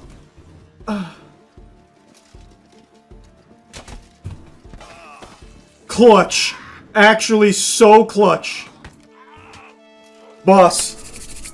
Oh man, that was smooth.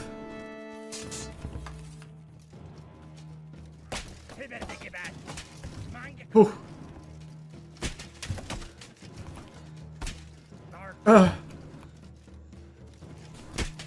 Oh. Okay, reset, reset.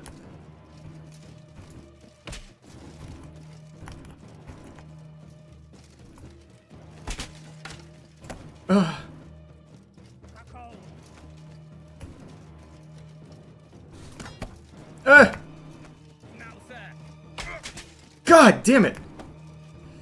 I bruised the shit out of his face, but he's good. He's good. He's persistent. What is going on with my axe? What is going on with my axe? It's not getting a swing cooked up. Oh.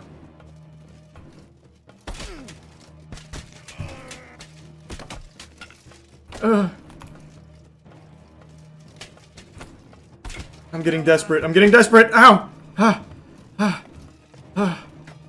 Reset, reset. Reset. Oh, he's wiggling his fucking wiener at me. Christ. God, he's tall. Oh, shit. No, no, no. It's okay. That's okay. Man, I had a really good hit on him in the beginning, and then it was very hard to get in again.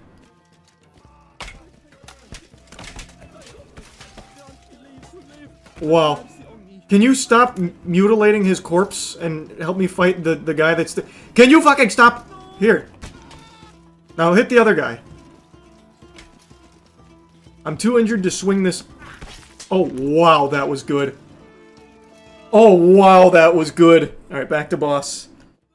Okay, come on. Come on! God damn it! Send him to hell! Ah! I bruised him again immediately.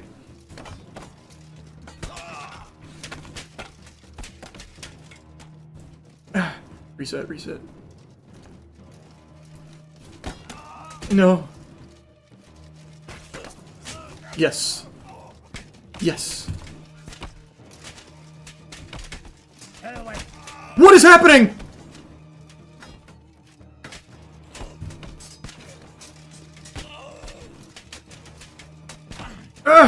Separate, separate. What the fuck is this guy?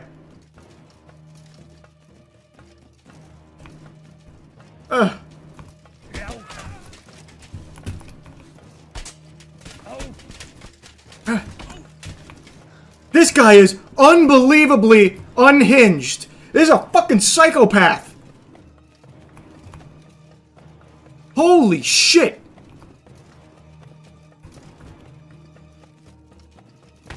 There we go, finally. Had to put down that wild animal. Holy.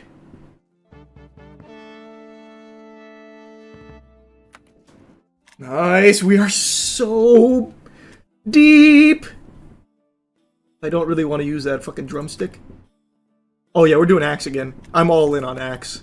That was fun, that was nice, that felt good. Oh wow. Oh, yikes. Okay, there's one. Alright, there's two. What just happened? They just ate my axe. I can't move. I actually can't move. What is going on with my legs? I sprained my ankle.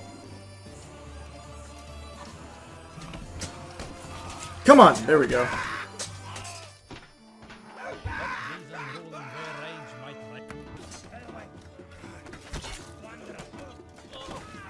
Oh man, imagine I went through and just one-tapped him as well.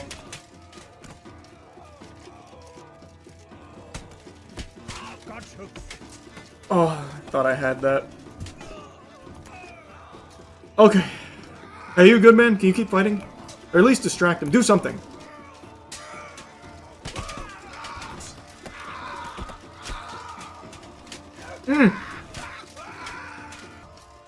Keep distracting him. You're doing a really good job, actually.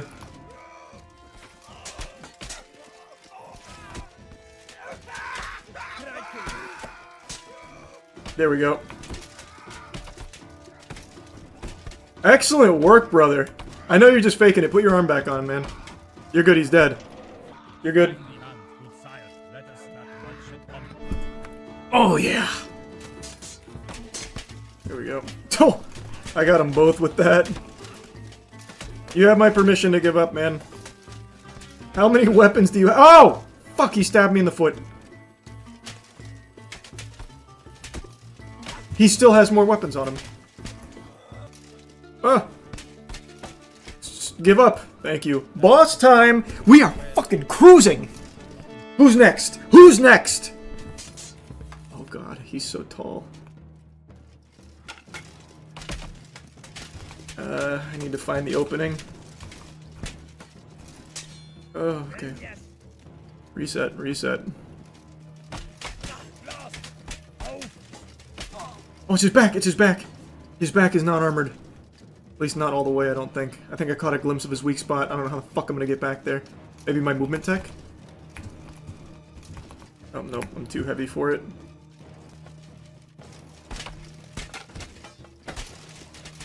Oh, I tried to rip through his arm there. That was close.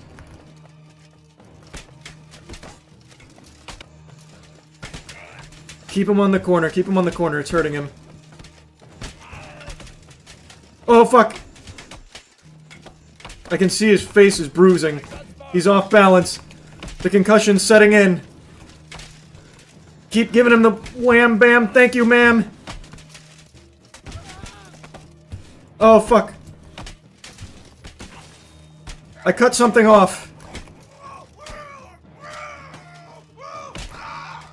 And he's still not giving up. Why? Won't you die? Finally! Woo! Is this the highest rank? I think we're at the final rank. Oh no, there's one more over this.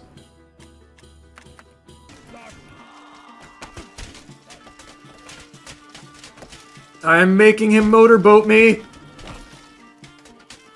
It's not working, it's not working. I'm separating us. Or at least I'm trying to. There we go, finally. I'm not loving this weapon. Who just came here? There is no world you are still alive right now. People just do not die at this elo. What the fuck? That was your neck. No way you're surviving that. Come on. There we go. Good shot. Good shot, brother. Good shot. Ugh. This was not the play. There we go. That's better. That's better. Alright, so that's the strat. That's the strat. It's a hit and run attack here. Hit him with that. Back off. Come back in. Oh. Oh. There we go. See, that's the way to do it. What? Okay, don't worry. I put it. No, just stay down. Why won't you leave me the fuck alone? Clobbered the homie. Oh, is this a teammate? I wasn't paying any attention to who the fuck the teammate was. I've just been hitting everybody equally. I'm giving everyone the hands. Oh, fuck. Get off me! Apparently you're my teammate, so forgive me.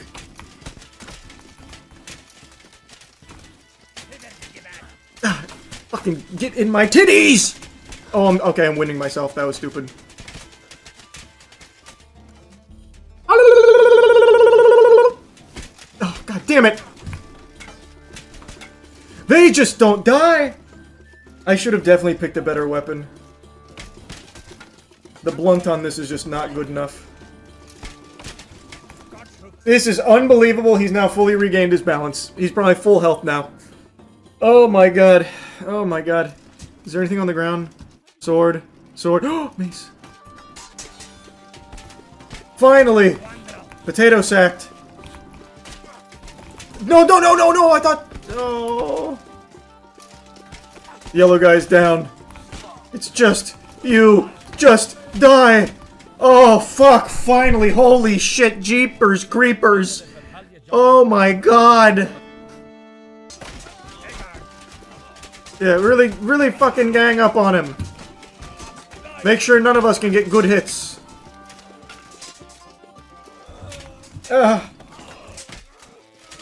He's showing us his back. Finally.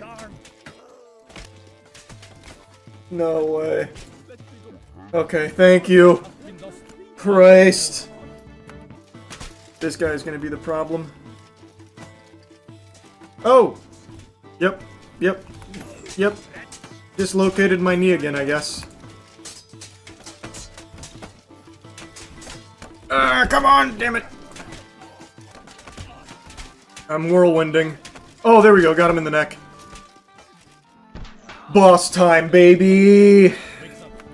What do we got? What do we got? Yep. That's gonna be hard.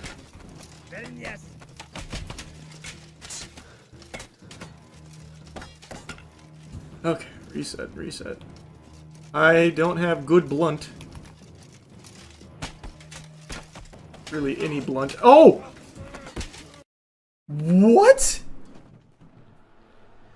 Wow, it's been a long time since I've been in the abyss. That's so sad. Oh, this is gonna be rough. This is gonna be fucking rough. He just refuses to die.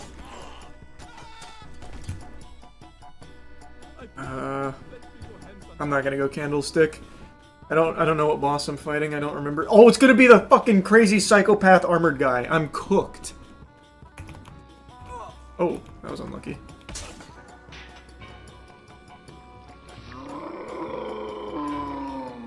Wow, I didn't expect that. Well, that was a really good run too. We are almost to the final. God damn it! Yeah, it's a good spot to stop. Just got back from the cinema after watching Exit 8, a movie that I think a lot of people are sleeping on, but you really shouldn't because it is impressively good, especially for a video game adaptation. Exit 8 is based on a game of the same name, and really a game that kind of popularized the anomaly hunting genre of horror games, which is a genre that I've really started to fall in love with. Every time I play an anomaly hunting game for the gaming channel, I get fucking hearts in my eyes like an anime character. It's just a lot of fun, and Exit 8 was what really, propelled it into the, mainstream consciousness. Also, the gaming channel, Moist Critical Gaming, is by far the best gaming channel on YouTube. Just started my Sly Cooper marathon as well, so now's the perfect time to go subscribe over there. But I'm playing fucking hundreds of games a month for that.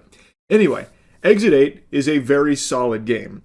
But I had no clue there would ever be the potential to make a good movie out of it, because it's very simple. You are trapped in an endlessly looping subway tunnel, and every time you try and go forward, you end up just going back to the very beginning. The only way to escape is by checking everything with a fine-tooth comb to see if there's anything that has changed, anything that's out of the ordinary about this corridor, and if there's any anomalies there that you detect, if something's out of whack, then you have to turn around and go the other way in order to progress. And you do this until you reach Exit 8.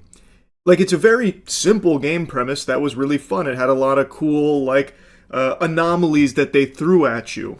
But there was not, a big, in-depth story that, would get players invested in the character you play. So I really just didn't think that there was any potential for a movie to spawn from it. And if there was, it'd just be like some boring ass cash grab. That is not the case with Exit 8. This film fucking slaps. They did an incredible job. The whole first, like, 15, 20-ish minutes of the film is POV. It is first person of the character that we are following, and it actually feels straight out of the game. Except, they don't just toss you in there and start hunting anomalies. It gives you a character to care about.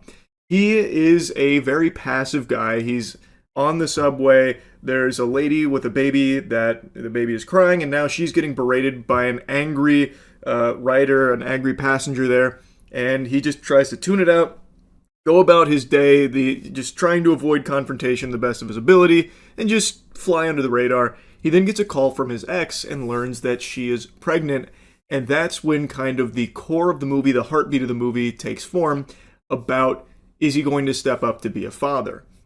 What will you decide? That's like the big thing. What is the choice that he is going to make? And while on this phone call, he ends up getting trapped in this looping subway passageway, the subway tunnel. And then it becomes very familiar because they got this one-to-one with the game. It is like exactly the same as the game, which was very fucking cool. But even if you haven't played the game, it's very interesting. So he starts to piece together that something's wrong because he's just doing these fucking loops. There's some weird wacko that just keeps walking at him that won't interact. He looks like a robot, just some kind of NPC that's glitching out. He just keeps walking, and then sometimes it goes kind of tits up. This guy will turn around and like follow him while smiling. It's odd. And then he starts to panic, but then he notices the information on the wall tells him how to get out of here, the same way the tutorial in the game does. So then he go gadgets, goes full fucking inspector mode there on the tunnel, and tries to deduce whether or not it's anomaly ridden or clear.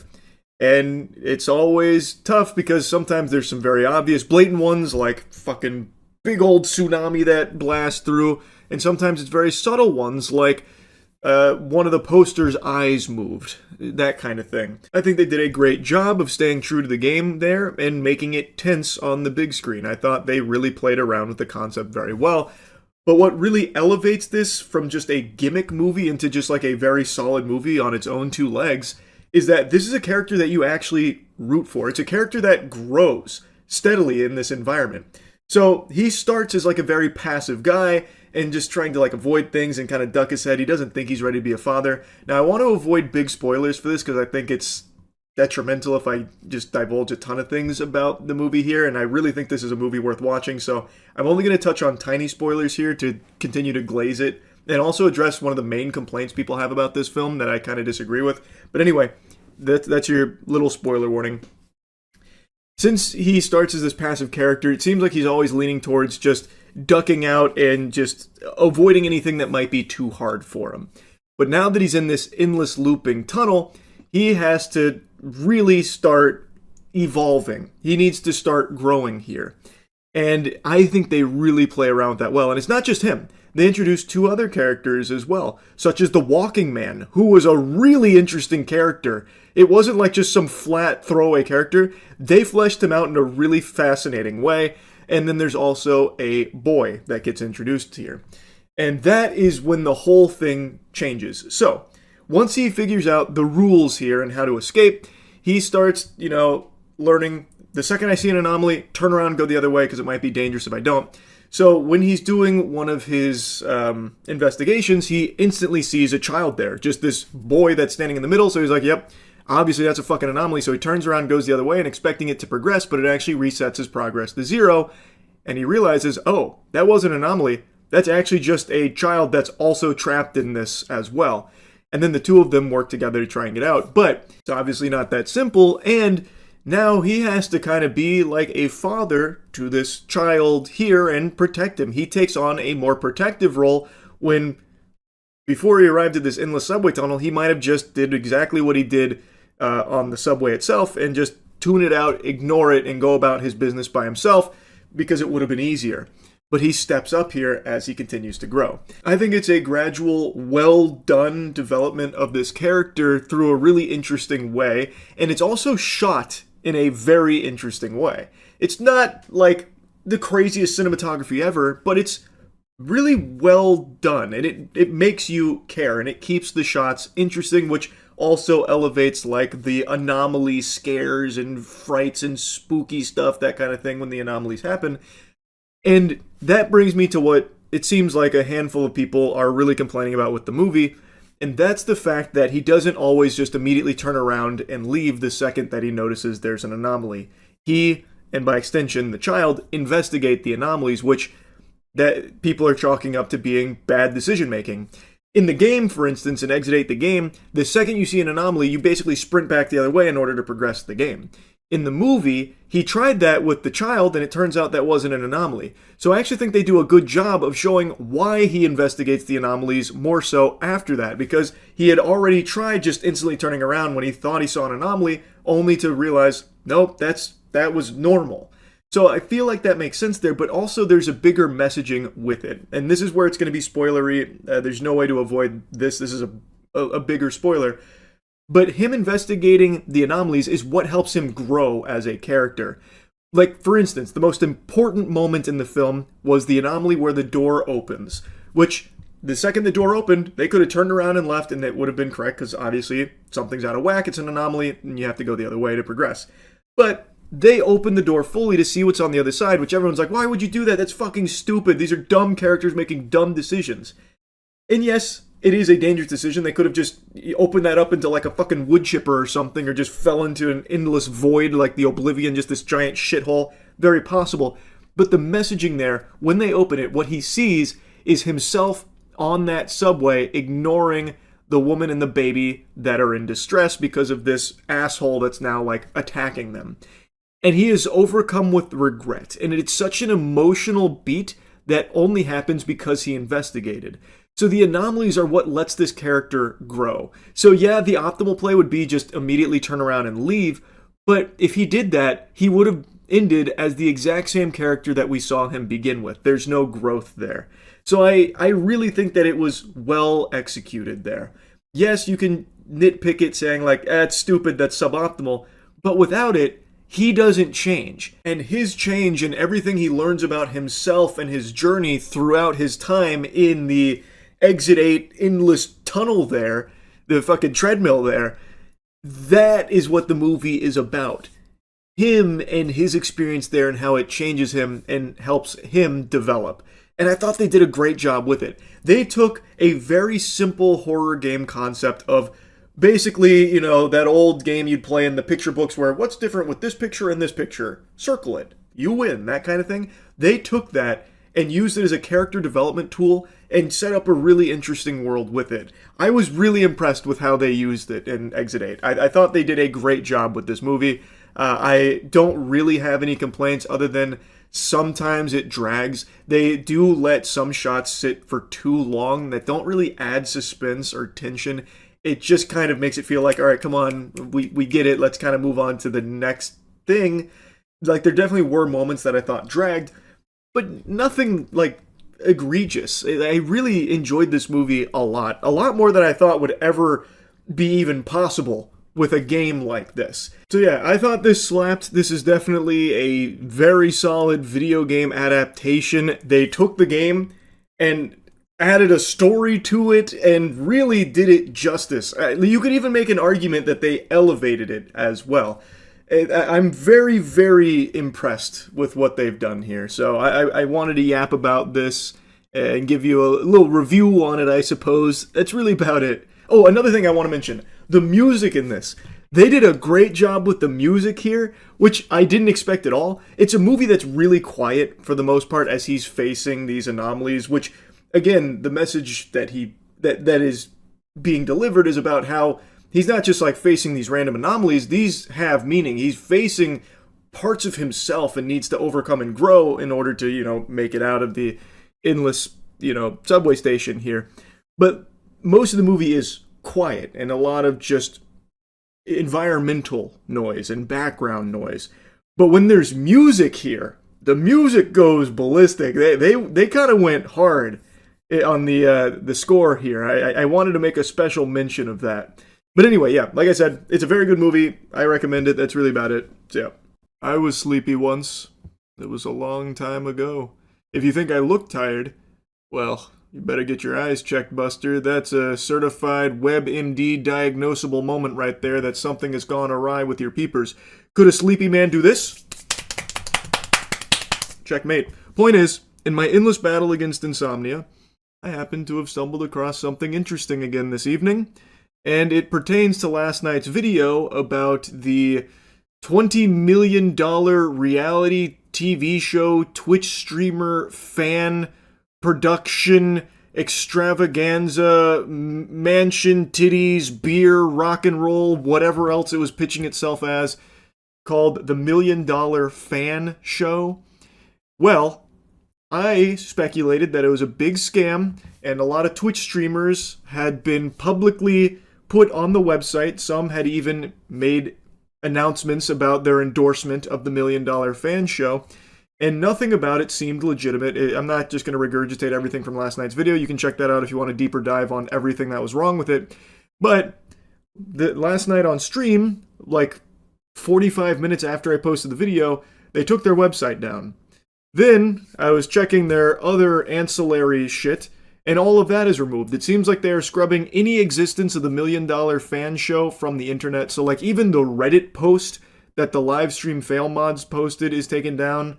I don't know if that was by order of the $1 Million Fan Illuminati, or if the mods that had signed an agreement with them had a come to Jesus moment that they may have been misled, so they decided to take it down. But apparently they also removed like their Discord and their socials, which is a huge blow, by the way, because the $1 Million Fan Show had like 5 Instagram followers, so really playing a sad song on the world's smallest violin now that 5 Instagram followers have been cast into oblivion, banished to the Shadow Realm. I feel like that's pretty strong evidence for my game theory that it was all a big load of hullabaloo, a bunch of hooey. I don't think a legitimate company that's putting together a $20 million grand prize reality show that is also a television program that is also employing some of the highest level production staff imaginable for a once-in-a-lifetime unforgettable experience for streamer fans. Also, their About Us section had all the telltale signs of just being AI generated, where literally every section ended with triplets where it was, you know, it's not this, it's this. Performance, power, mentality. Mentality, tits, mentality. Like, it's just like, it was very clearly AI generated. The fucking first thing you see on their website is an AI generated image of a mansion. The whole thing just reeked of scam. And now everything has been deleted, presumably by them. I don't think, you know, some governing body came in to, you know, wipe them out. I think this is them trying to cover their own ass, so that way there isn't some kind of legal action taken against them. Because from what I've read, there were actually some members of some streamer communities that put money into the $1 Million Fan Show. They bought emote packages. I read a report on someone that claims to have spent a couple $100 doing so. So I imagine there was a handful of people that did legitimately lose money on this. Now, of course, you have to take those claims with a grain of salt because there's no real evidence to back it up, especially now that everything is deleted. There's nothing to prove that. But I'm inclined to believe those statements from them because these streamers are, you know, to a lot of people, a trustworthy source. And if they're endorsing something and they say that there's a chance that they can win $20 million or whatever the fuck through like signing up for it, they will do so. And when you go to the website and do their free sign up, they're very heavily pushing you to do the monetized sign up for unlimited entries by giving them money. So I bet a lot of them were baited into doing that. Now, as I said in the last video, I am shocked that Mythic Talent actually even floated this to their creators like Extra Emily. She, in her statement, mentioned Mythic Talent by name, that they had pitched it to her. I was surprised it made it to a streamer because anyone that even had their eyes open and neurons firing for a second would go to that website and know full well immediately, right from the jump, that this is not real, that this is fraudulent. So I did a little digging, and I was able to get in contact with an agent, not at Mythic, but at another agency that did have this exact same thing come across their desk for their streamer clients as something to pitch to them. And according to that agent, I don't know how deep into the nitty-gritty I'm allowed to get, what they sent them, the pitch deck, was extraordinarily different from what ended up making it to that website. From what I understand and from what I have been told, they were under the impression that this was an Amazon-backed production, at least initially. And at the time of receiving this offer, they didn't have a website or anything public outside of that pitch deck, I guess they were hawking to agencies. And it is indeed a paid promotion. The streamers that are listed there were paid for this partnership, and there was no additional information available beyond the concept of the show and the promise that Amazon was behind a historic $20 million streamer fan buttfuck hullabaloo reality TV show. Now, one of the streamers also sent me the exact offer that was presented to them, which gives further confirmation to all of this. It comes from Mythic. This is the direct offer from Mythic that this streamer received. I'm not going to show the actual thing, so that way no one gets into legal hot water here. I don't want to, step on too many Legos, but I will give you the general overview for what the pitch was, the offer. Interestingly enough, the offer came back in June of 2025 from Mythic. And the opening line was about how it's an Amazon series. This is an Amazon series looking to break records, a historic $20 million prize purse reality show. It doesn't even name the show, by the way. I'm guessing back in June of 2025, they didn't even have the name of the show or anything concrete. There was no website, no mention of like LSF or brand partners or anything like that. It was just a single sentence that said, Amazon reality TV show set to air on Amazon Prime, featuring the soon-to-be-broken Guinness World Record book for biggest prize pool in history, 20 million, winning group splits money in half, 10 million to you and 10 million to the fan. That is the entire explanation for what this deal was. Interestingly enough, like I said, June of 2025.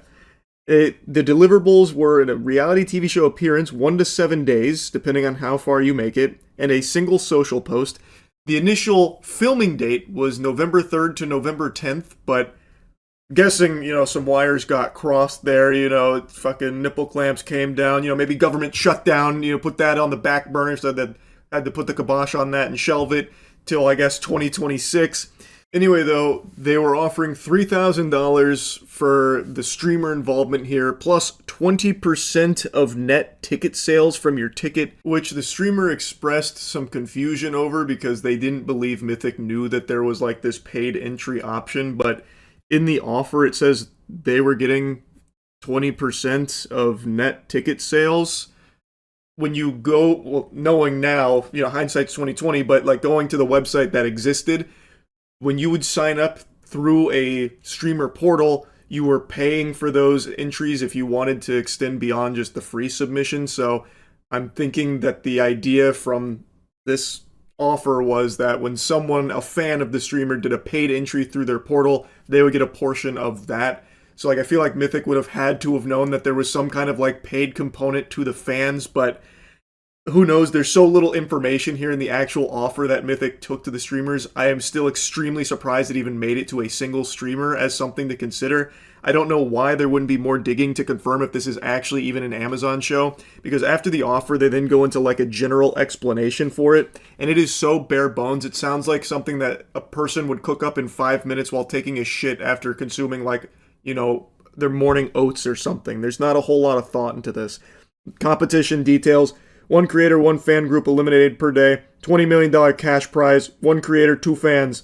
They will be gaming, IRL, and cognitive challenges. Think Survivor, but for creators. And then it just lays out like the most simple, boring shit ever for the competition. And then the Apocalypse Challenge on day 3, during which fans will compete head-to-head with each other, resulting in a mass elimination. Narrow the group down so each creator is ultimately paired with one of their original fans for the last 4 days. It's if you went to like a fucking Redditor and asked them to really quickly come up with a streamer game show or something. Now, as for the initial start date of November, the streamer was just told that it got pushed back to March. I don't think there was any like real explanation for what went wrong. Maybe bad weather, perhaps government shutdown, all kinds of possibilities for why it got moved. but they weren't really, kept up to date, kept abreast on everything going on here with this huge, giant Amazon show. I am even more surprised that any agency would have seen this and just shipped it as is, just said, fuck it, do it live. We'll send it out to our streamers to see if they'll accept the $3,000 offer with the 20% ticket sales split or whatever. Because, I feel like when you are getting this as, pitched as an Amazon production, you would probably want to confirm if this is actually coming from Amazon. Because if you're going to work at this agency managing these kind of contracts and stuff, but you're working under the impression that no one's going to tell lies on the internet, what's stopping just any old Joe Schmo Dorito dusted fingers from sending you a cold call email saying hey, this is me, Amazon, pitching you a $50 quadrillion reality television show. I'll offer $3,000 with some rev split to your streamers. Do you mind taking this to them? I'd love if they start shouting out goochsweat.org soon. It's a very legitimate reality TV show. We're Amazon, by the way. And you not press that any further, because that's what it feels like. Looking at the offer, there is no actual information about Amazon being behind this. And since this was back in June of 2025, I can understand the absence of a website a little bit more back there, because if this is an Amazon show, they're probably not going to make the website first and foremost because they don't want to spoil it or anything. I can kind of understand that. So streamers being left in the dark on, a website that they can access. This website, it didn't exist according to the streamer. It just recently popped up, which according to Whois, that does appear to be the case. Even though the domain had been registered for a while, it was updated in late December. So that's probably when it actually went live, which is when anyone could go on there and see how fraudulent it was with just a single fucking glance. So I do now understand that there were streamers that literally couldn't look up this show because the offer doesn't even have the name of the show and the website didn't exist. What I'm still confused on is why anyone would still accept that deal. And then I start to understand a bit more that they just have trust in the agency not to be presenting them with a scam. They had trust that the mythic talent, for example, like in Extra Emily's case, was bringing them something that was legitimate. So they're seeing oh, it's an Amazon show that wants to work with me and they're making this offer. Okay, this seems like a big deal. I'll sign up to that and, do the social post or whatever.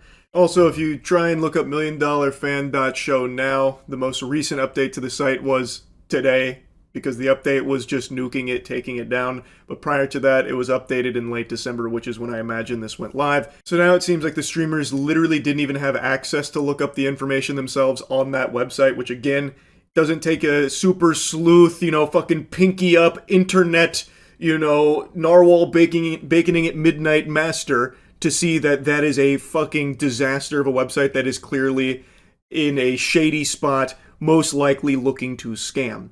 The streamers didn't know that site was there because the deal was all the way back in June. Though I will say, looking at the offer, this should have been something that I think streamers should have been a little weary of, because it feels like it is very odd just looking at it. But I think that does fall a bit more on the agency than it does the streamer itself, because there is a level of trust from streamers with the person that is managing their brand deals, that what they are getting is not just fucking toilet paper that's trying to wipe their ass with their fans. And in this case, I am still just shocked that it even made it to the streamers in the first place. This should have been probably caught far earlier. I imagine they could have confirmed well beyond this, almost a year later, that this wasn't Amazon behind it. If they had maybe set up calls or something, or looked for any level of proof of this being Amazon, even just questioning, where is this money coming from? Who else are we working with? What is the actual production timeline and all that looking like? I feel like there was definitely a way Mythic Talent could have caught this and then never even had to get to this point where there were real victims, where based on what I've read, there were people that put in hundreds of dollars, which again, I know you have to take it with a grain of salt because there's no evidence to support those claims that people lost a ton of money, since now everything is scrubbed. But I'm inclined to believe them because the audience has a level of trust in the streamer that what they are pitching is not just a scam that's going to just rob their fucking piggy banks. So I do think that there were real victims here, and I think it was just so easily avoidable. This shit is just fucking wild that it even happened. RIP $1 Million Show. Definitely feels like it was a scam from the get-go, considering they have just vanished, poofed out of existence, and erased every trace that they were ever even here to begin with. Anyway, though, that's really about it. So, yeah. It's one of the most coveted accomplishments in all of sports. The Demacia Cup is the crucible where boys become men. It feels good to be competing. nervous? Yeah. I doubted the shit out of this roster too. I play League of Legends, so that way there's always 4 other people who know that I'm better than them. It's a game of chess, and I've got the butt plug engaged. I have never hated anybody more than these 5 people. No, gout's not contagious. Ever again. Ever. How do you handle his ego? Why don't you peel me like that when we're duoing? What the hell's going on here? No, he lives! Oh, I can't believe he didn't die. They had to replace their mid laner because he was indicted in the Epstein files. Yeah, I don't know what's going on. In the moment, things kind of went tits up. Winning this trophy is truly everything I've ever worked for. This is our game. We just got to close it out now. I think it would feed my family for generations. This is do or die. Quick pause, sorry. That light was... You know, he does that occasionally.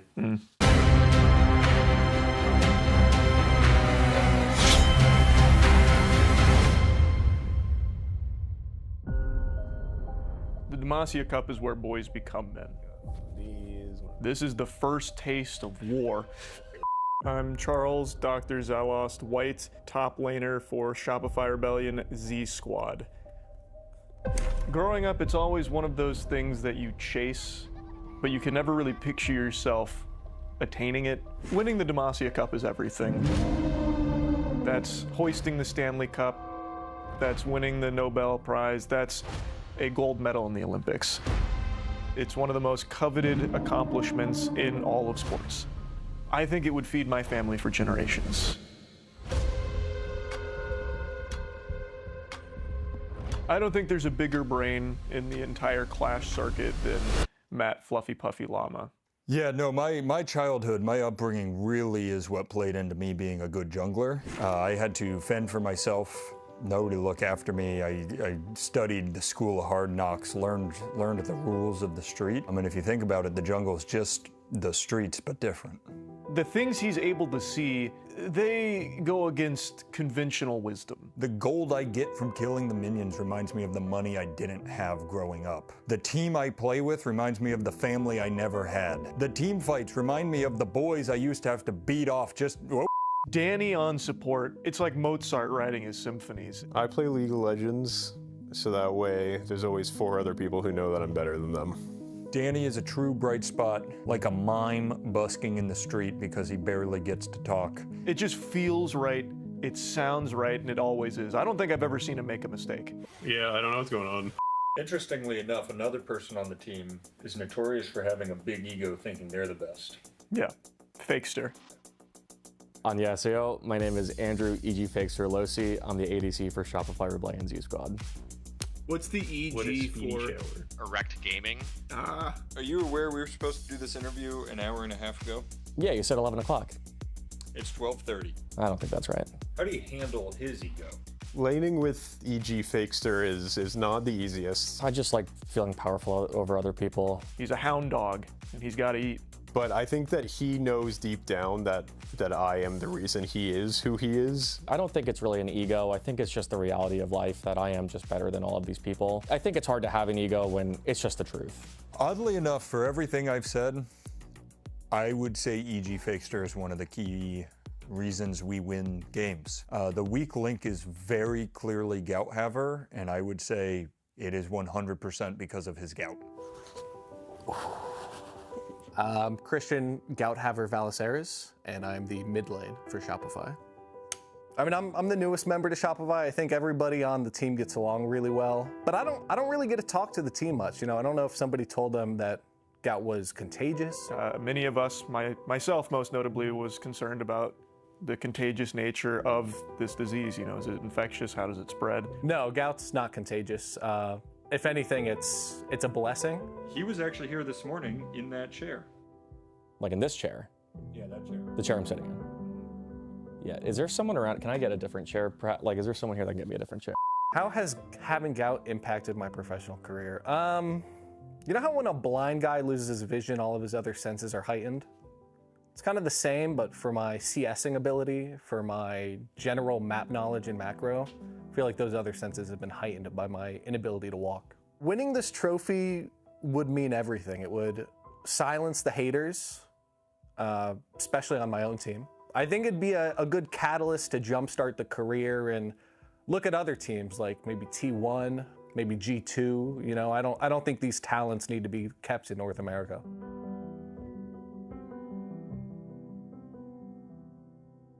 I gotta tell you, going into this tournament, I wasn't feeling great. So this is a single elimination tournament. Oh, is it single? Is it? No. I was asking. I mean, I felt in my element.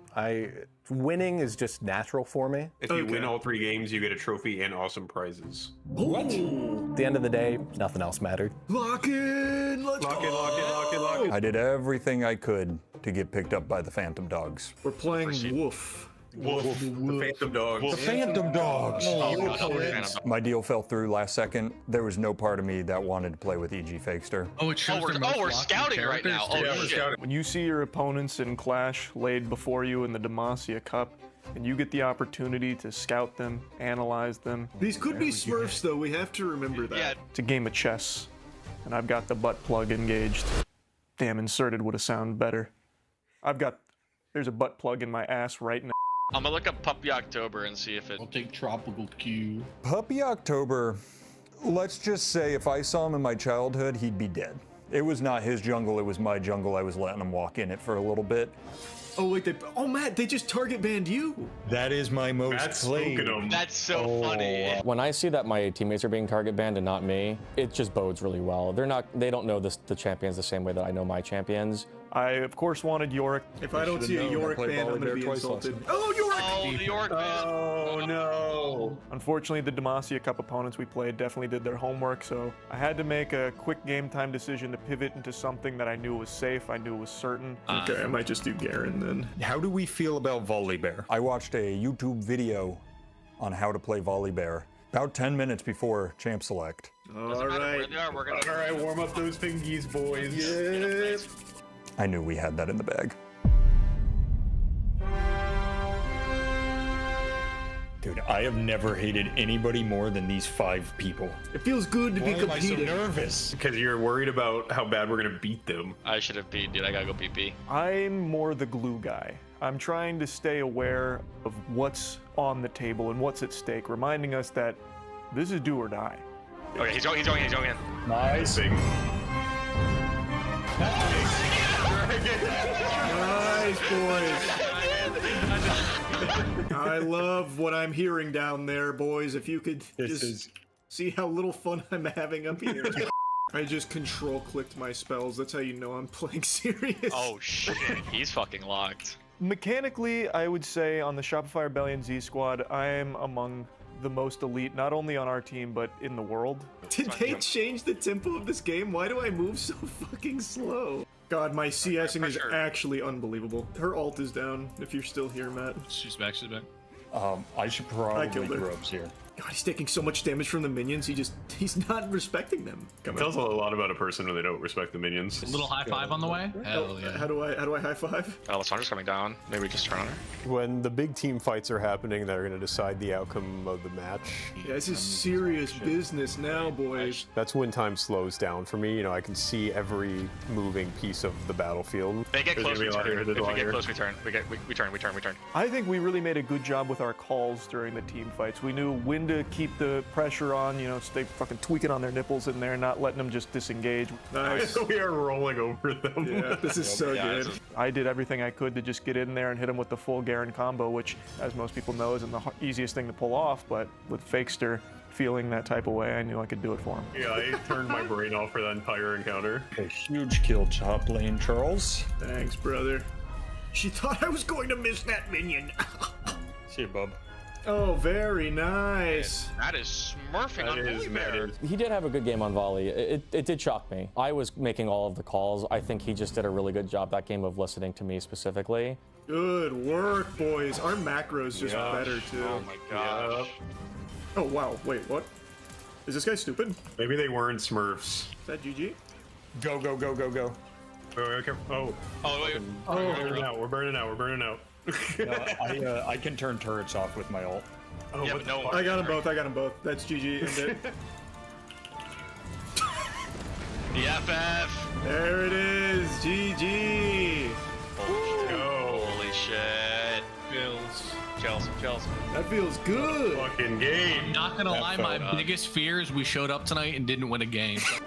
Just outclassed in every way. We're playing the Troll Kings next. Oh shit. Oh shit, they have a platform player. Instant Trundle ban. Oh, no doubt the Troll Kings specifically were the most terrifying opponents to go up. The Troll Kings are the team I was personally least worried about. Yeah, I have to pee so badly. You got 3 bans, then a pick. Oh, you got me targeted. Oh, why does everyone hate me? Yeah, I mean, I'm no stranger to getting target banned when they look up my stats and see just the raw performance, but gameplay speaks for itself. Who should I be playing top? It's just Aurelia is such a pain in the ass. I'm just gonna do Trundle. You're using their namesake against them. That's crazy. Trundle, in the game, he is known as the Troll King. So I thought maybe doing that could be dangerous, you know, given the amount of bodies they've piled up. Unfortunately, I know they had to replace their mid laner because he was indicted in the Epstein files. This is gonna be our toughest match yet. Fuck yeah. Do they have enough teleports? Triple They're just gonna cheese like pushes. They're gonna do some crazy cheese.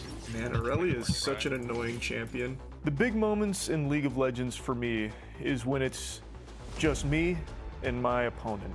In lane, 1v1, just a good old-fashioned pugilistic hootenanny where the better man wins. I think she missed cannon. Fucking idiot! What a pig. Don't say that, guys. I just missed cannon. I've got this Aurelia playing real scared. How are you feeling about this, Charlie? We can fight it. I actually think I'm pretty confident. That early gank that I led the charge on with Matt. I'm coming up. Ari might be there first, but I'm coming. We came in there with plans. We had studied the tape. Oh, I didn't think he'd hit that. And unfortunately, in the moment, things kind of went tits up. Finish it. I think you can kill. No shot. She lives.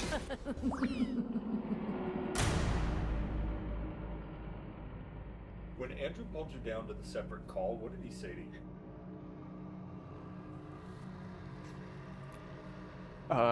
Is there a way we can do this one without the cameras rolling? There was a lot of soul searching. Yeah, so first of all, I said... From the both of us. Second of all, I said you... We had a very private conversation. Third of all, I said you... Fakester's known as a bit of a hothead, but it comes from a place of love. Fourth of all, I said you... Ever again. Ever.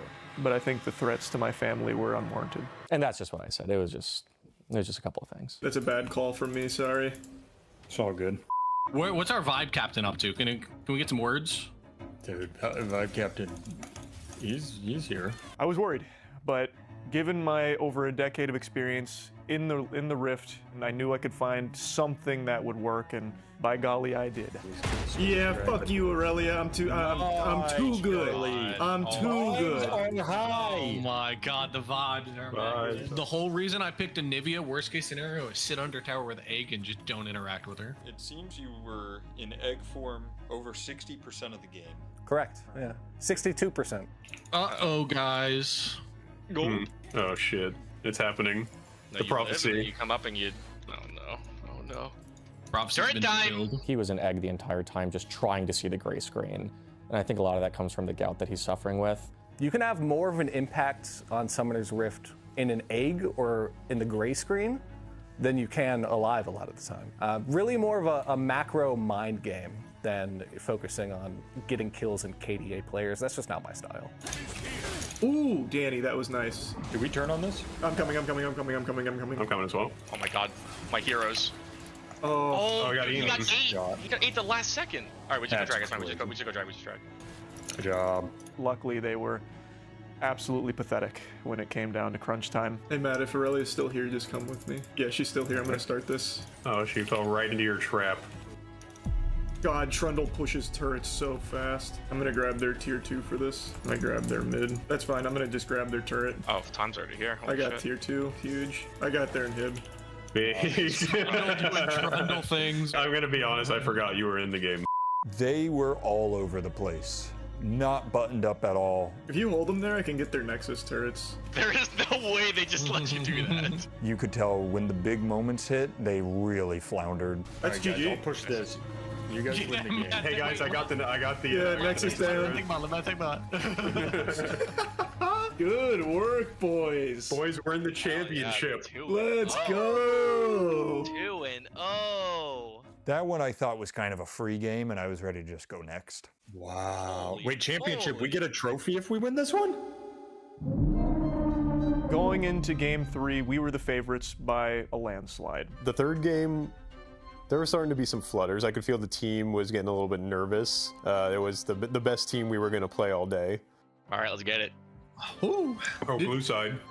Someone just tell me who to play. I'm struggling here. Well, it never feels good when your team abandons you in the cold like that. I was asking for any kind of guidance, which fell on deaf ears, so I'll just rip the Garen. All right, boys, this is it. This is it for all the marbles. The big one. We gotta take this one home. We have to. Bitcoin's at like a 90-day low too, so it's never been a better time to get into it. If you can come top, Matt, this Malphite super dies. Nice match. Fucking nice flash stun. Holy shit. Dude.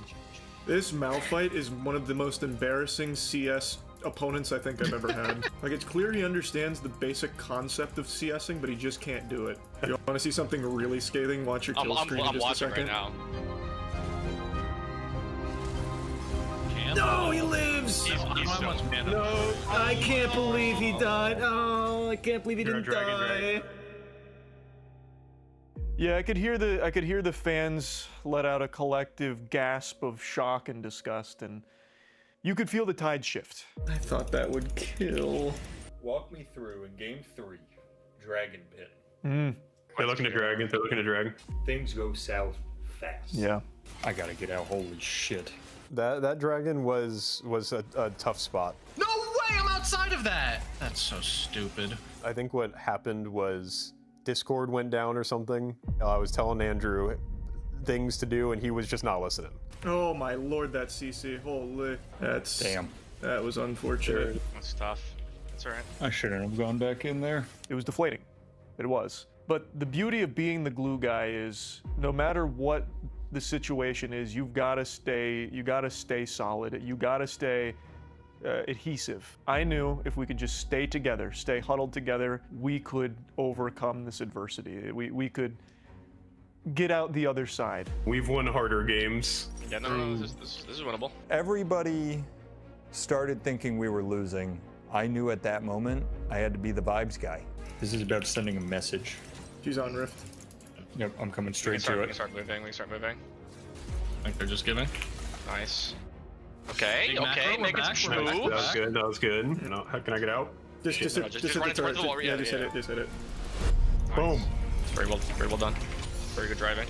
You know, I live by a motto that if people are waiting for me to do something, it's too late. We have a strong presence top if you guys want to rotate here and kill this Malphite. I'm coming. What's his face's TP advantage? That's fine. We still kill him. We still kill him. I need to get there before they think I need to. Shit, I almost died of that. If you hit this... We can dive here. We can dive. We can dive here. We can dive. Oh, wow. Victor might be TPing. I don't have anyone to answer. Good fucking work, boys. Careful, they might shred us here. Yeah, I'm dead. Just leave me. Yep. Oh, no. Wait a minute. The boy who lived? Yeah, It's like when that guy had his arm trapped under a boulder for 127 hours. He didn't give up. He cut his arm off. And that's what we were going to have to do. Oh my god, and we get away with it. All right, boys, this is our game. We just got to close it out now. Winning this trophy would mean everything. It would. The weak link is very clearly Gouthaver. And could even compete through having such a debilitating illness. Is there someone around? Can I get a different chair? Our weakest link is definitely Gouthaver, and it's absolutely because of the gout. Silence the haters. Oh, fucking beautiful. That was the baddest ult ever. Silence the haters. I'm going. Oh, good farting. Oh my god. Wow. She just dies. She just dies without being able to do anything. She got nuked. Holy shit. Yeah, the calls to Baron, really every call was me. I think every single Baron was just me going, guys, we gotta go now to Baron. You'll see it. Matt, you and I are gonna duo Baron. All right. Oh yeah. Nice. Oh yeah. Good call. A lot of people point to that moment as the moment we almost lost. I point to that as the only reason we won. I think we can just kill. Yeah, they're just fucking running from you. One more good fight. Gwen ult is down. We're just chipping. I don't have any words. GG. Champions, boys. 3-0. 3-0, baby. Boys are undefeated. See how it doesn't take us an hour and a half to close out a game like these idiots? Fools. Embarrassing. Oh, that's good. Let's go. Where do they ship the trophy?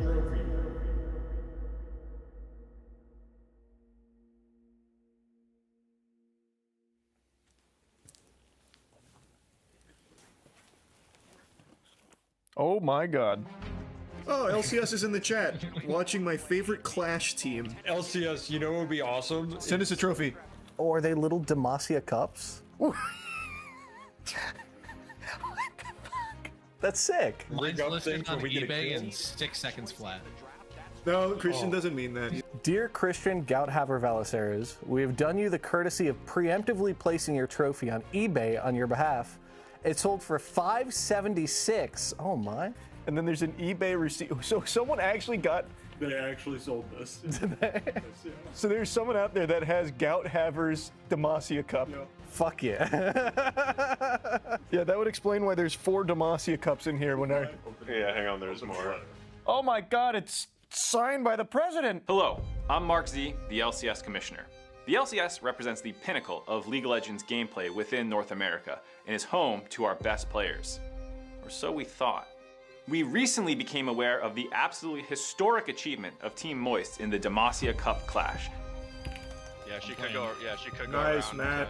And we're in awe of the team's staggering strategy, skill, dedication, and coordination. We can? No, he lives! How much mana? No, I can't believe he died. Oh. While these were not LCS matches, we knew the ceiling of what was possible in the region had just been raised and immediately set into motion a way to commemorate this occasion. GG. Champions, boys. We put together a strike team of rioters who tirelessly worked day and night to craft a trophy worthy of the accomplishment. Only the best design and materials would do this victory justice. Now, some naysayers might point out that technically there were thousands and thousands of Demacia Cup Clash winners. To those, we say, who cares? Anyone with eyes knows that there was only one real winner. Ain't that amen?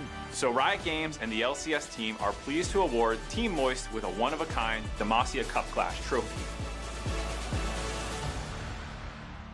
If that isn't the best goddamn thing I've ever seen in my life, if I went right now and witnessed the birth of my first child, that would still be better. This is us planting our flag on the moon, boys. Truly, I still can't believe that I am sitting here in this seat, winning these games. Now that we've done this, what's next? Yeah, if there's one thing I could say that I didn't get to say is if you need an ADC for a team, please just let me know. Find me on Discord. I know they're all talking about running it back. Well, it'll be the same roster, right? So I'll still be on the...